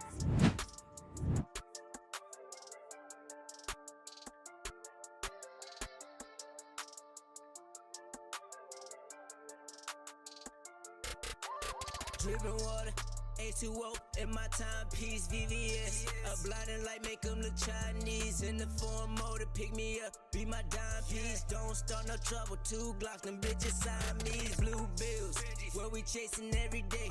Run them over, if they tryna get up in your way. Tell her hustle hard, I want the cream, I get the cake. Hustle hard, I want the cream, I get the cake. I see they glare, but they know to stay up in their lane. Smoking moon rock, cookies only, I'll take to the face. Niggas wanna rock, Cyclops red beam will make a shake. Now the block is hot, oh well niggas dying every day. 20s, 50s, 100s, want all of these in abundance. When it comes to the women, these hoes know I can't love them. Only chasing, chase the back, drugs for the head, can't get enough of it. Try to take my money, S&W, leave you suffering. Why they wanna kill me for the cream? Only thing I'm trying to chase is my dream. I'ma stack it, stretch it, flip it. Hating on me cause I'm different. They won't have to get the digits, yeah, I mean.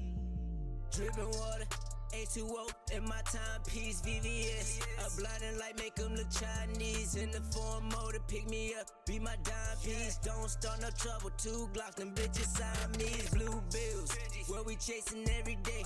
Run them over, if they try to get up in your way. Tell her hustle hard, I want the cream, I get the cake. Hustle hard, I want the cream, I get the cake.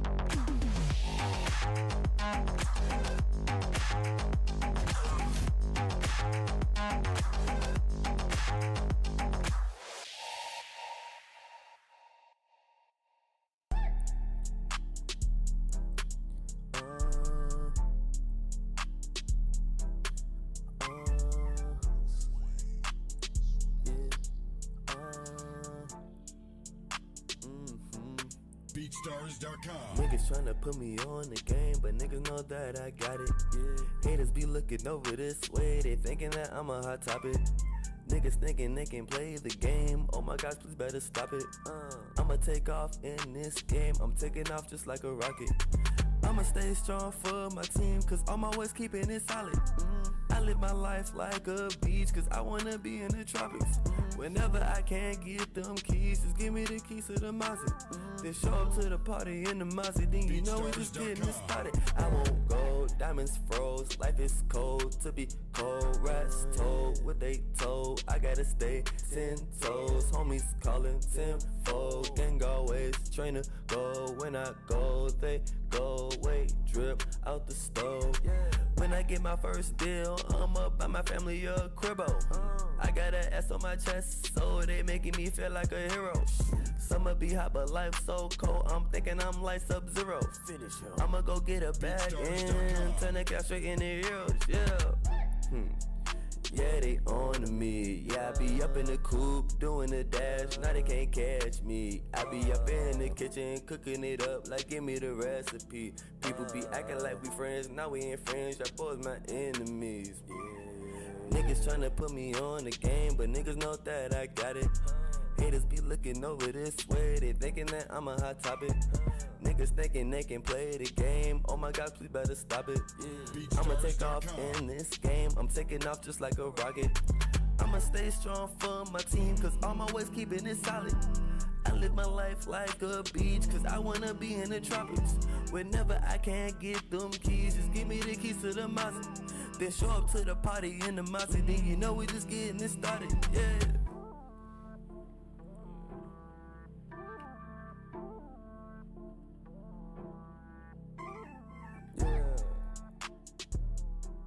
BeatStars.com.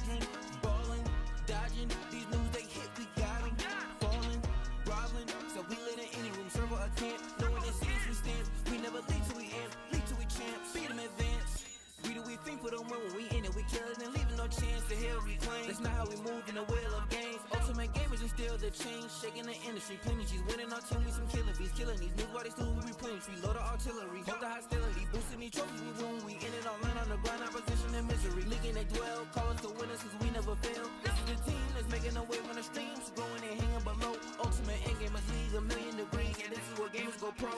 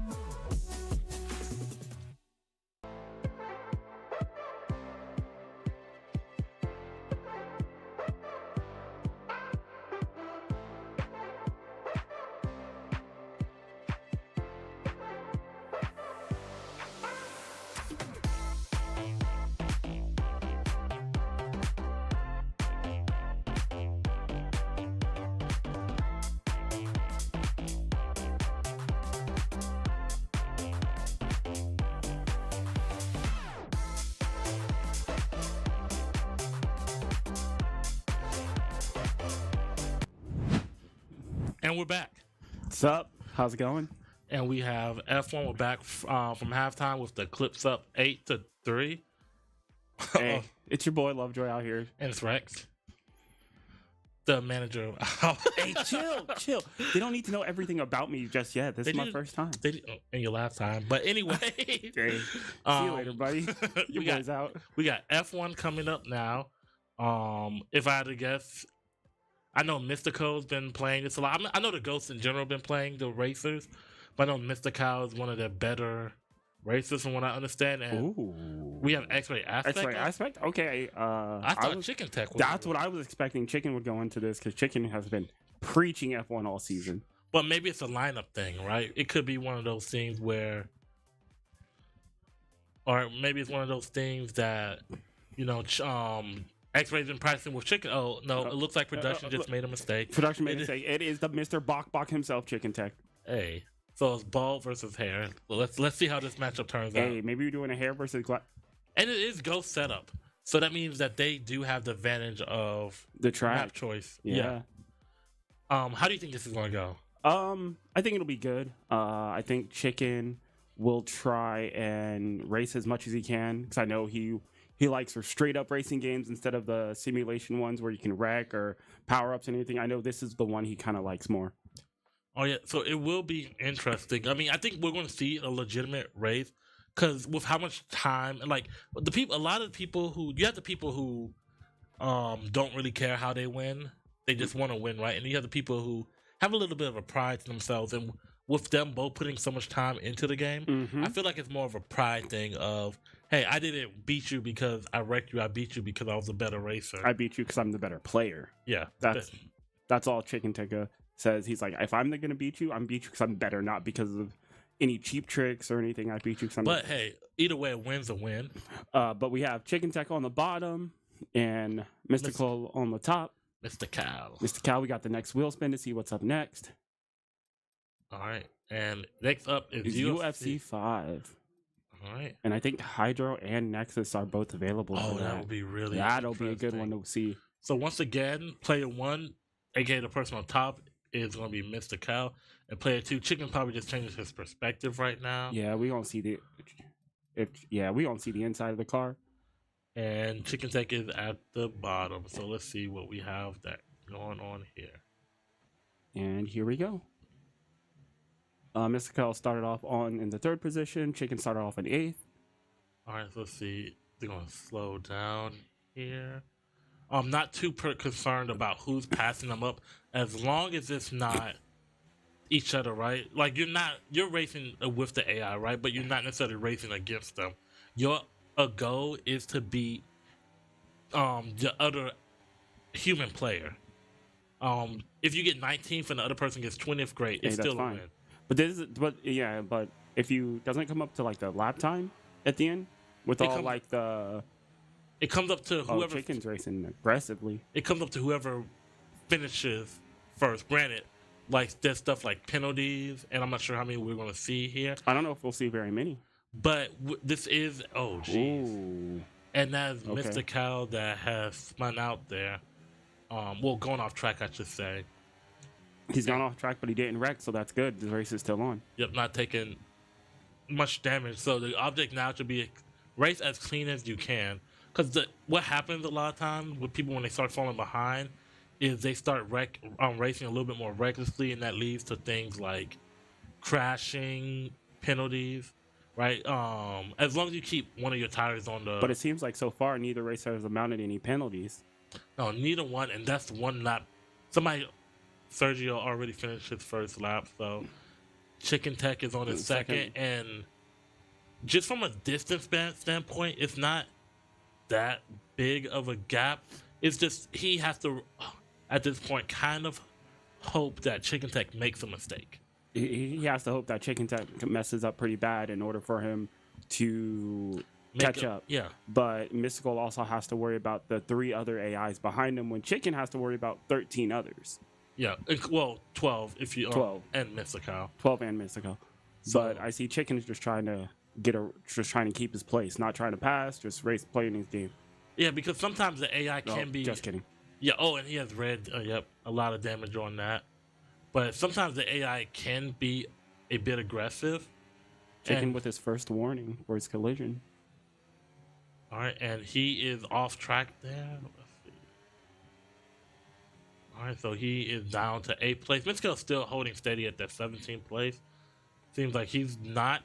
His goal right now seems to be, hey, let me not kill myself for mistakes. Exactly. I've already done that once this race. I was in the lead position and I took a turn or I didn't slow down. You didn't brake quick enough, right? He took a wide turn and then it messed him up. Because one thing is like this game has breakpoints, right? Where it's where you want to optimally brake, Chicken keeps checking behind him to make for the AI that's behind him. Yeah, because if he brakes too quickly or brakes too early and the AI messes up, that's another way that you can get messed up.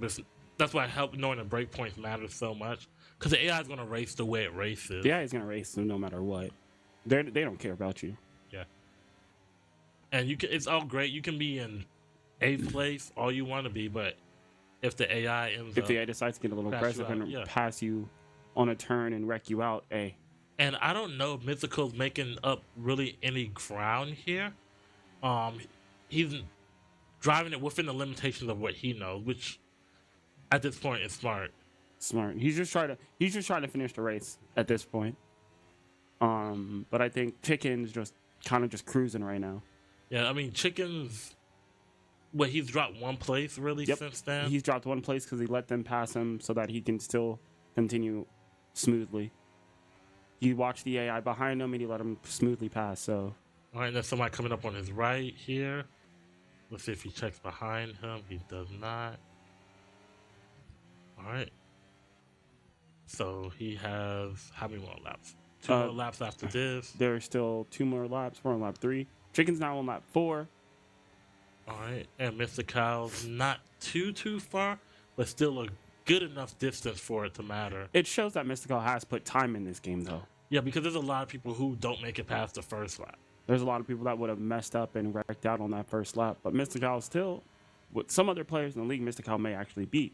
Yeah, because a lot of other players, right? He's showing poise right now. Yeah, is that he's not trying to overexert his limits. He knows what his limits are in terms of the game, in terms of how fast I can go here, roughly, right? Like he made a mistake, and that ultimately is what costing him the race right now. Yep. But he's not saying, okay, well, let me go 120 in a space that I know I'm supposed to go max 110, right?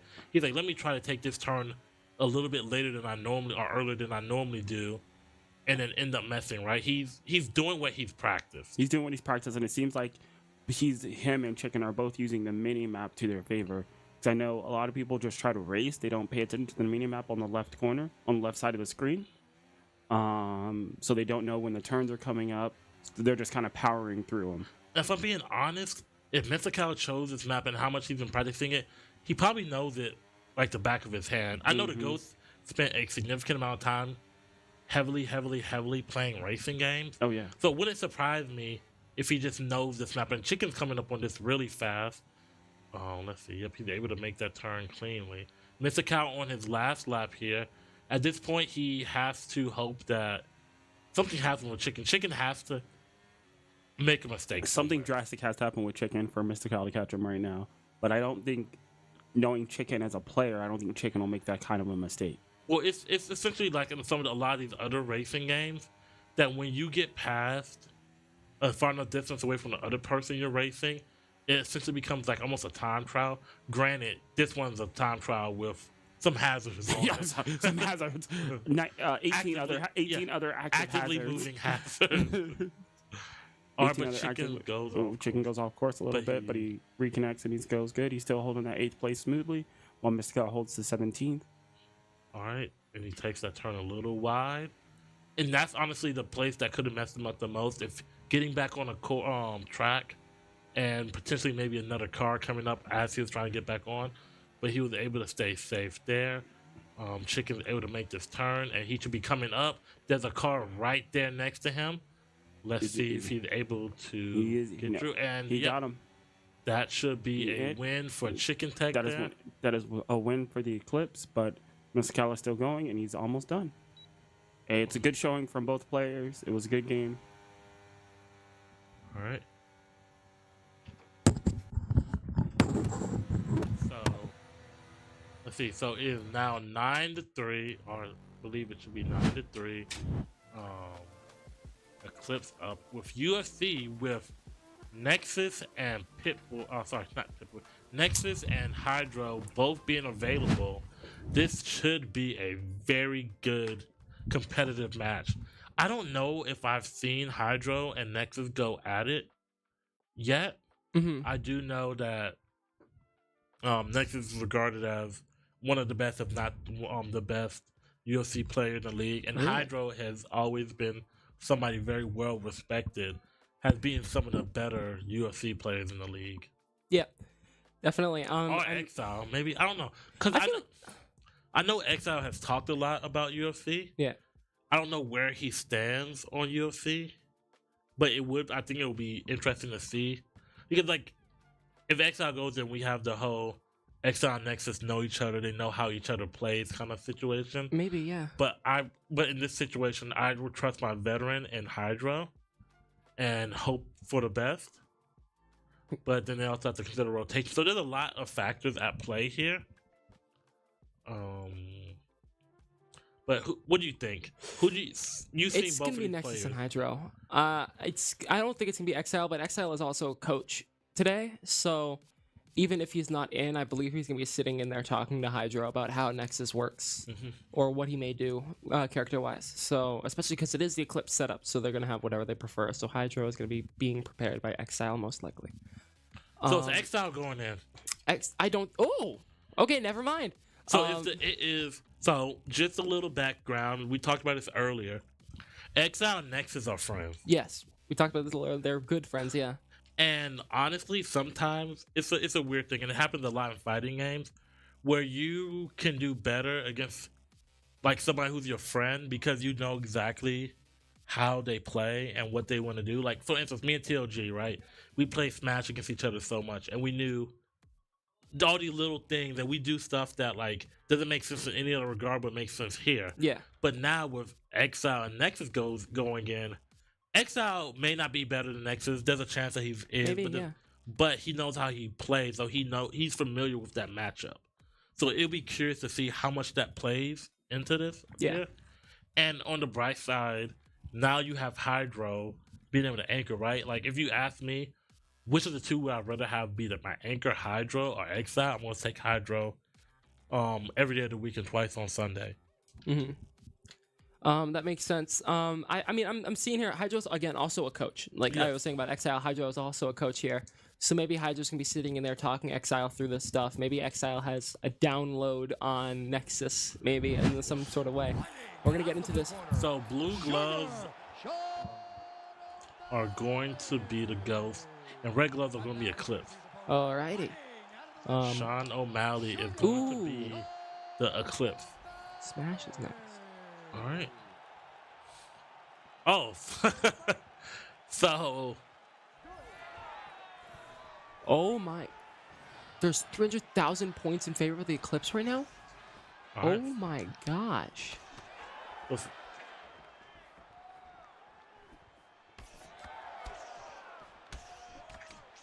Oh my goodness. So almost a 1-2. 100,000 roughly on the Ghost and about 200 on the Eclipse there. All right. Ooh. Taking some heavy hits here already. So it looks like they're just brawling. Like there's no grounding. Holding back that. Get them dead. All right. So let's see what we got going here. Not a lot of like too much going on. Nexus got a very good face kick earlier that seemed to draw even some blood from Exile here. So it looks like they're just kind of filling each other out right now. They're like not doing anything too committal, but that looks like that is Nexus right there, getting the better of Exile to start off with. All right. So let's see what we got going on here. Seems like it's a fairly even game. Exile keeps going for. Both of them really keep going for a good little bit of the lower body hits. Yeah, definitely dealing a decent bit of damage. Both of them getting some decent pokes in here. Just kind of trying to see what they can get overall. Blocking a good amount. Exile's actually doing really well here. Yeah, no, Exile is kind of showing what he's about right now. Definitely. Oh, nice kick to the torso there. Nexus is kind of... I don't know if he's expecting Exile to like run into it, but he's thrown a few kicks from a distance right there. Oh, and caught him on that whiff. That flash means he's very low HP on the body part he got hit on, and he got hit in the face. Yeah, like Exile whiffed, and Nexus punished that really hard accordingly. Wow. Ooh, and that is a brutal kick to the face there. Oh my goodness! This started off, in my opinion, as a relatively even game, and now we have Nexus snowballing. Yes, Nexus just had to find his groove. But we know with UFC, all it takes is one hard read, and you can get knocked out. But if this goes to points, if this does not go to a knock, oh wow, he is taunting him. And look, this is boys playing against each other. Oh my God, he's no way he's doing this all to him. Oh, ooh. That's a nice hit there from by Exile. Nice kick. Going in, just dealing a little bit of damage. Nexus is getting damage to almost all of his body here. Exile's trying to get... I think Exile's switched up and starting to go for the legs here. Maybe trying to break his leg. Yeah, but if he gets caught, Nexus is going to be... Like, this is rock, paper, scissors, right? Like, at the end of the day, this is like a lot of other fighting games. Well, like, granted, it's a sports game, but so like a lot of fighting games with rock, paper, scissors, this beats that, this beats that. We haven't seen them do any kind of ground game. Oh my God. Exile's out. Wow. And Nexus just wipes Exile. Nexus, you're going to do your boy like that? Like, dang. That man was just trying to have a fun time. He just wants to come here and play UFC and FIFA. Yeah. And you're just going to put him to sleep like that. That's crazy. Put him in a slumber. Holy cow. Hit him with the wombo. Oh, no, it didn't hit. Thank God it didn't hit. That man would have been in the hospital if it did. But we have Smash up now. Ooh, and we're going to be able to get OG and LJ in. I do believe that this might be a ghost. This should be a ghost win. But Eclipse finds a way to win the game. Yeah. Like, Eclipse finds a way to win Smash when nobody expects them to. Yeah, Eclipse will definitely wiggle their way into a lot of the stuff you do not expect from them a lot of the times. And that's kind of a tribute to how good of a team they are and how well they're doing this season. So if I had to guess, on Eclipse side, we have, well, obviously Pitbull expect go in. I think we see Spicy, AJ, Snappy. And Snappy. And on the opposite side, we see Hydro. We see OG, LJ, Rad, and maybe Mystical or Exile. I think it's either gonna be that or they're gonna not have Rad and go Mystical, Exile, and anchor Rad and Connor. I think Rad goes in there. It would make sense. I don't know. Rad does play Smash a little bit. We'll see. I think he plays Steve. He does also play Steve, yes. Yes, I don't know what it is with you Fortnite players and Steve. We like building. It needs to stop. It is disgusting. We like building. Please stop playing Steve. Anyway, so how we play Smash is essentially squad strike. Yes. Everybody has one life. Mm-hmm. You lose that life, you pass control to the next person in your team until one team defeats all the other. Yep. It is open stages, and it is all items set to high. Yep. Now, all items set to high. Actually, if you really want to think about it, people talk about the items a lot, but stage matters a lot too, because unlike a lot of other fighting games, the difference in speed between certain characters is really big. So what ends up happening is you can choose stages where they're not used in competitive Smash, but they're used in UEL, right? The bigger stages are typically harder for a lot of heavyweights because they can't maneuver the stage as well.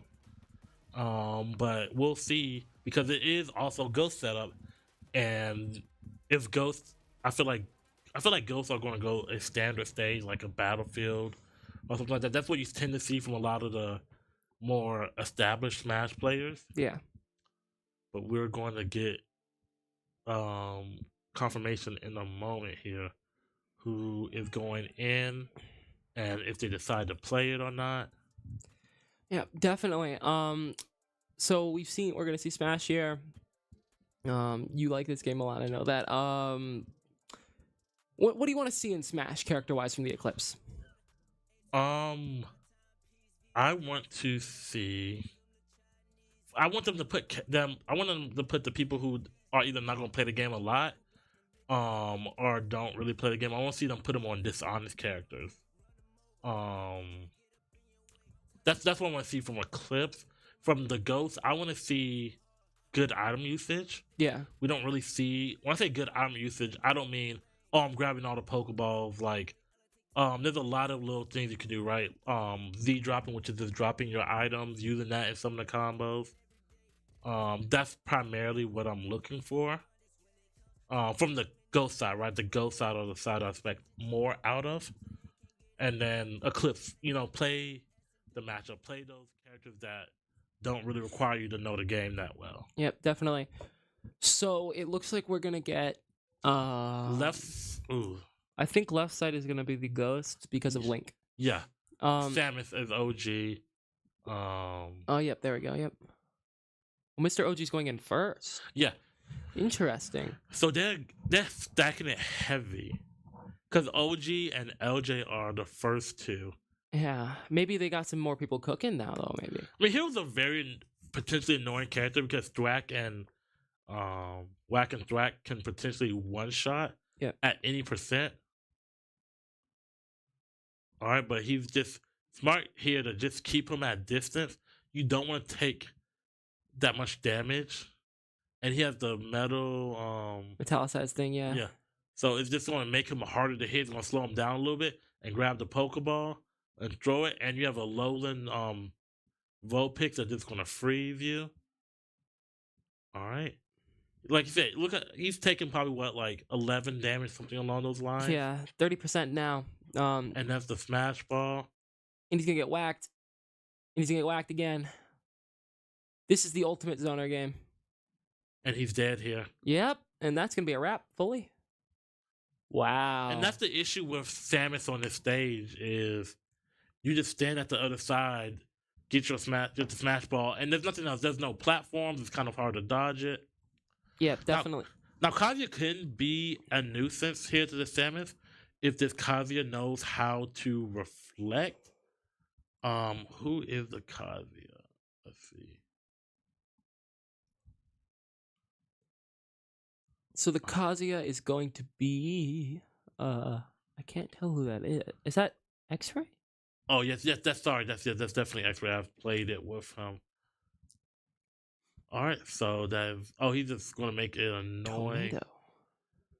And he's just creating a wall there, and he is dead. Wow, Mr. OG is definitely doing really good here. See LJ kind of whispering into his ear, talking to him about stuff. Well, it's smart. Oh, and this is canon. Samus versus Ridley. But no, it's smart because he's playing a character where he's not going to take a lot of damage, or he can beat bad people by just not being around them. Like if you play somebody who's a little more of a rush down, he's dead. He's not dead. No, he was. If you play somebody who's a little bit more of a rush down as a Pokeball, then you can potentially take that damage. Now, Mr. OG can't stay right there next to him. And he is frozen. You can mash out of that, but he should kill him right here. Let's see.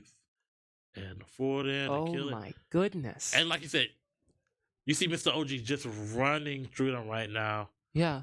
Who is Sephiroth? Okay, Sephiroth is Nexus. Makes sense. Is Nexus gonna be like the one to switch this around? Does he know how to play this game, do you think? Don't think so. It's hard because their best match player right now is Spicy. And Spicy's not bad, but I don't think OG understands the games, understands the matchups, which is something you can't really say for anybody on Eclipse. Now he could. Yep. Ouch. But items, and you have Sonic. Sonic, you have Knuckles here. You have to grab that item, control the space a little bit more. But he's just barely not able to. He gets something. If you grabbed it, yeah. Oh, and he's able to. Oh, no. Just barely not. If you Knuckles just being a nuisance. If he grabs the assist trophy. Oh no. OG has 2 people on him right now. He's just gonna start getting juggled, and he's gonna get clawed. Oh dear. Uh oh. Oh, and that's not good. Mr. OG out. Wow, that was really good. And next up is gonna be LJ Skater Girl coming in. Can she get the last 2 remaining? Nexus and Spicy, 2 of the best Eclipse in this game. All right, so the different controller. So it's LJ and LJ. I think LJ is a little bit worse than OG. I think OG is a little bit better than LJ, but I don't think it's enough that matters here. Yep. Oh, okay. And just keeping him off the ledge there. Does shrinking diminish her damage at all? No, but it increases the knockback. Mm-hmm. If that yep. Gets another good frisbee, blocks the hits here. Does she get the assist? She gets the assist, and it's Pong. A very dangerous assist. Yeah, no, this could be very annoying here. And he's just going to get knocked back and forth and back and forth. Now, he has 1 wing, so he has to be careful because he does have super armor. And if he... Oh, wow. So it's going to be Link versus Link. This is going to be Spicy left. Yep, Spicy is the last one remaining here. All right, so Link via Link. So let's see who's the better Link here. Yeah. But, I mean, he's not bad at the game. Yeah, no. So, especially with items, there really is strong potential. Especially what we saw what happened with Mr. OG there. And you have to... Yep, that's the thing about assist trophies, is you have to have a second to... What's the word I'm looking for? Like, you grab them. And use them. You need a second to prepare it and, pop it. Yeah. All right. So the blue one is going to be LJ Skater Girl, and the green one is going to be Spicy here. All right, and let's see what happens here. The boomerang barely missing. Yeah, Boomerang's doing a good bit of control at least here. The Boomerang comes back around, keeping that pressure up. Let's see. Ooh, wait, if LJ gets this, doesn't she get the full ability? I can't see how many she has already. Oh, well, yep, you're right. There we go. So he just has to dodge at the right time, and he's dead. And that should kill him. Yep. That means LJ wins that, and it's going to be another victory for the Ghosts. Good fight by the last couple people there. Yeah. Once you get past LJ and OG, it becomes easier, but it's not easy per se. Definitely. Now we have Car X Drift with 2 minutes left on setup timer. Now, Mr. Cow's going in here. I don't know who's going in with Chicken Tech, but Chicken Tech should be the one going in here. And it is a Eclipse setup, meaning they get map choice. Yeah. Which is what we talked about earlier with the RPS options, how much map choice really does matter. Oh, yeah, definitely. Map choice can be a massive thing, especially in Car X Drift, where, like, any map you have that's specifically your map, you're going to be so much better than other people in it, right? I think you put Mr. Cow and Rad in, right? Assuming that they're all the same level, you put Mr. Cow and Rad in for lineup purposes. Yeah. Now from the Eclipse, you put in Chicken Tech in, but I think you put Spicy in. Oh, sorry, not Spicy, Snappy. I think Snappy's... Yeah, Snappy's available. No, I think Snappy's decent at it. I think there was a time where we saw Snappy do really well, and I could be wrong. I could be misspoken here. Maybe we shall see, though. Car X Drift is definitely an interesting game. So, want to explain to the people how it's played? We play it in basically a race drift. So, it's whoever has the most points at the end of the game. Whichever team has the most points total. It's 2v2. So, 2 people are able to try and work on scores together. And there's a course we pick. And it just depends on what map we pick and how many points you get from that. So, it's a race and a time attack, but it's also a score attack. All right, so this is a very common one that we see here. It looks... Oh, this is actually really smart. He's backing up. To get speed to start it off. Yeah. And that... Actually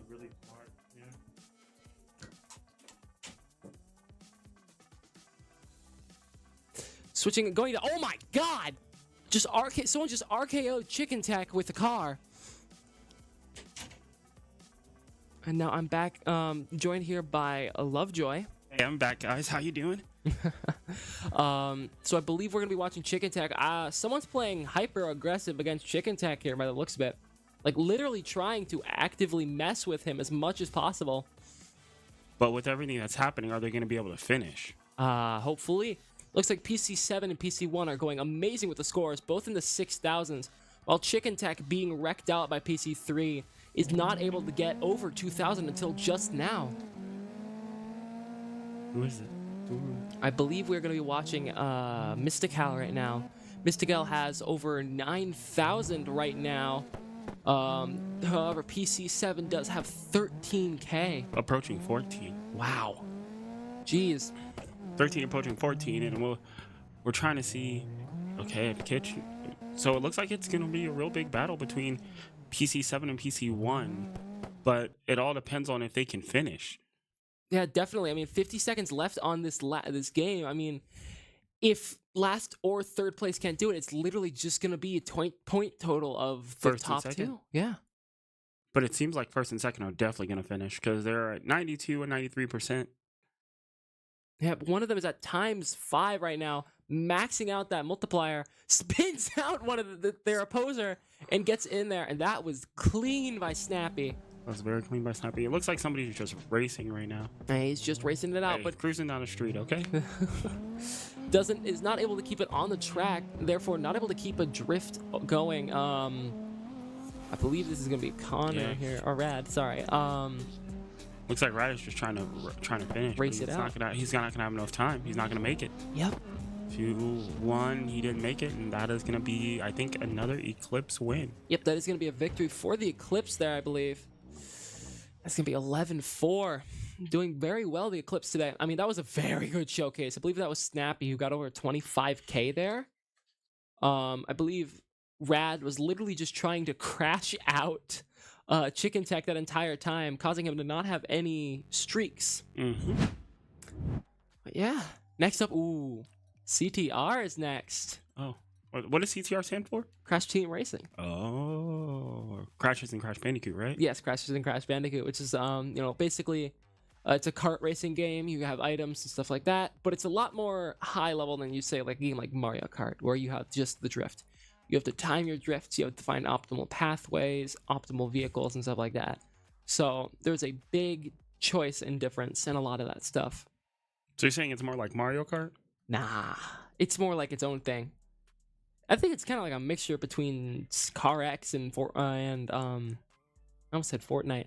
CarX and So it has guns. If you're saying it's more like Fortnite. No, CarX and oh my gosh, Mario Kart. Why did I forget that? But we got the Eclipse here. Forced to go in is going to be Pip-Boy and X-Ray. And then we have to have Hydro going in on the Ghosts. Who else do you think is going to go in for the Ghosts? If he's available, I can see OG going. That would make sense, yeah. I can see OG. We know OG and LJ Skater Girl being some of the older talents here on the in the league and on the Ghosts. Definitely have more knowledge in this game than probably anyone else. CTR being on the wheel for a long while. That's right. I mean, let's talk about this real quick. There's 4 rookies on the Ghosts today. Those rookies most of the season doing pretty solid all season. To be honest, definitely. I mean, doing amazing. Rad, Connor, Mystical, and Exile all picked up at the start of this season. All very good character players who have honestly kind of become part of the Ghost's main team, right? The team they want to go with. Yes, they have, and they've made a very good impact this whole season with shooters. And I know Connor and Rad have branched out to be more fighters and strategies this season, but we didn't know anything about them. They're rookies, and they're showing out this season. 100%. Yeah, definitely. So it looks like the Ghosts are going to actually have a timeout called on them here, which is going to be probably very detrimental, actually, because now they only have 1 timeout left. Well, knowing the Ghosts, they can get every other game set up fine as long as there's no games like Forza still left, because I know Forza takes some time to get in, but I believe the Ghosts can mount a comeback and make this closer than what it is. Oh, definitely. I mean, the Ghosts have the time to make a comeback here fully, honestly. I mean, some teams have made 6-point comebacks in 40 minutes before. 7-point comeback in 1 hour and 20 minutes is definitely not that difficult. But the comeback team you're talking about is Eclipse. Fair. And if Eclipse lets a comeback like this happen, they're going to have some competition over the playoffs. Hey, the playoffs are approaching. 100%, yeah. 2 minutes left on the setup timer here. So we are going to go to the road to Michigan real quick. I want to see that road to Michigan. Road to Michigan. If you don't know, we're having our finals and Devos Performance Hall in June 8th. You can get the tickets right there on that QR code on the middle of the screen. We got on the North Conference, we have the Reapers at 8-1. We have the Bots at they're 8-1 now, I think, because I don't know if those are updated as of Friday. We have the Cobras at 5-4, the Ghosts at 4-5. The Wolves at 3-6, the New York Bandits at 2-8, and Sam, I'll let you take the South Conference. Now the South Conference is, as you can see, the South Conference is gone. The South Conference is Crash Team Racing, is what you can see. But I mean, we got our next wheel spin, and the next wheel spin is going to be Fortnite. Your favorite game. It is my favorite game here at the league. One of my favorite games. I mean, the biggest one for the road to Michigan here that we're watching today is going to be the Eclipse, going 8-0 so far this season, not losing a single game. We have Hydro on the top left, Mr. OG on the bottom right. On the top right, we have Pip-Boy Deluxe, and on the bottom left, we have X-Ray Aspect. Yeah, so looking at it right now, it looks like both of the Eclipse actually have the most. The lead right now, sorry. Both are in first and second. Actually, X-Ray's on the bottom left. X-Ray is currently in fourth. Oh. So we just gotta remember the sides because they're swapped. Oh yeah. It's the top right, bottom left are the Eclipse. Top left, bottom left, top right are the Eclipse, and top left, bottom. I'm so lost right here. I think I am too. I think we're just gonna watch this race here. I mean, both Crash Bandicoots doing a very good job. Whoever is in first place is in the bottom right, keeping a lot of that speed, but he's about to get hit by a rocket unless he gets an item here. But it does not stop picking, and he gets ran off the map. That would be Mr. OG. Oh wow! So he's out right now. He's coming back in. Someone does take the lead off of him. Whoever's in the top right here, Mr. OG seems to not know the shortcut on this map here.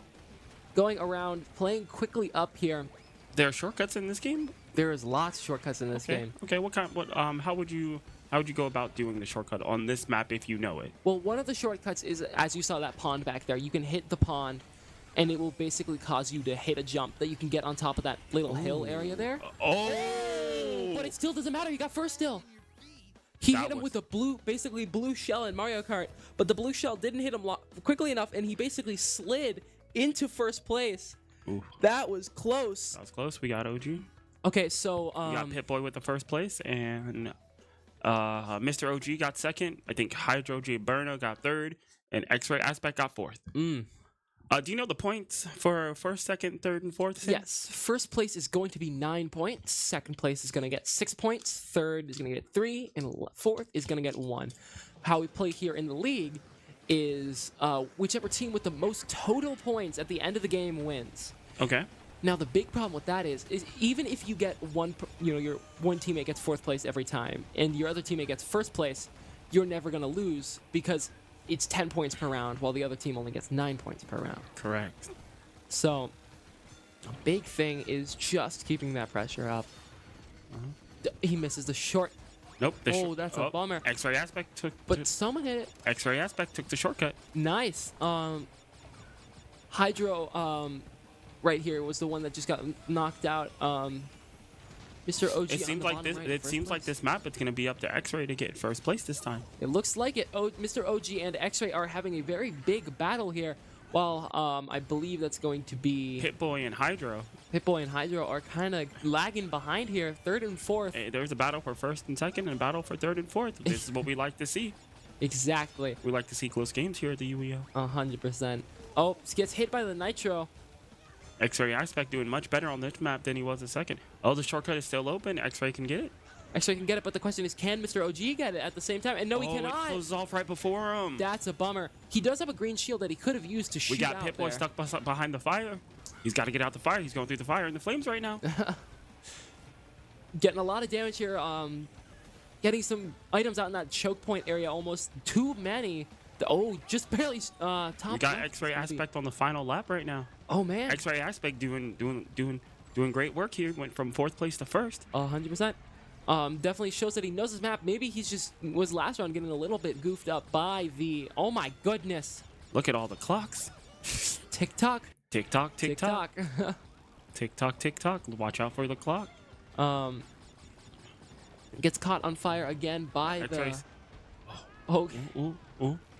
Throws a potion at it. Gets the door open. X-Ray does a good job waiting for OG to pass him in order to take the shortcut. 100%. Yeah. Still keeping that lead and not letting anyone else really have even a chance at it here.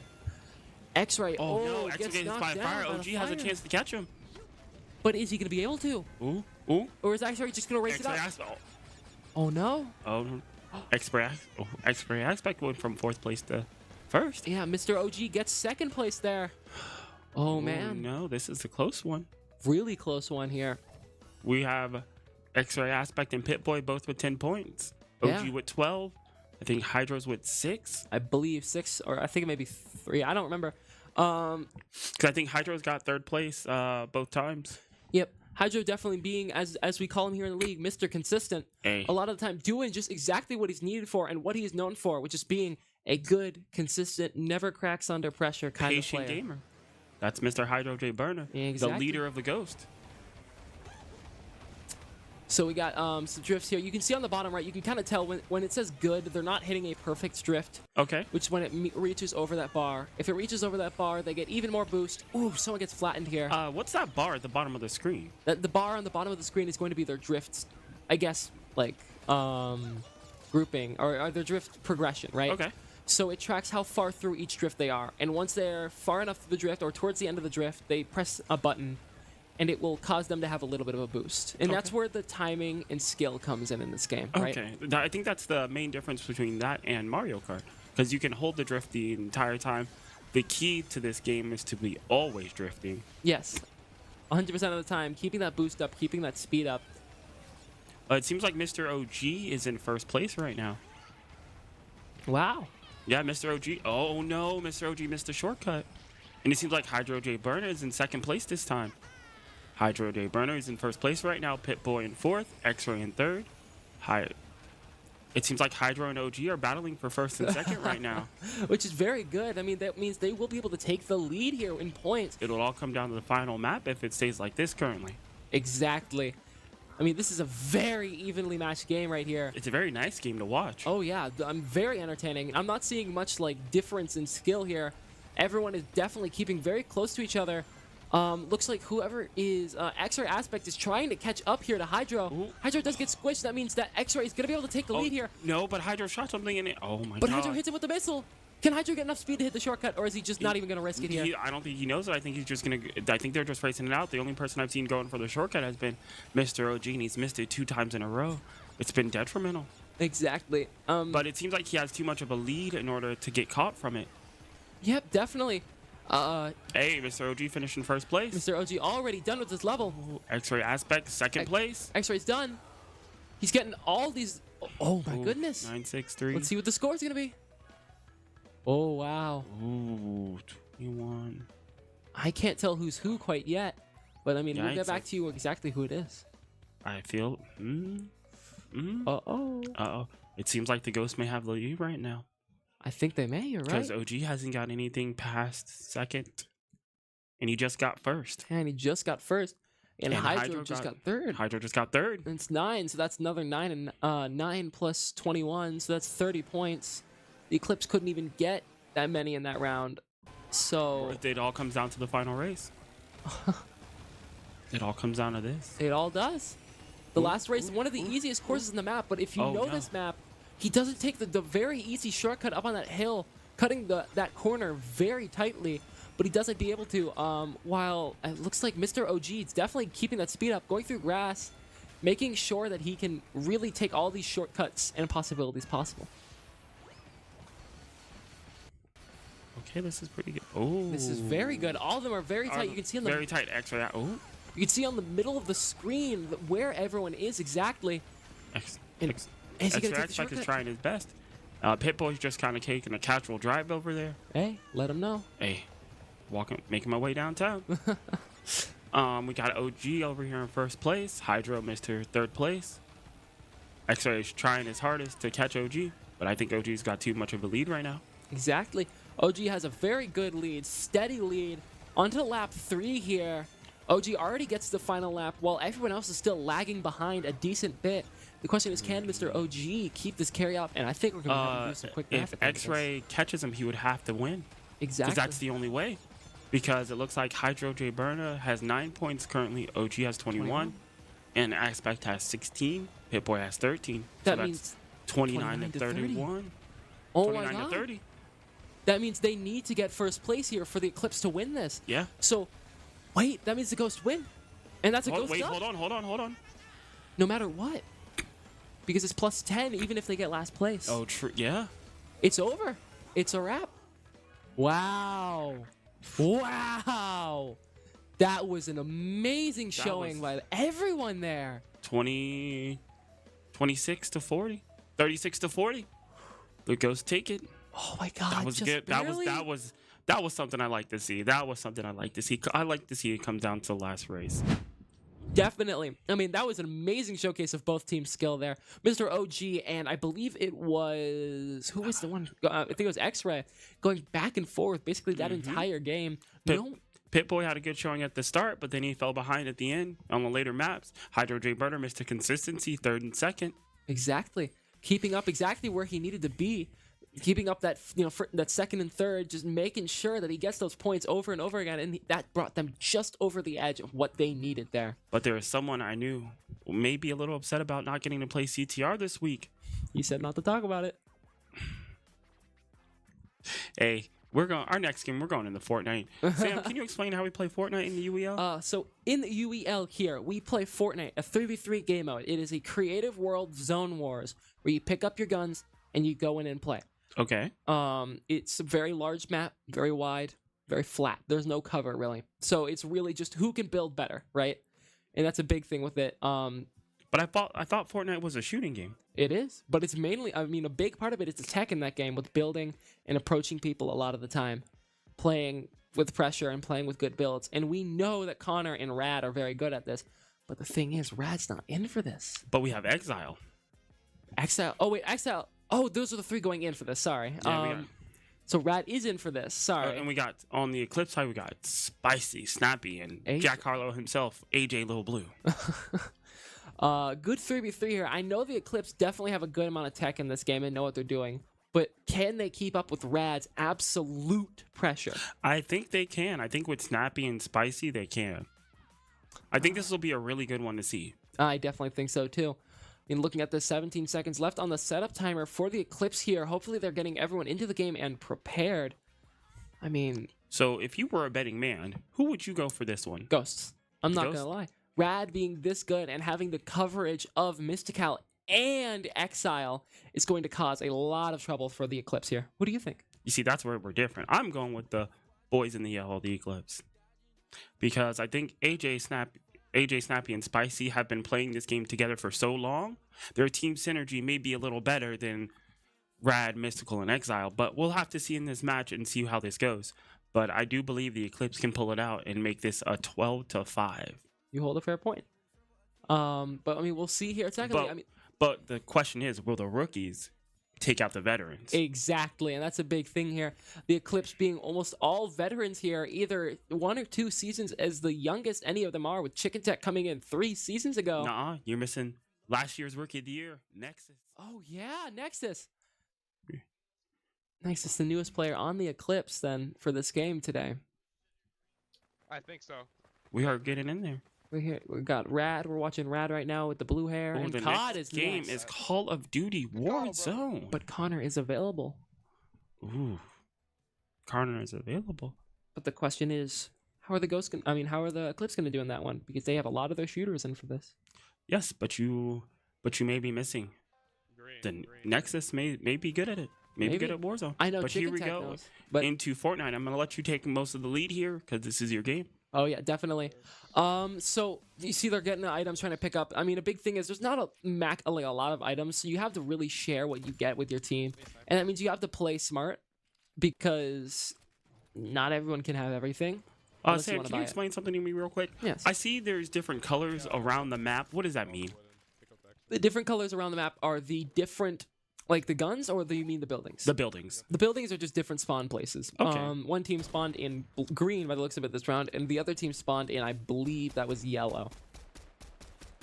So they are going to be playing up now. You can see them starting to build up and get ready, just trying to get up there. Rad is just getting a lot of pressure put on him here. Starting to box up here. Get some heals from that plant. Oh my god! Oh my! R.I.P. AJ. Hey. Already out of the game. RIP's in the chat for AJ. Wow. He's knocked down. He's gone. That's a wrap for AJ. Hey. AJ was getting rezzed, but it looks like they dropped him down. Hopefully they push up on AJ because he's just so weak right now. But actually, no, they're going to go for the one that's alone.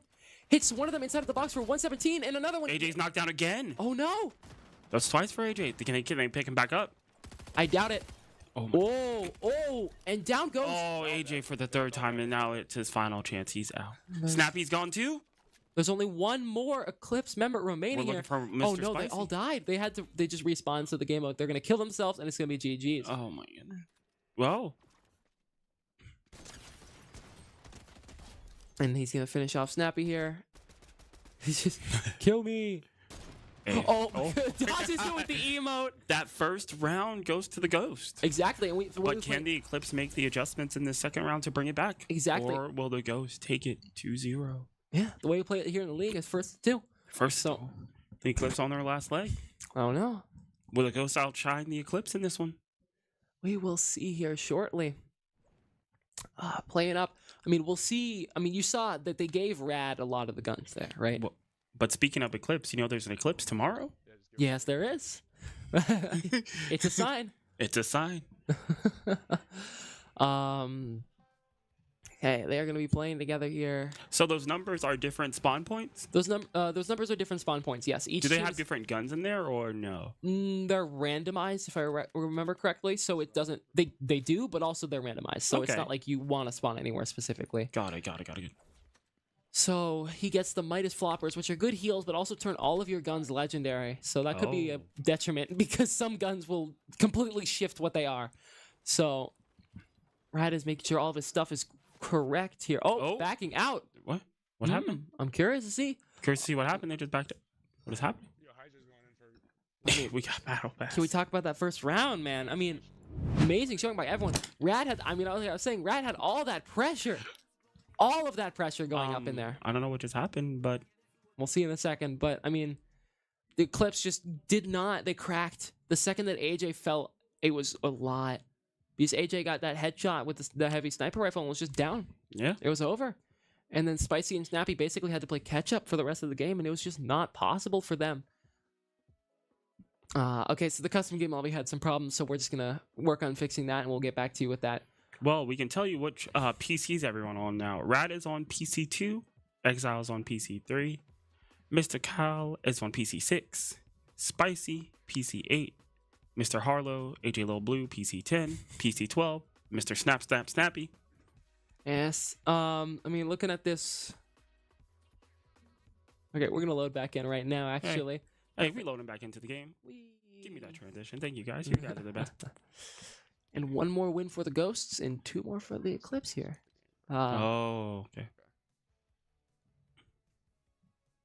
So AJ's PC had frozen on the scoreboard, so they were having problems with that. So they're going to go in here, going into the yellow.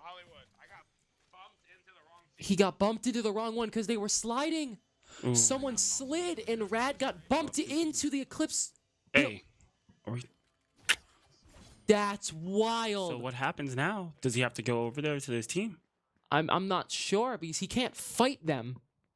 Oh no. So I don't know what happens here. It's up to the Game Master. Yeah, exactly. That's really bad. Rad being forced to be down here. Oh no. The Game Master right now is going to be Hollywood. Well, this isn't good. Hey, we got our game master is Mr. Two Times Hollywood. It seems like everyone's just limiting everybody so we can get to the new game. Hopefully. I think this round's not gonna count. I don't know. I mean, we saw that Rad literally got bumped into it because if you slide in this game, it counts as a bump, right? Yep. And he went to go into it, and he was jumping, and he just got bumped into the wrong one. I hope that was crazy. Sounds like you shouldn't be sliding over here. Just go into it, just in a run. Wait a second. Wait a second. Yeah, so they're gonna get back together and get it all right here. That didn't count, Hopefully. right? Hopefully we're getting back into it and we can start this fight over. Look, man, I'm just making fucking sure. It does not count, bro. I'm on their team for the game. Like. So. Yeah, we're gonna be redoing that last round because of the problem. Because of the bumping. Because of the bump. Oh my god, my battle pass leveled up. Hey. Guys. Hey, level 12 battle pass. Hey, level 12. Right. Oh, wait, no, level 13. Just wait till they run. Hey. Hey, everybody be careful. Hey, let them know. There we go. We're doing nice all jog. Nice light jogs into there. No bumping this time. Good job, guys. Now we are watching. I believe this is Mystical. I need better healing, bro. Sam, do you believe in the skins equals wins? Oh, 100%. If you got the shinies, you're gonna be having way more fun. You're gonna be more confident, in my opinion. Because I don't know if you noticed, most of the ghosts all have matching skins. Exactly. All of them have the exact same skin here. Coordination, team coordination. Exactly. And grabbing, Mystical grabbing the sniper, trying to get another tag right off the rip. Ooh. Ooh. Goes for the sniper shot, but missed. Playing up here, you can see Rad playing a little more cautious while Exile pushes in very hard. Rad taking cover, a little bit low HP. All of them have been tagged besides Mystical here. You know what all I've wondered in games like these? What? Where do they keep all their inventory? It's the power of magic. It's a pouch. Hey, we got a medieval knight over here. Yeah, that's an old skin. For the Crusade. Exactly. I mean, that skin's from season 2. Okay. So one of the first battle passes that was in the game. Wow. So this player is definitely someone who's been playing for a hot minute. Hey, is that Omni-Man? That is Omni-Man, yes. That's crazy. I think I just saw Zeus's lightning bolt coming in there. That was Rad. I think they just tried to shoot at. Rad over on the side here, trying to build, but getting way pressure. Get hit by 50 shield. Now can Rad box up and take this fight 2v1?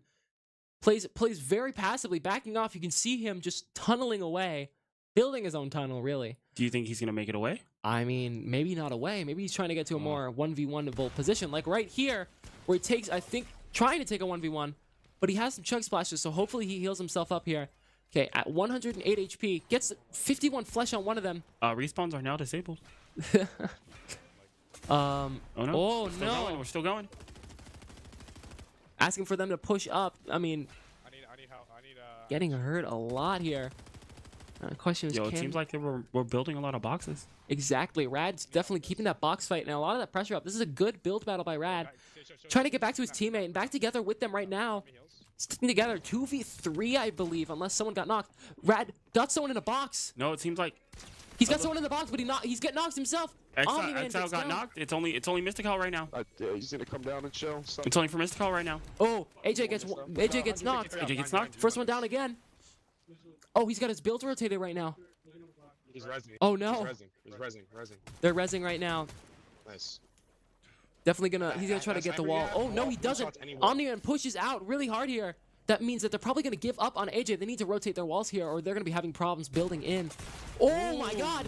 But he doesn't get killed. There we go. Eclipse takes the next round. And that is Eclipse taking round 2. So it's 1-1. 1-1. It all comes down to this. All comes down to this. Will the Eclipse veteran knowledge take out the Ghost super rookies? We shall see.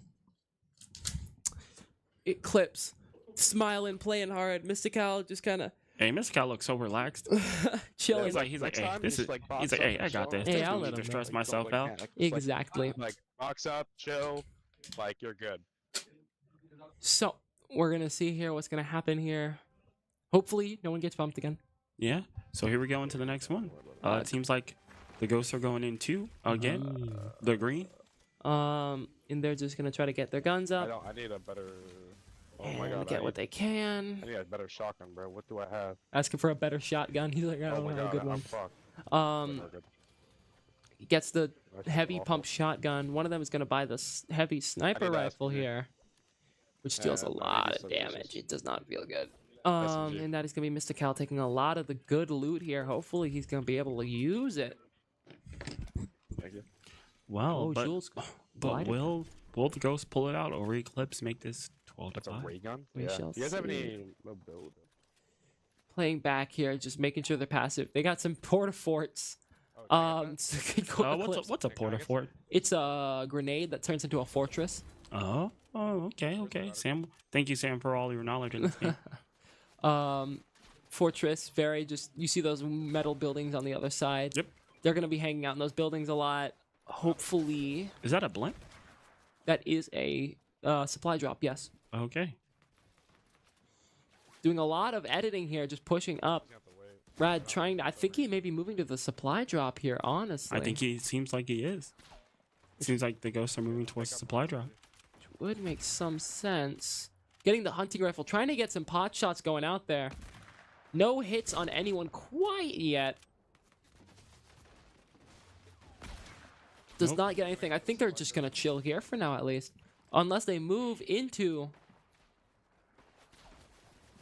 We're going to see if they can get it. Now, if one keeps building, the other one just keeps... Yeah, there you go. They got the supply drop. So are they going to grab the shockwave grenades, or are they just going to play back? They do grab the shockwave. Someone pops an anti-grav, which is basically just a giant box of low grav, but it's very, very low grav. Okay. So if he jumps up here, he's going to be in a lot of trouble. So it seems like both teams are playing very defensively this round. 100%. Stand right here. Stand right here. Stand right here. Let's see what they can do here. Playing back in cover here. Oh, they're going to shockwave in. Oh my god. The strategy is hilarious. All three of them lined up together, pushing in heavily. Oh. Omni-Man did get tagged there. Omni-Man tagged through, but one's down. Swag Daddy is knocked, though. No, but Rad's down, too. Rad's down, too. Rad is down. This isn't good. Frenzy Auto Shotgun's not a good shotgun to have here. And down he goes, and that is a victory for the Eclipse. Wow. The Eclipse veteran knowledge took out. What do you think of the ghost strategy at the end of that game? That was hilarious. It just didn't work out because they didn't all have the right trajectory. Do you think it would have worked if they had the right trajectory, or do you think? I think if they all landed in the same spot, then yes. So, I was pretty good, honestly. So, who do you think goes in for Call of Duty Warzone on each side?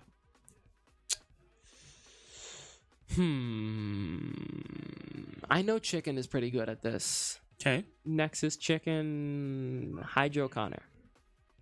I'd say Connor and LJ. For me, I'd say Connor. No, actually, Connor and Hydro sound like a better one. But I think it would be for the Eclipse. For me, I would go with Chicken and Nexus. That's what I was saying. Yeah. Or if you want the duo, go with Chicken Tech and X-Ray Aspect. Definitely. The newest acquisitions on the Eclipse this past season. Definitely also showing what they can do on this new team, right? A lot of that legacy power that was brought into the Eclipse by Chicken Tech and X-Ray Aspect. Oh yeah, they bring strategy, fighting games, racing. Yeah. And I think we have Mr. Pit Boy and X-Ray Aspect going in. Ooh. And then we have Connor and Mr. Reliable, Mr. Hydro J Burner. Smooth under pressure, Hydro J Burner on the ones and twos. Exactly. So Pip-Boy and X-Ray are actually going in. So completely the opposite of what we thought for the Eclipse. So it seems like after this game, the Ghosts are done for the season. I believe, yes. The Ghosts are done until playoffs.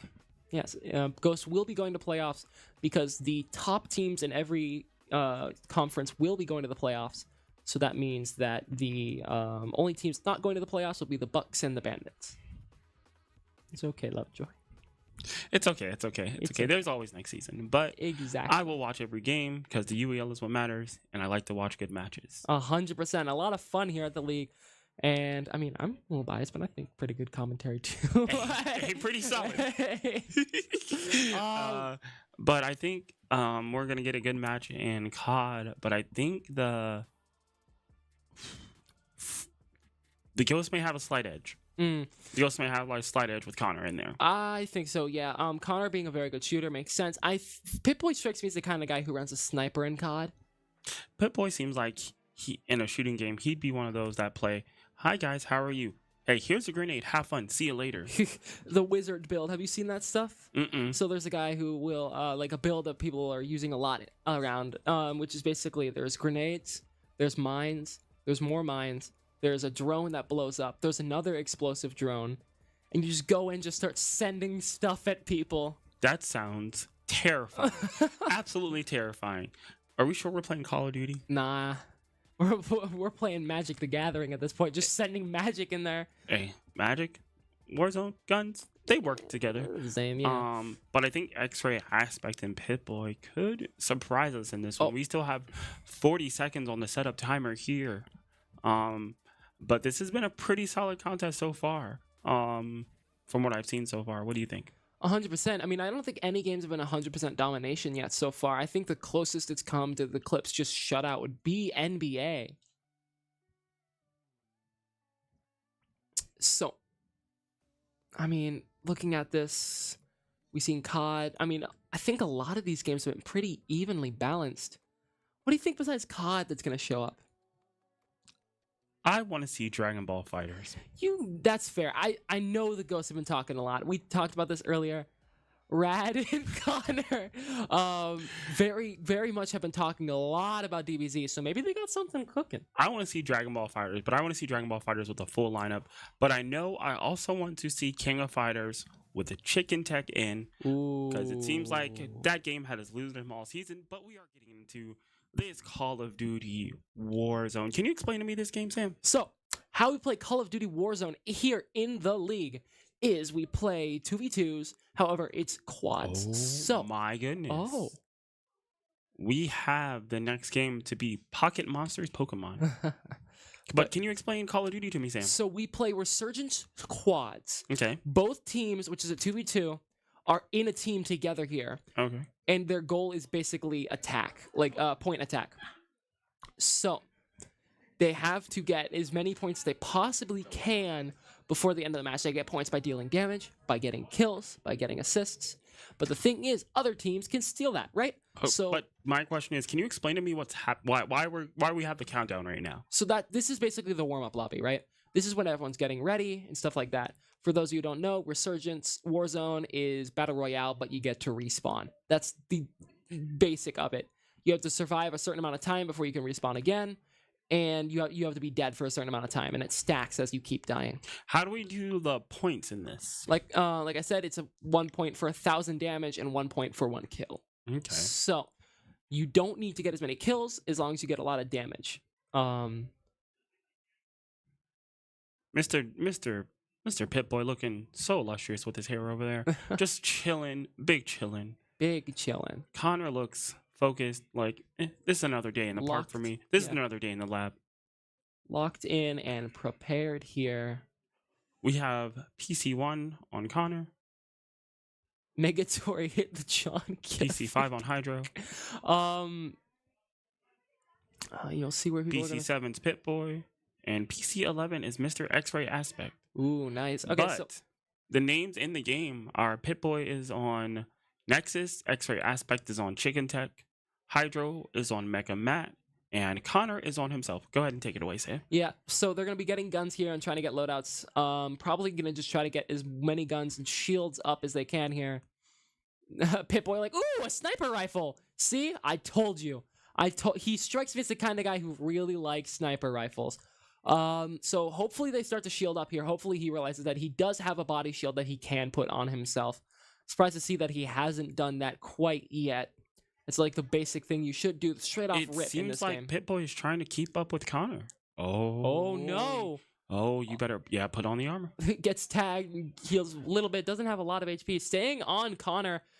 Oh, Pip-Boy gets a lot of damage on that. Gets a fully limb. Kill. And Connor gets down here. And Pip-Boy gets a third party on the kill that Connor get down for. Okay, Pip-Boy with 2 kills right now. Nice.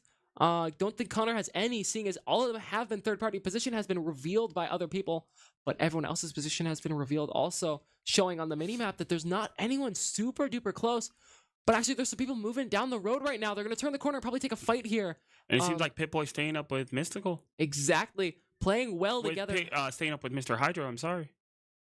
Because that name is Mecha Matt, and that is Hydro J Burner himself. Oh, Bouncing Betty. Watch out, Bouncing Betty. Yep, that is not a fun mind to play with. Playing around here, making sure they are ready to get a fight. I mean, they're sticking almost fully together here, which means they're going for mostly kill steals, right? Which is very smart. If you prevent the other team from getting points, then you're not going to get points. X-Ray Aspect is down. And then they're not going to get points, and you're going to get their points. Pip-Boy's going for the res on Aspect, and he's got him back up. Oh, my God. With the laser beam, and down another one goes. Pip-Boy going a great amount for the laser there. And gets the tap on Chicken, whoever's on Chicken's account. That is X-Ray Aspect. Yep. So you can see Connor and who else was playing with Connor here? Hydro J Burner. Hydro on Mecha Matt here. Yeah. Sticking together, playing really well together. Now the question is, can they play up together? Can they play with that pressure? I think they can.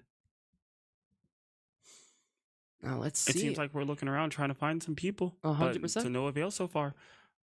Oh, looks like we got a team fight over here. Looks like X-Ray Aspect is moving in. And it seems like they're all moving as a unit. 100%. Like I was saying earlier, I think they're going to try to get kill steals from each other, right? Meaning that, you're basically going to be able to lock out the other team from having those points because you're stealing all of them. From right now, it seems like Pip-Boy has done a good job at stealing the kills from the other team. Pip-Boy is reading a message currently. Pip-Boy may actually be frozen in time. I think Pip-Boy is frozen in time. Watch. Pip-Boy got hit by the world. Let's see what happens to him. Mr. Pip was out. So we're spectating now X-Ray Aspect. Hydro, yep. So Hydro playing very well here.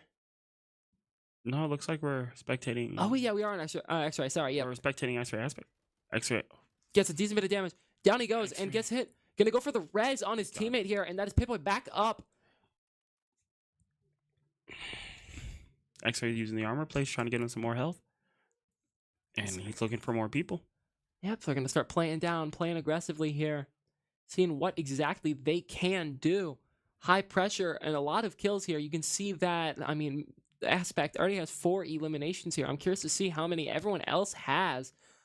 But I'm assuming we've been playing pretty aggressive this entire game. And most of the team has actually been sticking pretty close together, too. Yeah. But it seems like this has been a pretty good contest so far. Yeah, that one getting hurt really hard. Dropping down. The throwing knife does not work if you... Who got the kill? Connor's on a 5-kill streak right now. Connor going crazy. Connor going really crazy. Connor... Oh, wait, no. Connor only has 5 kills. I thought he had more than 5. I think Chicken Tech... I think X-Ray Aspect and Pip-Boy both have 3. Wow. So Connor definitely taking the lead here. Now the question is, can they keep the lead, right? The Ghosts keeping the lead here would be very, very helpful and very good because they can deal a lot more pressure towards the Eclipse here. It seems like X-Ray Aspect just went down. Yeah, X-Ray does just go down here. That means that he's going to have, you can see the number next to his name clicking down. That's how long it takes for him to get revived here. This is the first person who's fully died in this game yet. Nexus is next with Pip-Boy on Nexus' account. Nexus gets back to full HP, but it was almost dead there. Chicken Tech gets brought back to life. Is there a limit to when the respawns stop happening? Yes, I believe it's after 5 teams left, or is it 10? That they will have a clock countdown. I mean, X-Ray Aspect goes down again. Third circle. X-Ray Aspect goes down. Oh, X-Ray fully down. Third circle is when you cannot revive yourself anymore or get revived. The other way you can lose is if your entire team is dead right before you get revived. So, like, if you die in that 30-second time period, then you're going to have problems. So. Oh. Hydro J Burner went down. Oh, no. Hydro goes, I thought that was an enemy. I would have shot them. I would have absolutely shot them with the way they came in that door. Playing up. Looks like the two of them are going to take a fight up there. Going for the mosquito drone. Little Buzz. Buzz. Buzz. Oh my god, jumping off the map. Go! Oh my god! He got him. The laser beam. Oh, But no, it doesn't matter. Connor make it down here. Ooh, but does he have self-res? He does not have self-revive here. Wonder if someone can get to him and get him rezzed here. That is Hydro J Burner, his teammate, going for the rescue. Hopefully. But can he make it in time? Oh, definitely. He can make it in time. But Are we sure? Can we make it? He's getting shot up. Oh, no. He's down. Oh, no, he's down. And Hydro only has 1 kill. Oh, no. And maybe up. Nice amounts of damage there. Gets a knock again. Aspect keeping a lot of pressure up. Knock did get finished by someone else by the looks of it, but he still gets the kill credit for it. The damage adds up in the end. Exactly. The damage is massive at the end. Good to calculate exactly what it is because it's not only the kills, but the points, and that's what people don't think about in this game. It seems like Connor and Aspect both have 5 kills. Oh, wow. So is it really just the secondary people that are competing here? Yeah. I guess he doesn't know that you can shoot in the water. That was Aspect getting Aspect didn't know he can shoot in the water. Come on. A little bit confuzzled there. Oh my god, gets tagged on top of the building, and that's the entirety of the team's done. And I believe that's gonna be I believe that may be an Eclipse win. But I may be wrong. Don't quote me on here. COD is always so close here in the league. Hopefully they do open up the scoreboard here. And we can do some quick math. Okay, so Chicken Tech and Nexus have 5K. That's 10 points total. Mecha Matt has 3. Connor has 8. So that means that the Ghosts just barely win that. Wait, no, score. Sorry, not damage done. Sorry, I counted that wrong. Eclipse. Wait, Nexus and Chicken Tech are well. 8, 9. Eclipse 11. got the point. Yep, just barely. Wow, that's really good.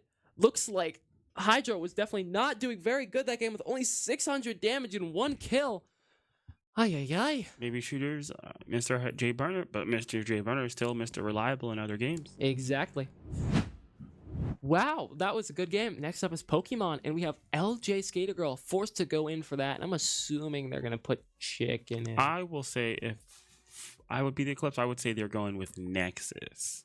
Actually, that would make more sense. They can anchor Chicken then for fighters. They can anchor Chicken for whatever comes next, but it doesn't matter whatever game comes next because both teams will be a full reset. I wonder if we're going to have a guest commentator come in here for Pocket Monsters. Yeah, we are. Rex gets immediately summoned into the room when you say that. Rex is just loving Pocket Monster. Hey, I knew exactly what I got to do. And we're back. We have about a 50-second setup. Rex, I can't hear you in my...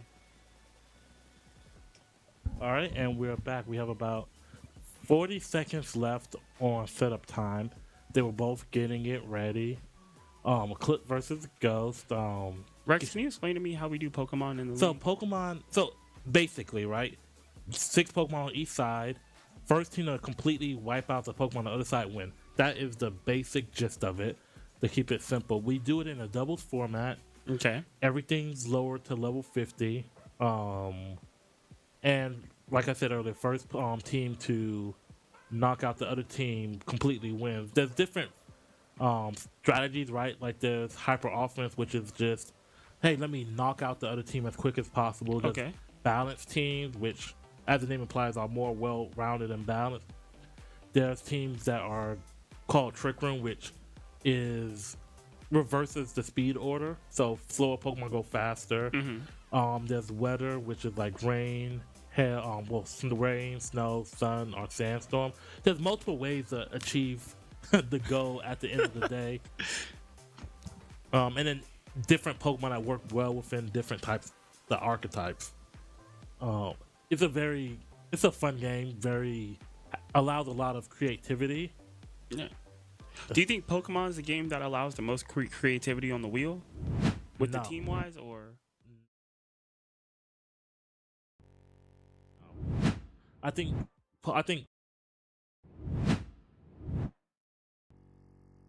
we've seen teams have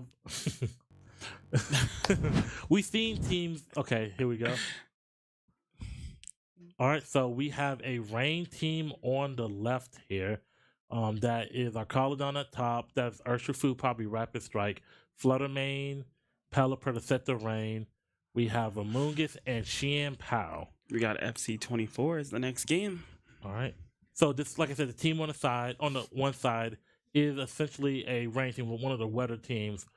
It has a few different modes it can go into. It has, it's typically going to be played a little bit more. You get the range set up, just start knocking things out. On the opposite side, it is it's a Pokemon.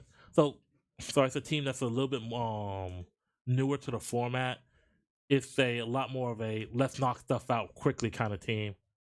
Did I just say Rex sent out? Yeah.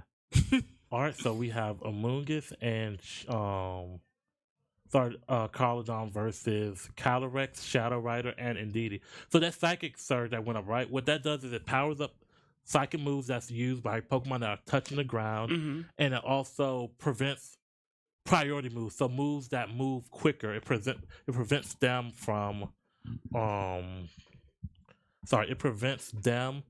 hitting Pokemon grounded. So you can't be hit by priority type things, which there's been a lot of priority type moves in this format. So it's a really good counterplay right now. So we see him exploring. He's probably going to explore into the Calyrex spot, but that's going to go into the Indeedee. So let's see what he opts to do here. He uses Expanding Force, which will do a chunk of damage to that Amoonguss, and it knocks it out. So that is what Calyrex does. Is when Calyrex gets when Calyrex knocks out a Pokemon, its special attack increases. Okay. So every time its special attack increases, it's a 1.5 times boost. All right, and that should do a decent little bit, but not enough to justify the question. I saw that the Pokemon that I think his name is Indeedee. Yes. Use Follow Me. What does Follow Me do? Follow Me redirects all of the moves towards that specific one. Yes. So this will be interesting. So this Pokemon here, Pelipper, is probably going to use Wide Guard. That should really mess with some of what that Calyrex wants to do. Wide Guard stops spread damage. Okay. What is spread damage? What does spread damage? So spread damage is essentially what we saw before, where it hits both Pokemon on the opposite side.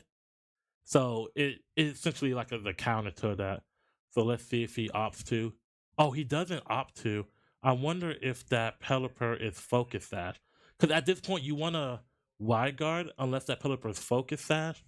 I mean, honestly, you just want to Wide Guard in general. Astral Barrage to do a chunk of damage here. Oh. That Pelipper is Focus Sash. And that Stamina. So Stamina raises his defense. He's going to be having increased defense throughout. But the Pelipper should just simply Wide Guard here, and that should be enough to stop what it wants to do. Yep, and that knocks out the Indeedee. So this could be a really big turn right here if you are the Eclipse, because now we have the Tailwind going off. So what Tailwind does is it increases the speed of Pokemon on that side, doubles it, for 3 turns.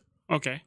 So now the Pelipper should be moving, I won't say first in priority, depending on what else he sends out here. So right now, is it pretty much an even match right now, or does one team have the lead?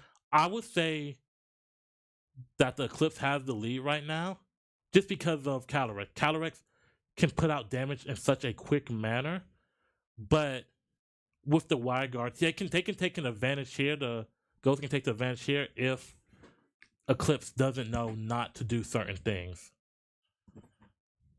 But does Eclipse know not to do certain things, or that's going to be the interesting part? But he's opting to not use Wide Guard. That is really interesting, and that's not going to kill Okidogi. Electroshot. Is he electroshotting? Who's he electroshotting? I think he's electroshotting Okidogi. That would be a ill-timed play. So let's see. Nope, the Calyrex. And that doesn't kill him.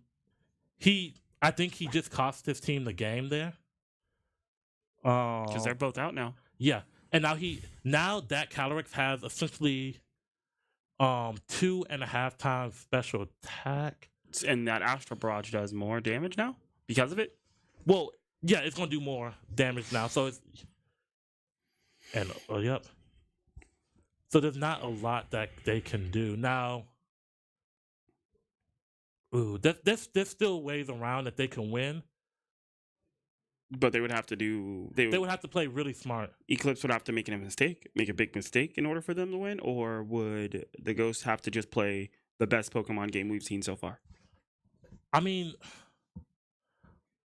I think the Ghosts have made some mistakes. They let Calyrex really get. Even if you knock out Calyrex here, Calyrex has done so much to help that there's not much. Mm-hmm. There's not much that like if say Sucker Punch. I don't know why is he Sucker Punching. That's not the Psychic Terrain. So they opted to Protect here. So would the Protect be a good move? No. So I think because the Pokemon on the other side, that Pokemon that just moved, Urshifu, has an ability that allows him to hit through Protects. Okay. And that Pokemon that you see on the field next to a Chien-Pao, Sucker Punch is a priority move. And remember what we said about priority moves earlier, is that they don't what's the word I'm looking for? They don't work against grounded Pokemon. So that would have failed. The Calyrex could have gotten an attack off here, potentially killed both Pokemon, or done at least that Chien-Pao is probably Sash, which means if it's Sash, it can't be knocked out in one hit. All right, so that is Iron Bundle here. Iron Bundle is futuristic Pokemon. His speed is increased now. So I wonder what we're going to have happen here. Like, this still is very much... Oh, he's Choice Scarf. Meaning what Choice Scarf means is that he can only use the move that he selected every time he goes in. Oh, he can only use it one time? No, that's the only move he can use. That's the only move he can use. The entire time he's out on the battlefield? Yeah, until he switches out. Ooh. Now, the benefit it gets is it increases his... Either Choice Scarf increases his speed, so it makes him faster, but... I would assume it does something, because if you have to do the same move on Sucker Punch, it's not going to work because Psychic Terrain, what we were talking about earlier. The little thing that's on the ground right now. Yes. Oh, the Calyrex has finally gone down. But it depends on what he uses here. If he uses Freeze Dry into that Urshifu, that could be really bad. And if he do it to Urshifu, yep. Because Freeze Dry is a Ice-type move. Okay. So normally Ice-type moves are resisted by Water-type Pokemon, right? But Freeze Dry is something that actually does it reverses it, right? Like it essentially freezes water, so it's super effective instead. Now this is what's bad. This Fluttermane is choice specs, so it can only use the moves that it originally used when it was out. But it can only use the Freeze Dry. No. The Pokemon that the little purple and yeah, it can only use the Mischievous, I think its name is. Well, it's yes, it looks like Mischievous. It's Fluttermane. So okay. There's a whole thing about it. Let's see. So he's about to Stellar Terrasilize. So what Stellar Terrasilize does is every one of those moves is going to do to get the increased damage, but it can only use it.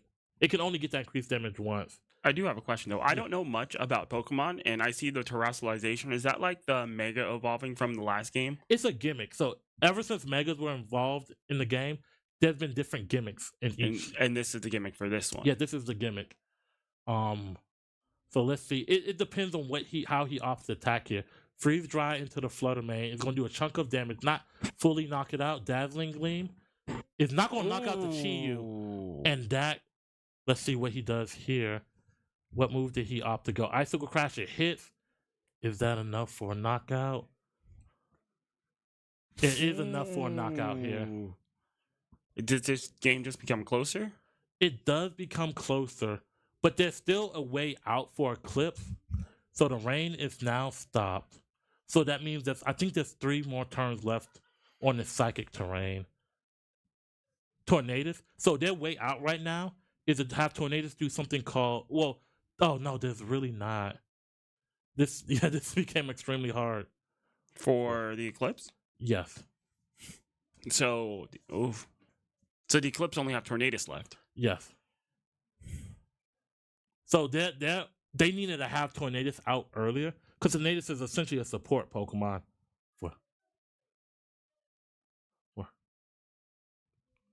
Yeah. So yeah, it's a support Pokemon. So it doesn't do well when it's the last one, right? Like in anything, right? Like in in Overwatch, it doesn't do well when it's the last thing. Oh, but it depends on what he does. This actually could work out. What is that? What is so he terrestrializes into steel. Okay. So if they use the ice and a fairy move, he resists both of them. But now since he's on psychic terrain, that is going to resist. Ooh, this could actually be really good. Bleak Windstorm. Who does Bleak Windstorm miss this? I can't read Japanese, so I think it missed the. It missed the Xian Pao.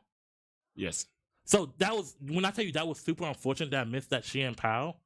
Yeah, he's locked in, so he can only use Dazzling Gleam. Because if he had hit both, there was a way out here. So you think the Eclipse have lost this one because of they didn't send in the Tornadoes a little earlier? I think that was a big thing, and he's going to sucker punch it again, which is going to fail because he's protected by the psychic terrain. So the only thing that he can do is Icicle Crash. So we need critical hit. We need we need Bleak Windstorm to hit both Pokemon. And I think the Qian Pao avoided it again. Yes. But with the Qian Pao avoiding these moves. So this is Witness disappear. So now he can use Sucker Punch. It's a 1-on-1. Yeah. So I think the Qian Pao is going to take out the Tornadoes. The Tornadoes with the Sucker Punch. Yeah, it's those Bleak Windstorms missing was detrimental. Yeah. There was a lot of different ways they could have gone about this, but yep. So we have the Ghost winning that one. They won that one by one Pokemon. Those, like I said, those Bleak Windstorms missing were detrimental, and them also not sending out the Pokemon, sending out Tornadoes. There's a lot of little things that they could have done. Yeah, there's a lot of little things that you could have done because that could have that Tailwind could have completely changed the trajectory of that game. But I think the next game we're getting into is FC. Now we have FC24 coming in, and we're probably going to see Chicken Tech with Nexus, and who goes in? Is it going to be Connor? It's probably going to be Connor and Rad. I'd say it's Connor and Rad. All right, but we are now joined by.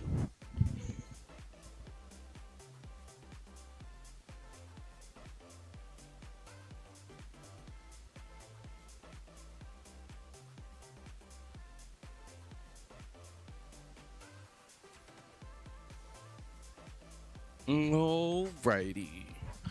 Now we are coming back to FC24. Now this is going to be a really good game.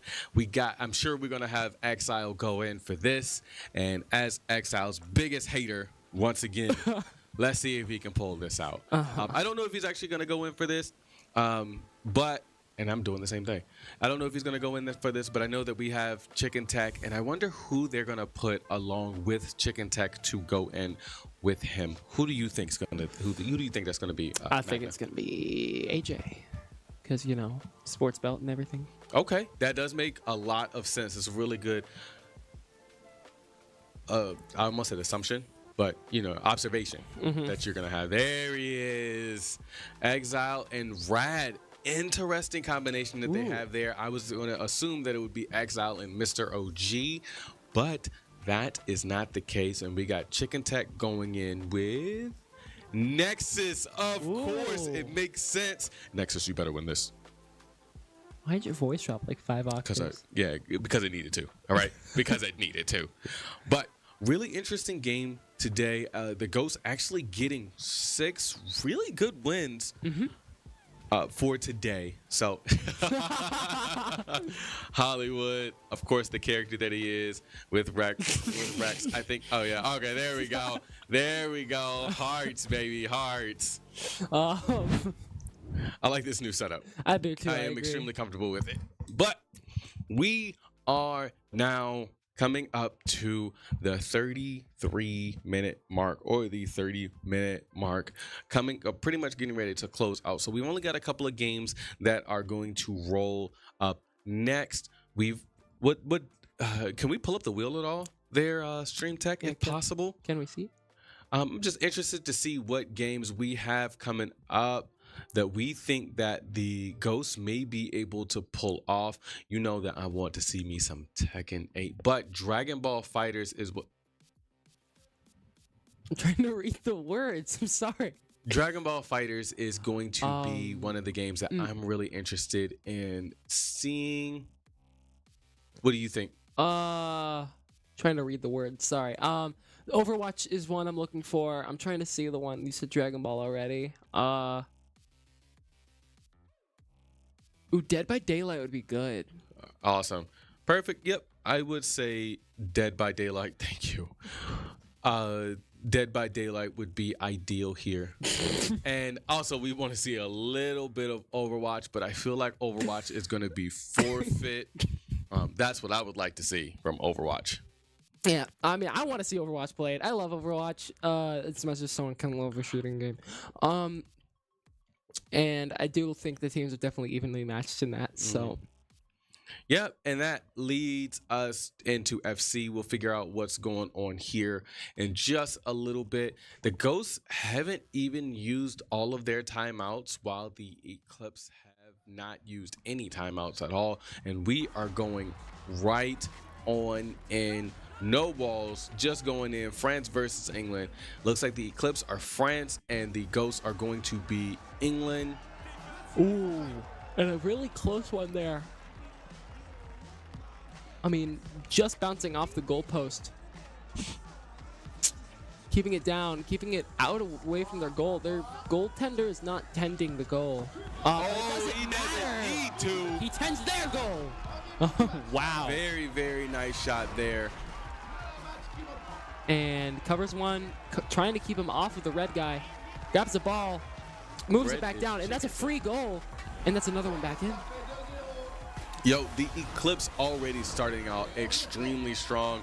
I really want Nexus to be able to pick this up. I feel like that right now, the two that are going to pretty much carry these teams would be both Exile and Nexus. I don't think the Chicken has a lot of experience or really plays this game very often. And the same I feel for Rad. Now, I could be wrong, but we will see here in just a little bit. I do know that one is carrying. Oh, nice kick right over there from Nexus, trying his best to get that ball right on back over. As they push over, Exile kicks it, but misses it just by a little bit. Yeah, definitely. Pressing it in, trying to get another goal here. Yo, Chicken Tech applying a lot of pressure there, not really giving the Ghost a lot of opportunity to react. 100%. I mean, let's see what they are going to get able to do here. 2-0 already. Eclipse are in the lead. Now can the Ghosts catch up? Oh. And a really, really good shot. A really good shot by Chicken right on into that goal. 3-0 for the Eclipse. Gets it stolen from him. It's a free ball right there from Nexus himself. Oh, my goodness. All right. Let's see what's going on here. Tries to just shoot it straight down the middle.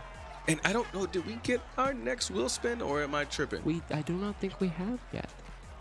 Oh. Gotcha. So we do have Forza coming up next. All right. Let's see. Nexus, again, showing a lot of dominance here, being able to not really get it in the goal or get it to another player. Or just over to Chicken Tech, not another player. Definitely, you could see them passing around, throwing around the ball. But, I mean, this is a no-wall map, so you have to be very, very careful with what you can do here. 4-0 still in the first half. Now, let's see if the Ghosts can catch up at all. Or it's really, really more about, like, the Eclipse. Oh, very nice shot there by Nexus. Honestly, the Eclipse doing what they do best, and that is to take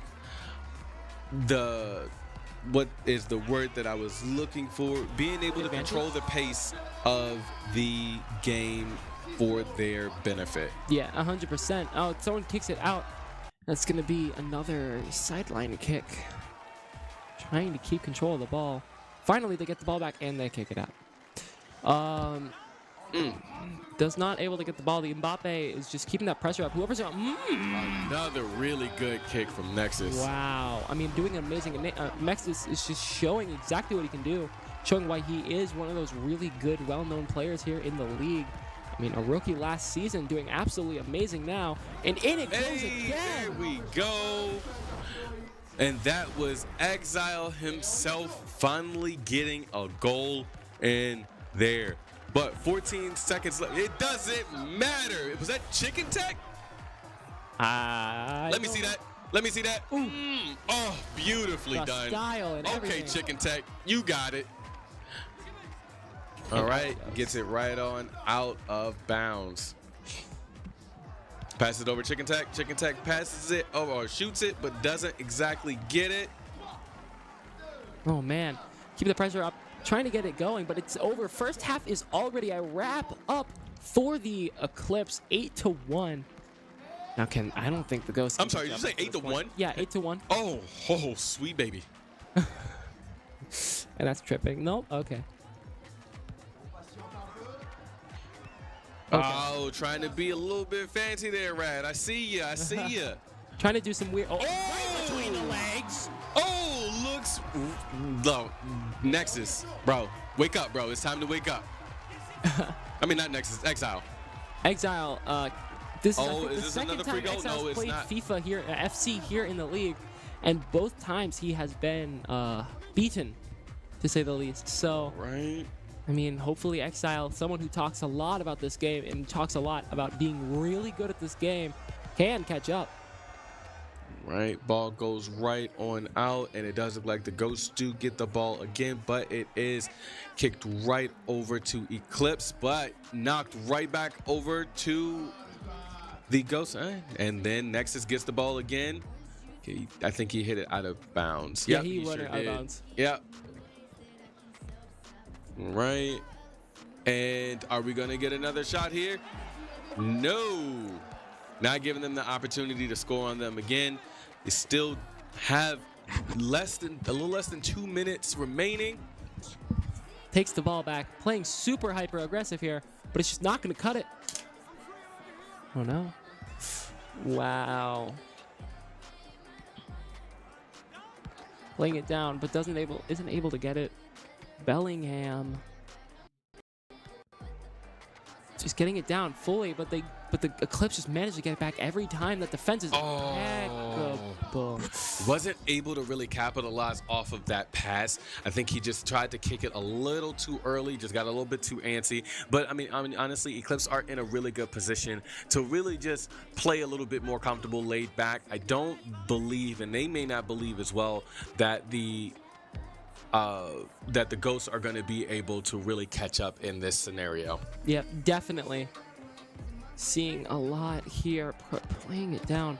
Not able to get any more scores, though. The one thing I have noticed is that the Ghosts are starting to play super defensive here and not letting any more goals really get shot into the goal, at least. Well, they need to stop focusing on. No, I'm not gonna say they need to stop focusing so much on the defenses. I do feel like they need to plan a plan of attack, right? Like what I'm saying is a lot of the same thing. Like they are trying to control the pace of this game, but the Eclipse are not allowing them to really take that control back. So they need to figure out, like, how do I get around the rest of this, right? Exile has the main character syndrome right now, where he feels as though he's the one that's going to be able to win everything, and I think that's what's really messing Rad up. And again, Nexus really just killing it right now. Yep, Nexus just absolutely pushing in and not letting a lot of that pressure stay off. This time Chicken Tech gets the ball and misses. If Chicken Tech would have gotten that, bro, I would have been, I don't even know, man. Chicken Tech on the ball again, grabs it back, goes for it almost from half, takes it back once more, but runs into Chicken Tech. Nexus is not having a great time here. Can he pass it up to Chicken? No, it passes it up to the enemy team. But it's not going to matter. Oh, hey, but it just really does. 10-2. Exile able to get another goal there, but it's not going to put him in a really good spot to begin with. 10 seconds left. That means they need to get 8 goals. That means they need to get 9 goals. Correction. Wow. And I feel like this may be a wrap. All right. Oh my gosh. No, hits it to the wrong person, trying to get that last. Yep. And it looks Like, we've got our winners being the Eclipse. Nexus really showing just how strong of a FC player that he is. And then with Exile, a lot more that he needs to learn as far as the teamwork. I felt like he tried to take over the ball a little too much. Yeah. Not really giving Rad an opportunity to really help him out and allow him to shine as well. But we are moving into what was the Forza? Next game up is going to be Forza. Thank you. A racing game we like to play here in the league. Pretty normal racing game as far as that go. 5v5 here. I do believe that we are most likely going to see Chicken Tech going in for this one. Chicken Tech, maybe AJ. Who else? Snappy, Spicy. I think that's it. Mm-hmm. Did I say that? Is that 5? I think 1, 2, 3, 4. That is 4. Oh, wait, yeah. And X-Ray. X-Ray, yeah. Maybe. They've been anchoring Chicken basically this entire game. I'm surprised if they'd start switching it up now. Yeah, and one thing that we really haven't had the opportunity to see a lot from Pip-Boy today, and the ones that we have seen, I feel like he's in a really uncomfortable spot.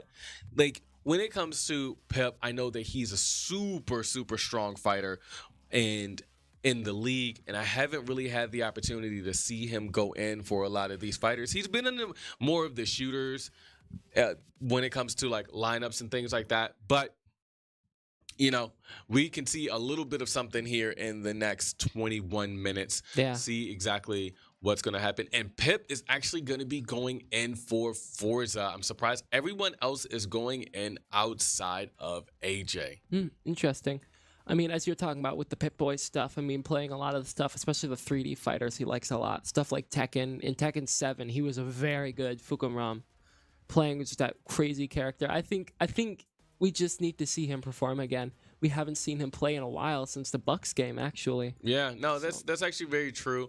But, we'll see here in just a little bit. But regarding that FC, again, really good domination shown by Nexus. Who else did he play with? Nexus and Chicken. Chicken, that's right. Nexus and Chicken. So they really showed a lot of the shots or the goals were from Nexus, but Chicken Tech being a really good support there and also being able to score some of the goals of his own as well really just shows himself as, more growth as an in-gamer here, especially going over to, again, you got to remember, like, Chicken Tech came over from the Ghost.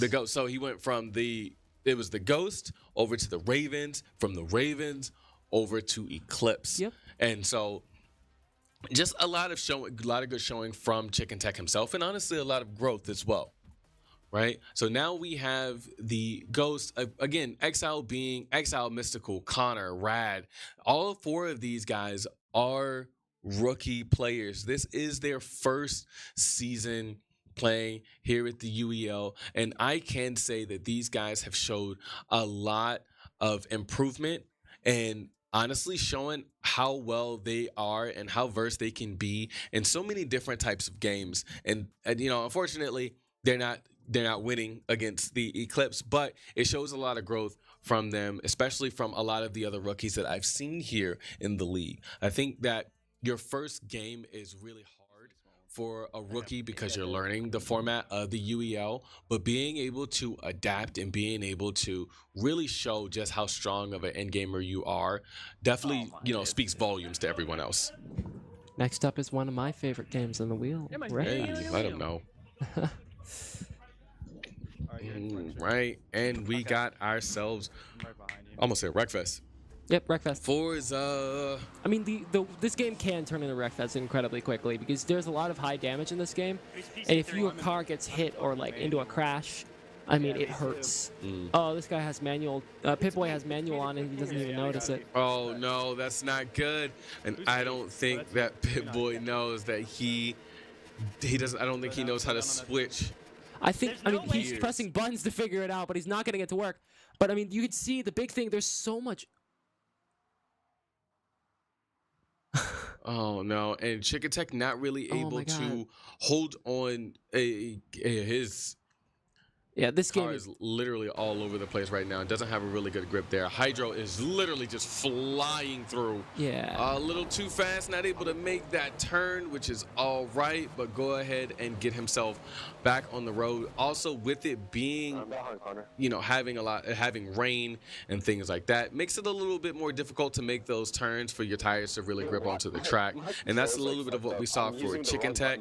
But OG looks like he is sitting comfortably here. I believe it looks like he's in 4th place.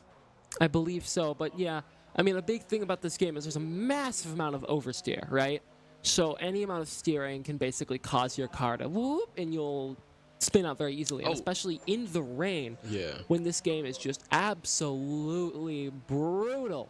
Yep. So, and actually, it does look like OG is in 1st place. Excuse me, I misspoke, but continue, please. Yeah, definitely one of the weirder games because the cars don't drive very realistically. Honestly, they drive over realistically in this game.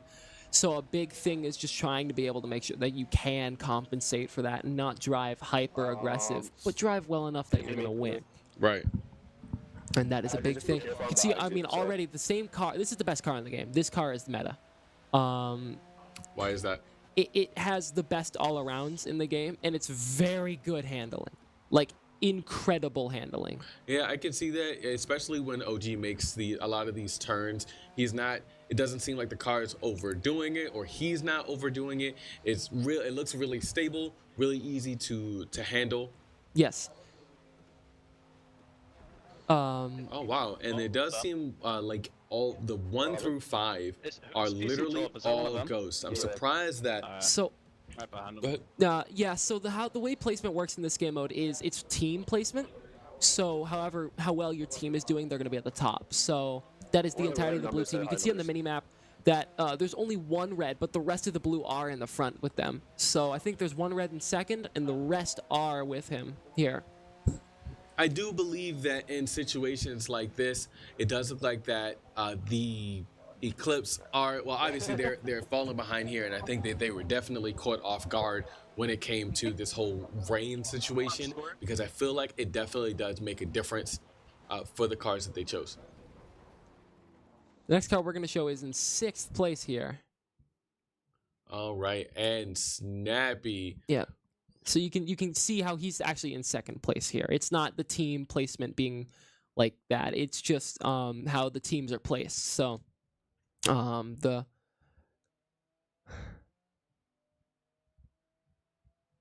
right. Okay. So keeping up with each other here, playing very aggressive. I mean, you can see on the mini map, he's the only one in that entire grouping that is red until all the way back in 5th place, or all the way back that far. So, yeah, no, you're absolutely right. So I wouldn't say necessarily aggressive. I feel like whoever is in that place before Snappy has the same car. I feel like a lot of these in-gamers pick a lot of the same cars. And like you said prior, this is, I guess, meta for this game. For the situation, or for this game, right? Really good handling, that's great, but it doesn't, and they're already finished. And like you said, he was in 6th place, at least Snappy was in 6th place. Mm-hmm. Looks like Endgamer's PC5, which I believe was Mr. OG, was able to win this race. Yeah, Mr. OG being in the lead there on that green car, doing very well. I'm curious to see what happens here with scores. Race ends in 30 seconds. Black screen of doom. And we shall see. But I mean, that was pretty good racing there by everyone, especially considering that it was in the rain. Yes. So very massive ordeal that it's all right. And that they are able to do very well there. I mean, you could see that Mr. OG definitely had the knowledge on how to race in that game. Seeing as he did not oversteer as much as you thought someone would normally oversteer unless, they practice in that game with that car. Yeah, you're absolutely correct. Now we have Wreckfest coming up.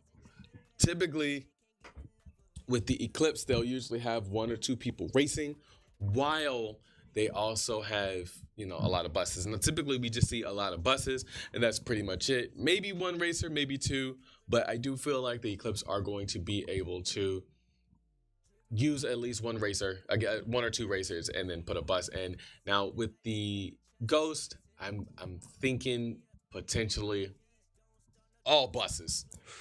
Which is easier for you, to race the race or to wreck the team? I will say I will do both. I'm very good at Wreckfest. I have put over 100 hours into that game. It is my favorite game overall, basically. I would say for me, easier would be racing because of how the game works. I mean, unless things like Death Loop and stuff like that, racing is very important because you can go over the loop a lot easier and avoid people. So, oh yeah, okay. So Hydro did win that game. Congratulations to the Ghost on that. Yeah. But I mean, we're looking at this like going into Wreckfest. I mean, there's the bus strat that AV mentioned shortly there. A strategy where we use buses to wreck people out. Wreckfest being a wrecking game, you know. There's also the Star Beast, is the car you see a lot. Something I never see is rammers in the league, or wreckers. I forget the name of them exactly, but basically they are a special kind of car that is built specifically to have a lot of HP and to be a good racer. It is a balance between the both of them. It is not a bus by any circumstance. However, it does have a good amount of HP that can deal a lot to other people. So, what's it called? I believe it's called the Hammerhead. I can't remember. It's a wrecker car though, is what it is, like a wrecker. Mm-hmm. So it's like a balance between the two of them, which is something I don't see a lot of people run in the league. Why have you never run it?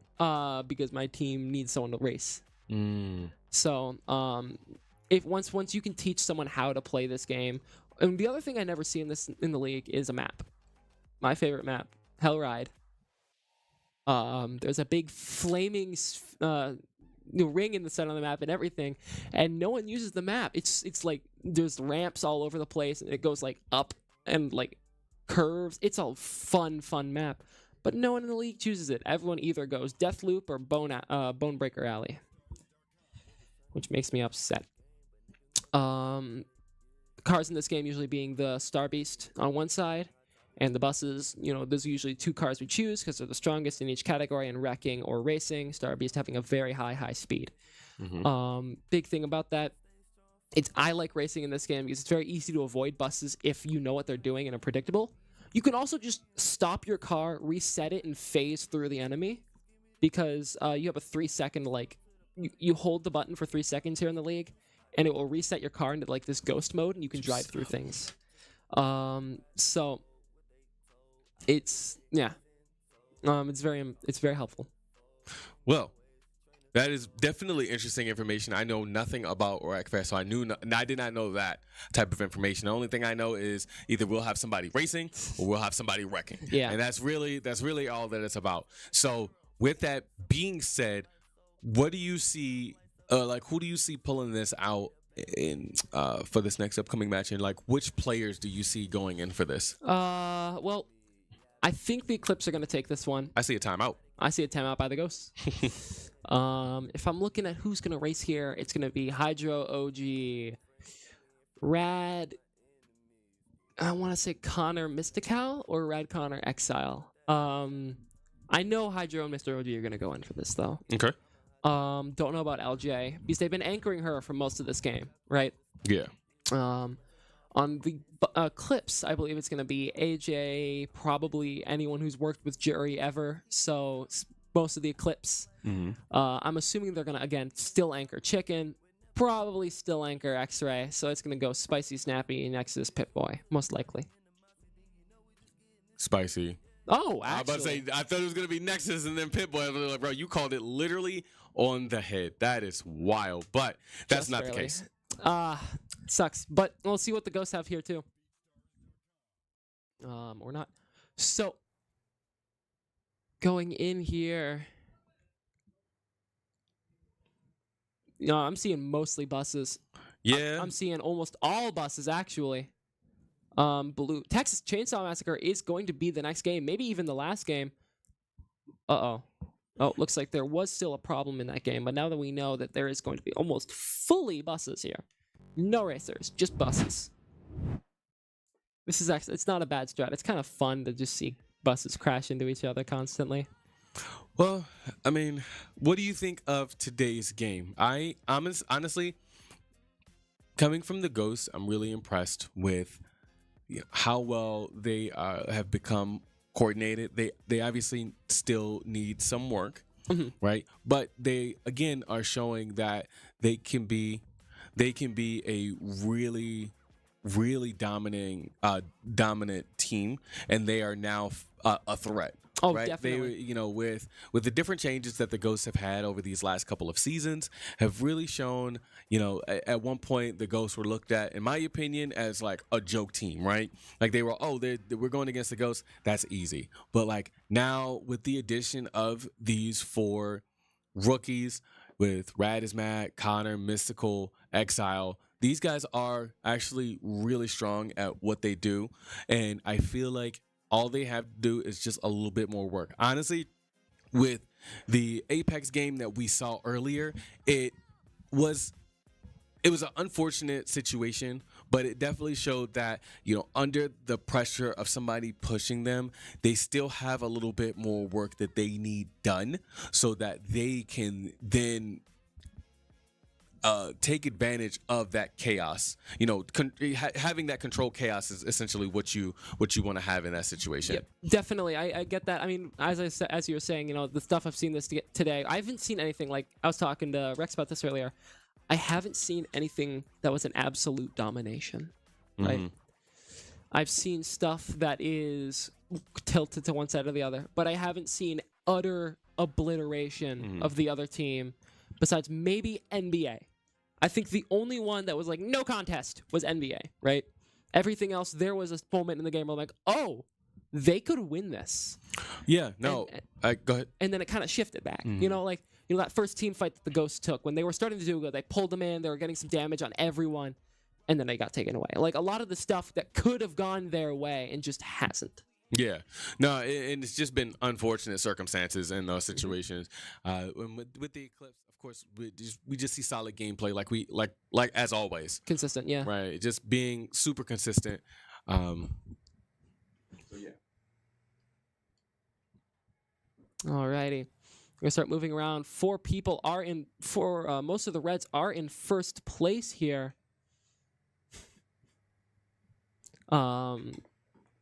Going to be keeping a lot of points up here. Actually, 1 blue is in first place here, but most of the rest of the Reds are actually everyone's splitting around. I lied. I believe red team is going to be the Eclipse here, and blue team is going to be the Ghosts. Ooh, ow! That's not gonna. I do believe we are seeing all buses. Yep. Oh my God, Mr. OG getting rolled, literally. Mr. OG down to basically 3 HP. Not doing great. Yeah, it looks like a lot of the... Ooh. Hits him right on over. I don't think we're going to see any races. It's just all buses, baby. Hey, let him know. A lot of damage. I mean, the more damage you get, the more wrecking points you get. Red team here being the Eclipse, playing very aggressive. Basically, the you shall not pass kind of special. All right, they're going to reset the bus, get it back around the right way. Someone did just get wrecked out. Mr. OG in 9th place is wrecked out. So that means 2 buses are gone. Exile is literally flying in this bus right now. He got to get them kids to school right now. We are running late. Field trip, everyone. So, as you can see, it looks like he's trying to race that bus. Not a lot of, crashing or trying to wreck here at all. And, never mind coming from PC12, which would be Snappy. We're gonna lose. Oh, avoiding each other because, for some reason. Oh no. I'm surprised that he didn't. He decided not to hit him. Yeah, to wreck into or run into X-Ray at all in that moment. He definitely decided to stop. Maybe he thought that was one of his teammates by mistake. I can't really say. Got Mad Genius randomly in here as well, but that looks like that was spicy. Maybe I'm confused as to why Mystical isn't trying to wreck and he's just racing the bus. He may have been informed to do such a thing. Or he may be trying to roll Mad Genius. Wait, no, that's not Mad. Oh, he wrecked himself out. He did a lot of damage to himself, so I am not sure as to the reason for him. One more time. This is the last ghost remaining. What? Oh no, he's running into parked cars. That is a. Oh my gosh! Oh my goodness! Oh man, and Bro, they put him on Live League. Holy cow! Taking Exile out of the game, and that means we've got ourselves another game coming up. Wow, that was a good Eclipse dub there. Yep, and it looks like the last game potentially will be Texas Chainsaw Massacre. With that being said, which is easier, do you think, being on the family or being on these survivors or victims? Easier or preferable? We'll start with easier. Easier would 100% be the family. Why is that? The family is the killers, obviously, but the family also has a lot of abilities and kill stuff, right? You know, Bubba or the hillbilly or the Chainsaw Massacre guy has a chainsaw that hurts really bad. If you get hit by that thing 3 times, you're dead.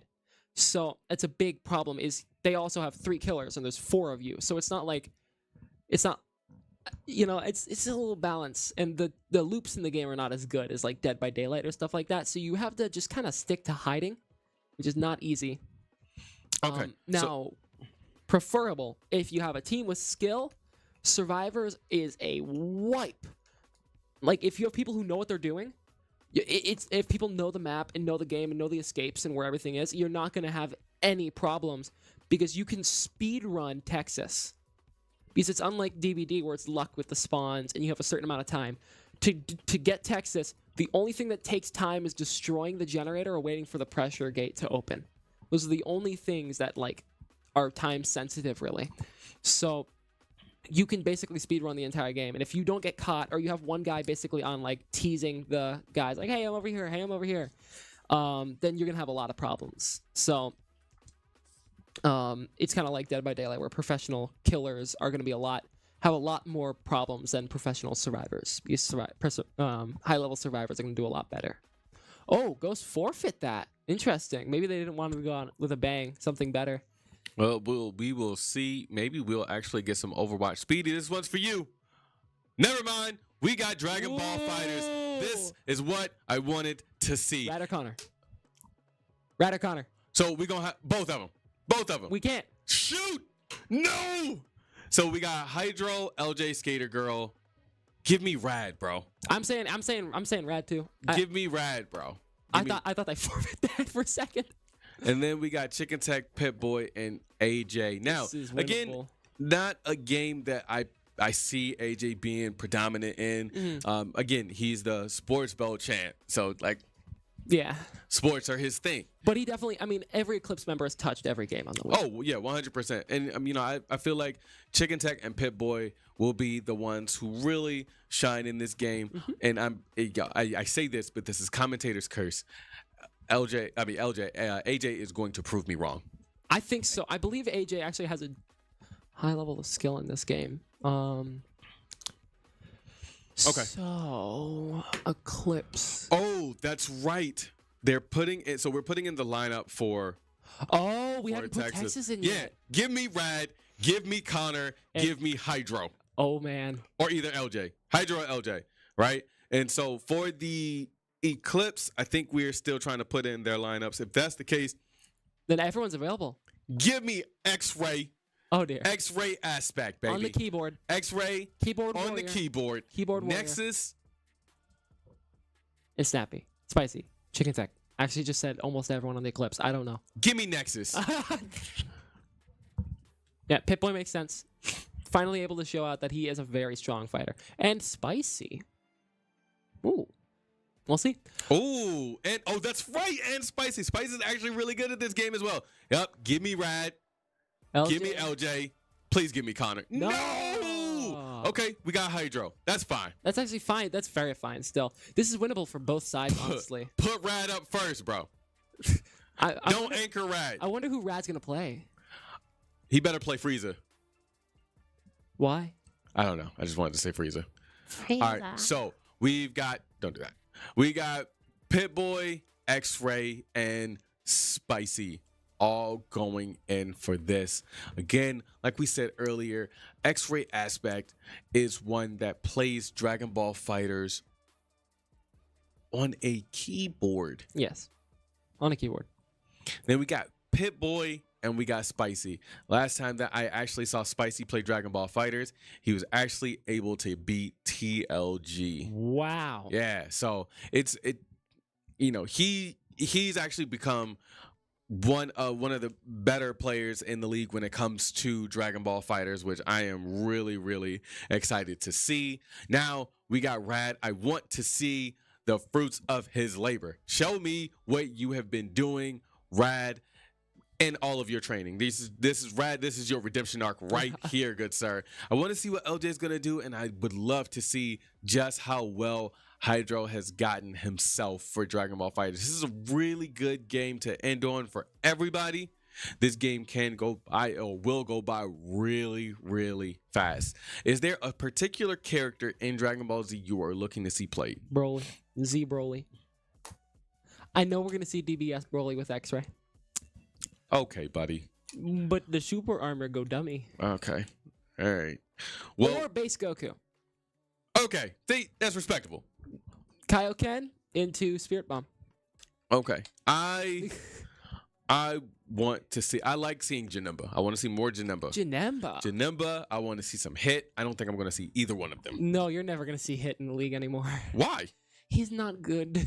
Oh. He has no zoning options really, and when he goes in, he's very minus. So he has stuff that like high level players are gonna be able to use, but we don't have many players who are that in this game. All right. Well, I know we're gonna see some Videl. Videl? Yeah. Videl? Who plays Videl? Don't you sleep on Videl, bro. No, who plays Videl? Oh, I don't know. Somebody on Eclipse. Really? Like actually? I think so. Okay. Because I know like Videl is one of those low tier characters that people like I Heart Justice and stuff like that had invented to become a better new character. So I'm very curious to see if that actually is true or not. Because give me Hercule. If only he was in this game, I would always play him. But really good showing from both these teams. The Ghosts being able to get 7 wins. Feet off me.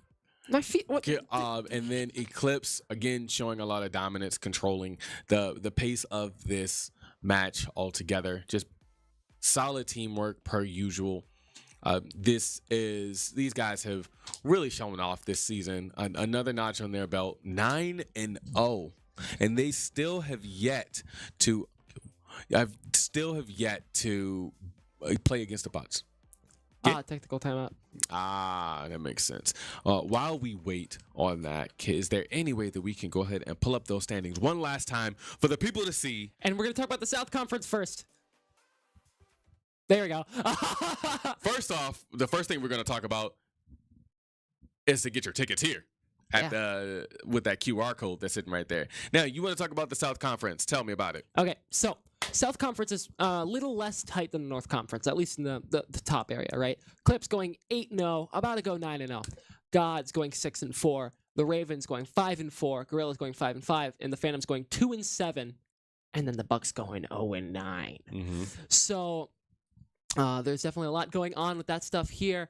I think there's a lot of chance for games that switch around here. I mean, almost every game besides I think there's one more with the Ravens here.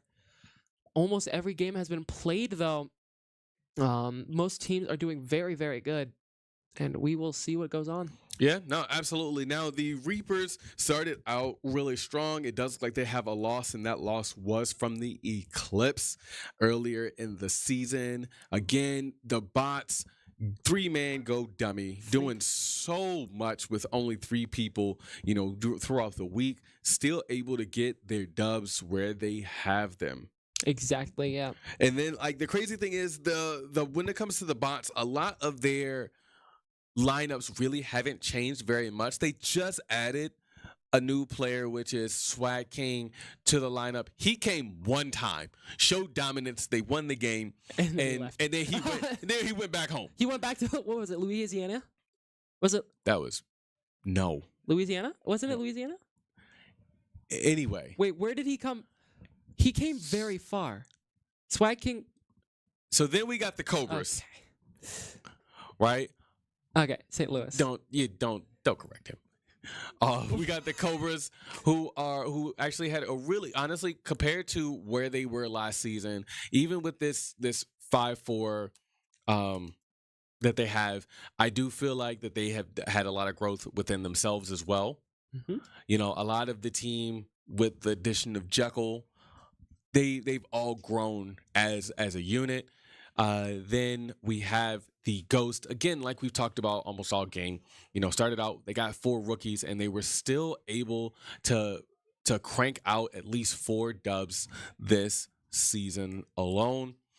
Then we have the Wolves, who have definitely surprised me this season. Now, their record doesn't look the greatest, but they are really, really strong team. They have a lot that they need to work on together. Mm-hmm. All right, and then we got this wheel spin for Dead by Daylight. All right, so we are getting in. Ouch.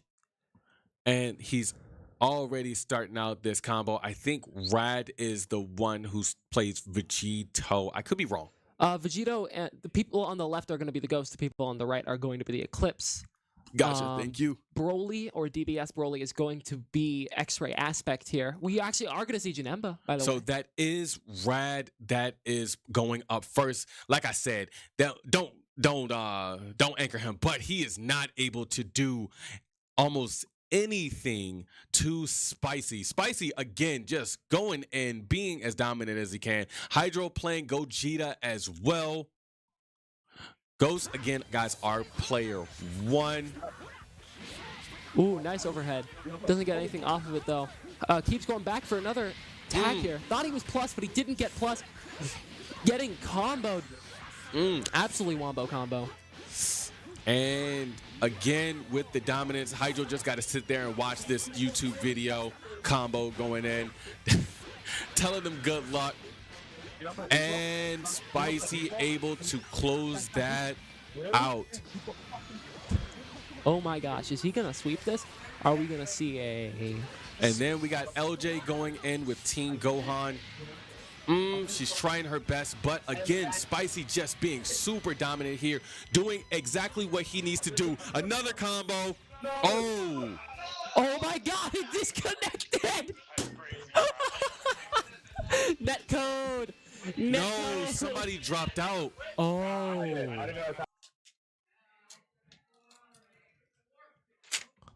That. Stop. For Christ's sake.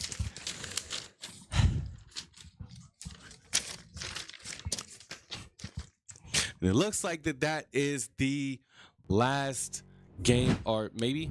Yeah, I think that's going to be. Oh, that was a forfeit from the Ghost. And that's going to be a wrap. That's going to be it for today. Wow. I mean, amazing showcasing overall. I mean, not many things were super dominant at any either side here today. I mean, very well showing by both teams here. Yep, absolutely. Really good job done here by both of the teams, Eclipse and the Ghost. We're gonna get them in here in just a little bit. Yep.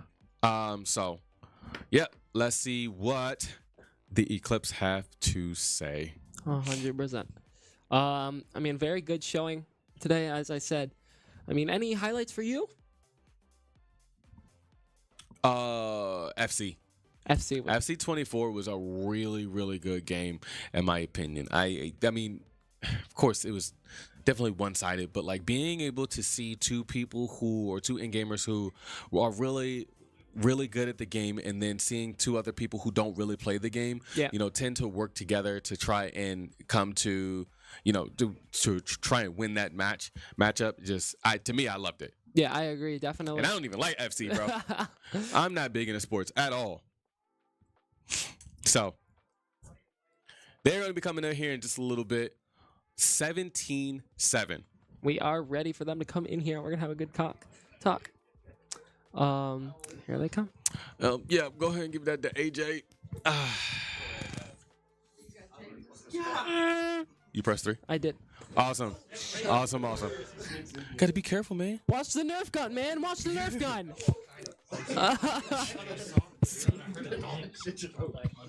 Yes, I can hear. We can hear that. Thank you, AJ.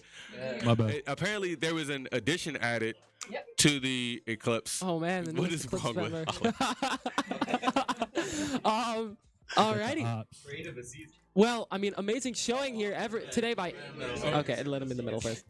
Guys, we had a great game today. I'm really proud of our team and how far we've come. We got 2 more games left. We're coming for the bots in the makeup game in like 2 weeks. And then we're coming for the Reapers in the finals at Michigan. You should have mic dropped it, bro. You should have mic dropped it. We played this guy. Hey. Alrighty. Well, I mean, really, ask your who questions, wants bro. the mic? Ask Okay, your really questions, good bro. game today. Any highlights for you guys in specific? No. None? Fortnite. All I want to say is thank you for beating Exile. Oh yes, that's perfect. UFC and FIFA. I lost all my money. Yeah, he lost all of his money. No, honestly, guys, you guys again did it once again. You guys undefeated so far this season. Again, showing a lot of dominance. You guys. What else is there left to say? Who's you guys' next opponent? Phantoms. And then it's bots. Then it's the bots. Phantoms and then the bots. Anything you guys want to say to Phantoms or bots before we get out of here? They ready. They ready. Perfect. That's it. For y'all. No, that's gonna be it. Catch us next Thursday. What is the next game, Stream Tech? Thank you. Thank you. We'll see you guys next Thursday, 6 p.m. Bye. Reapers versus Wolves. See you guys.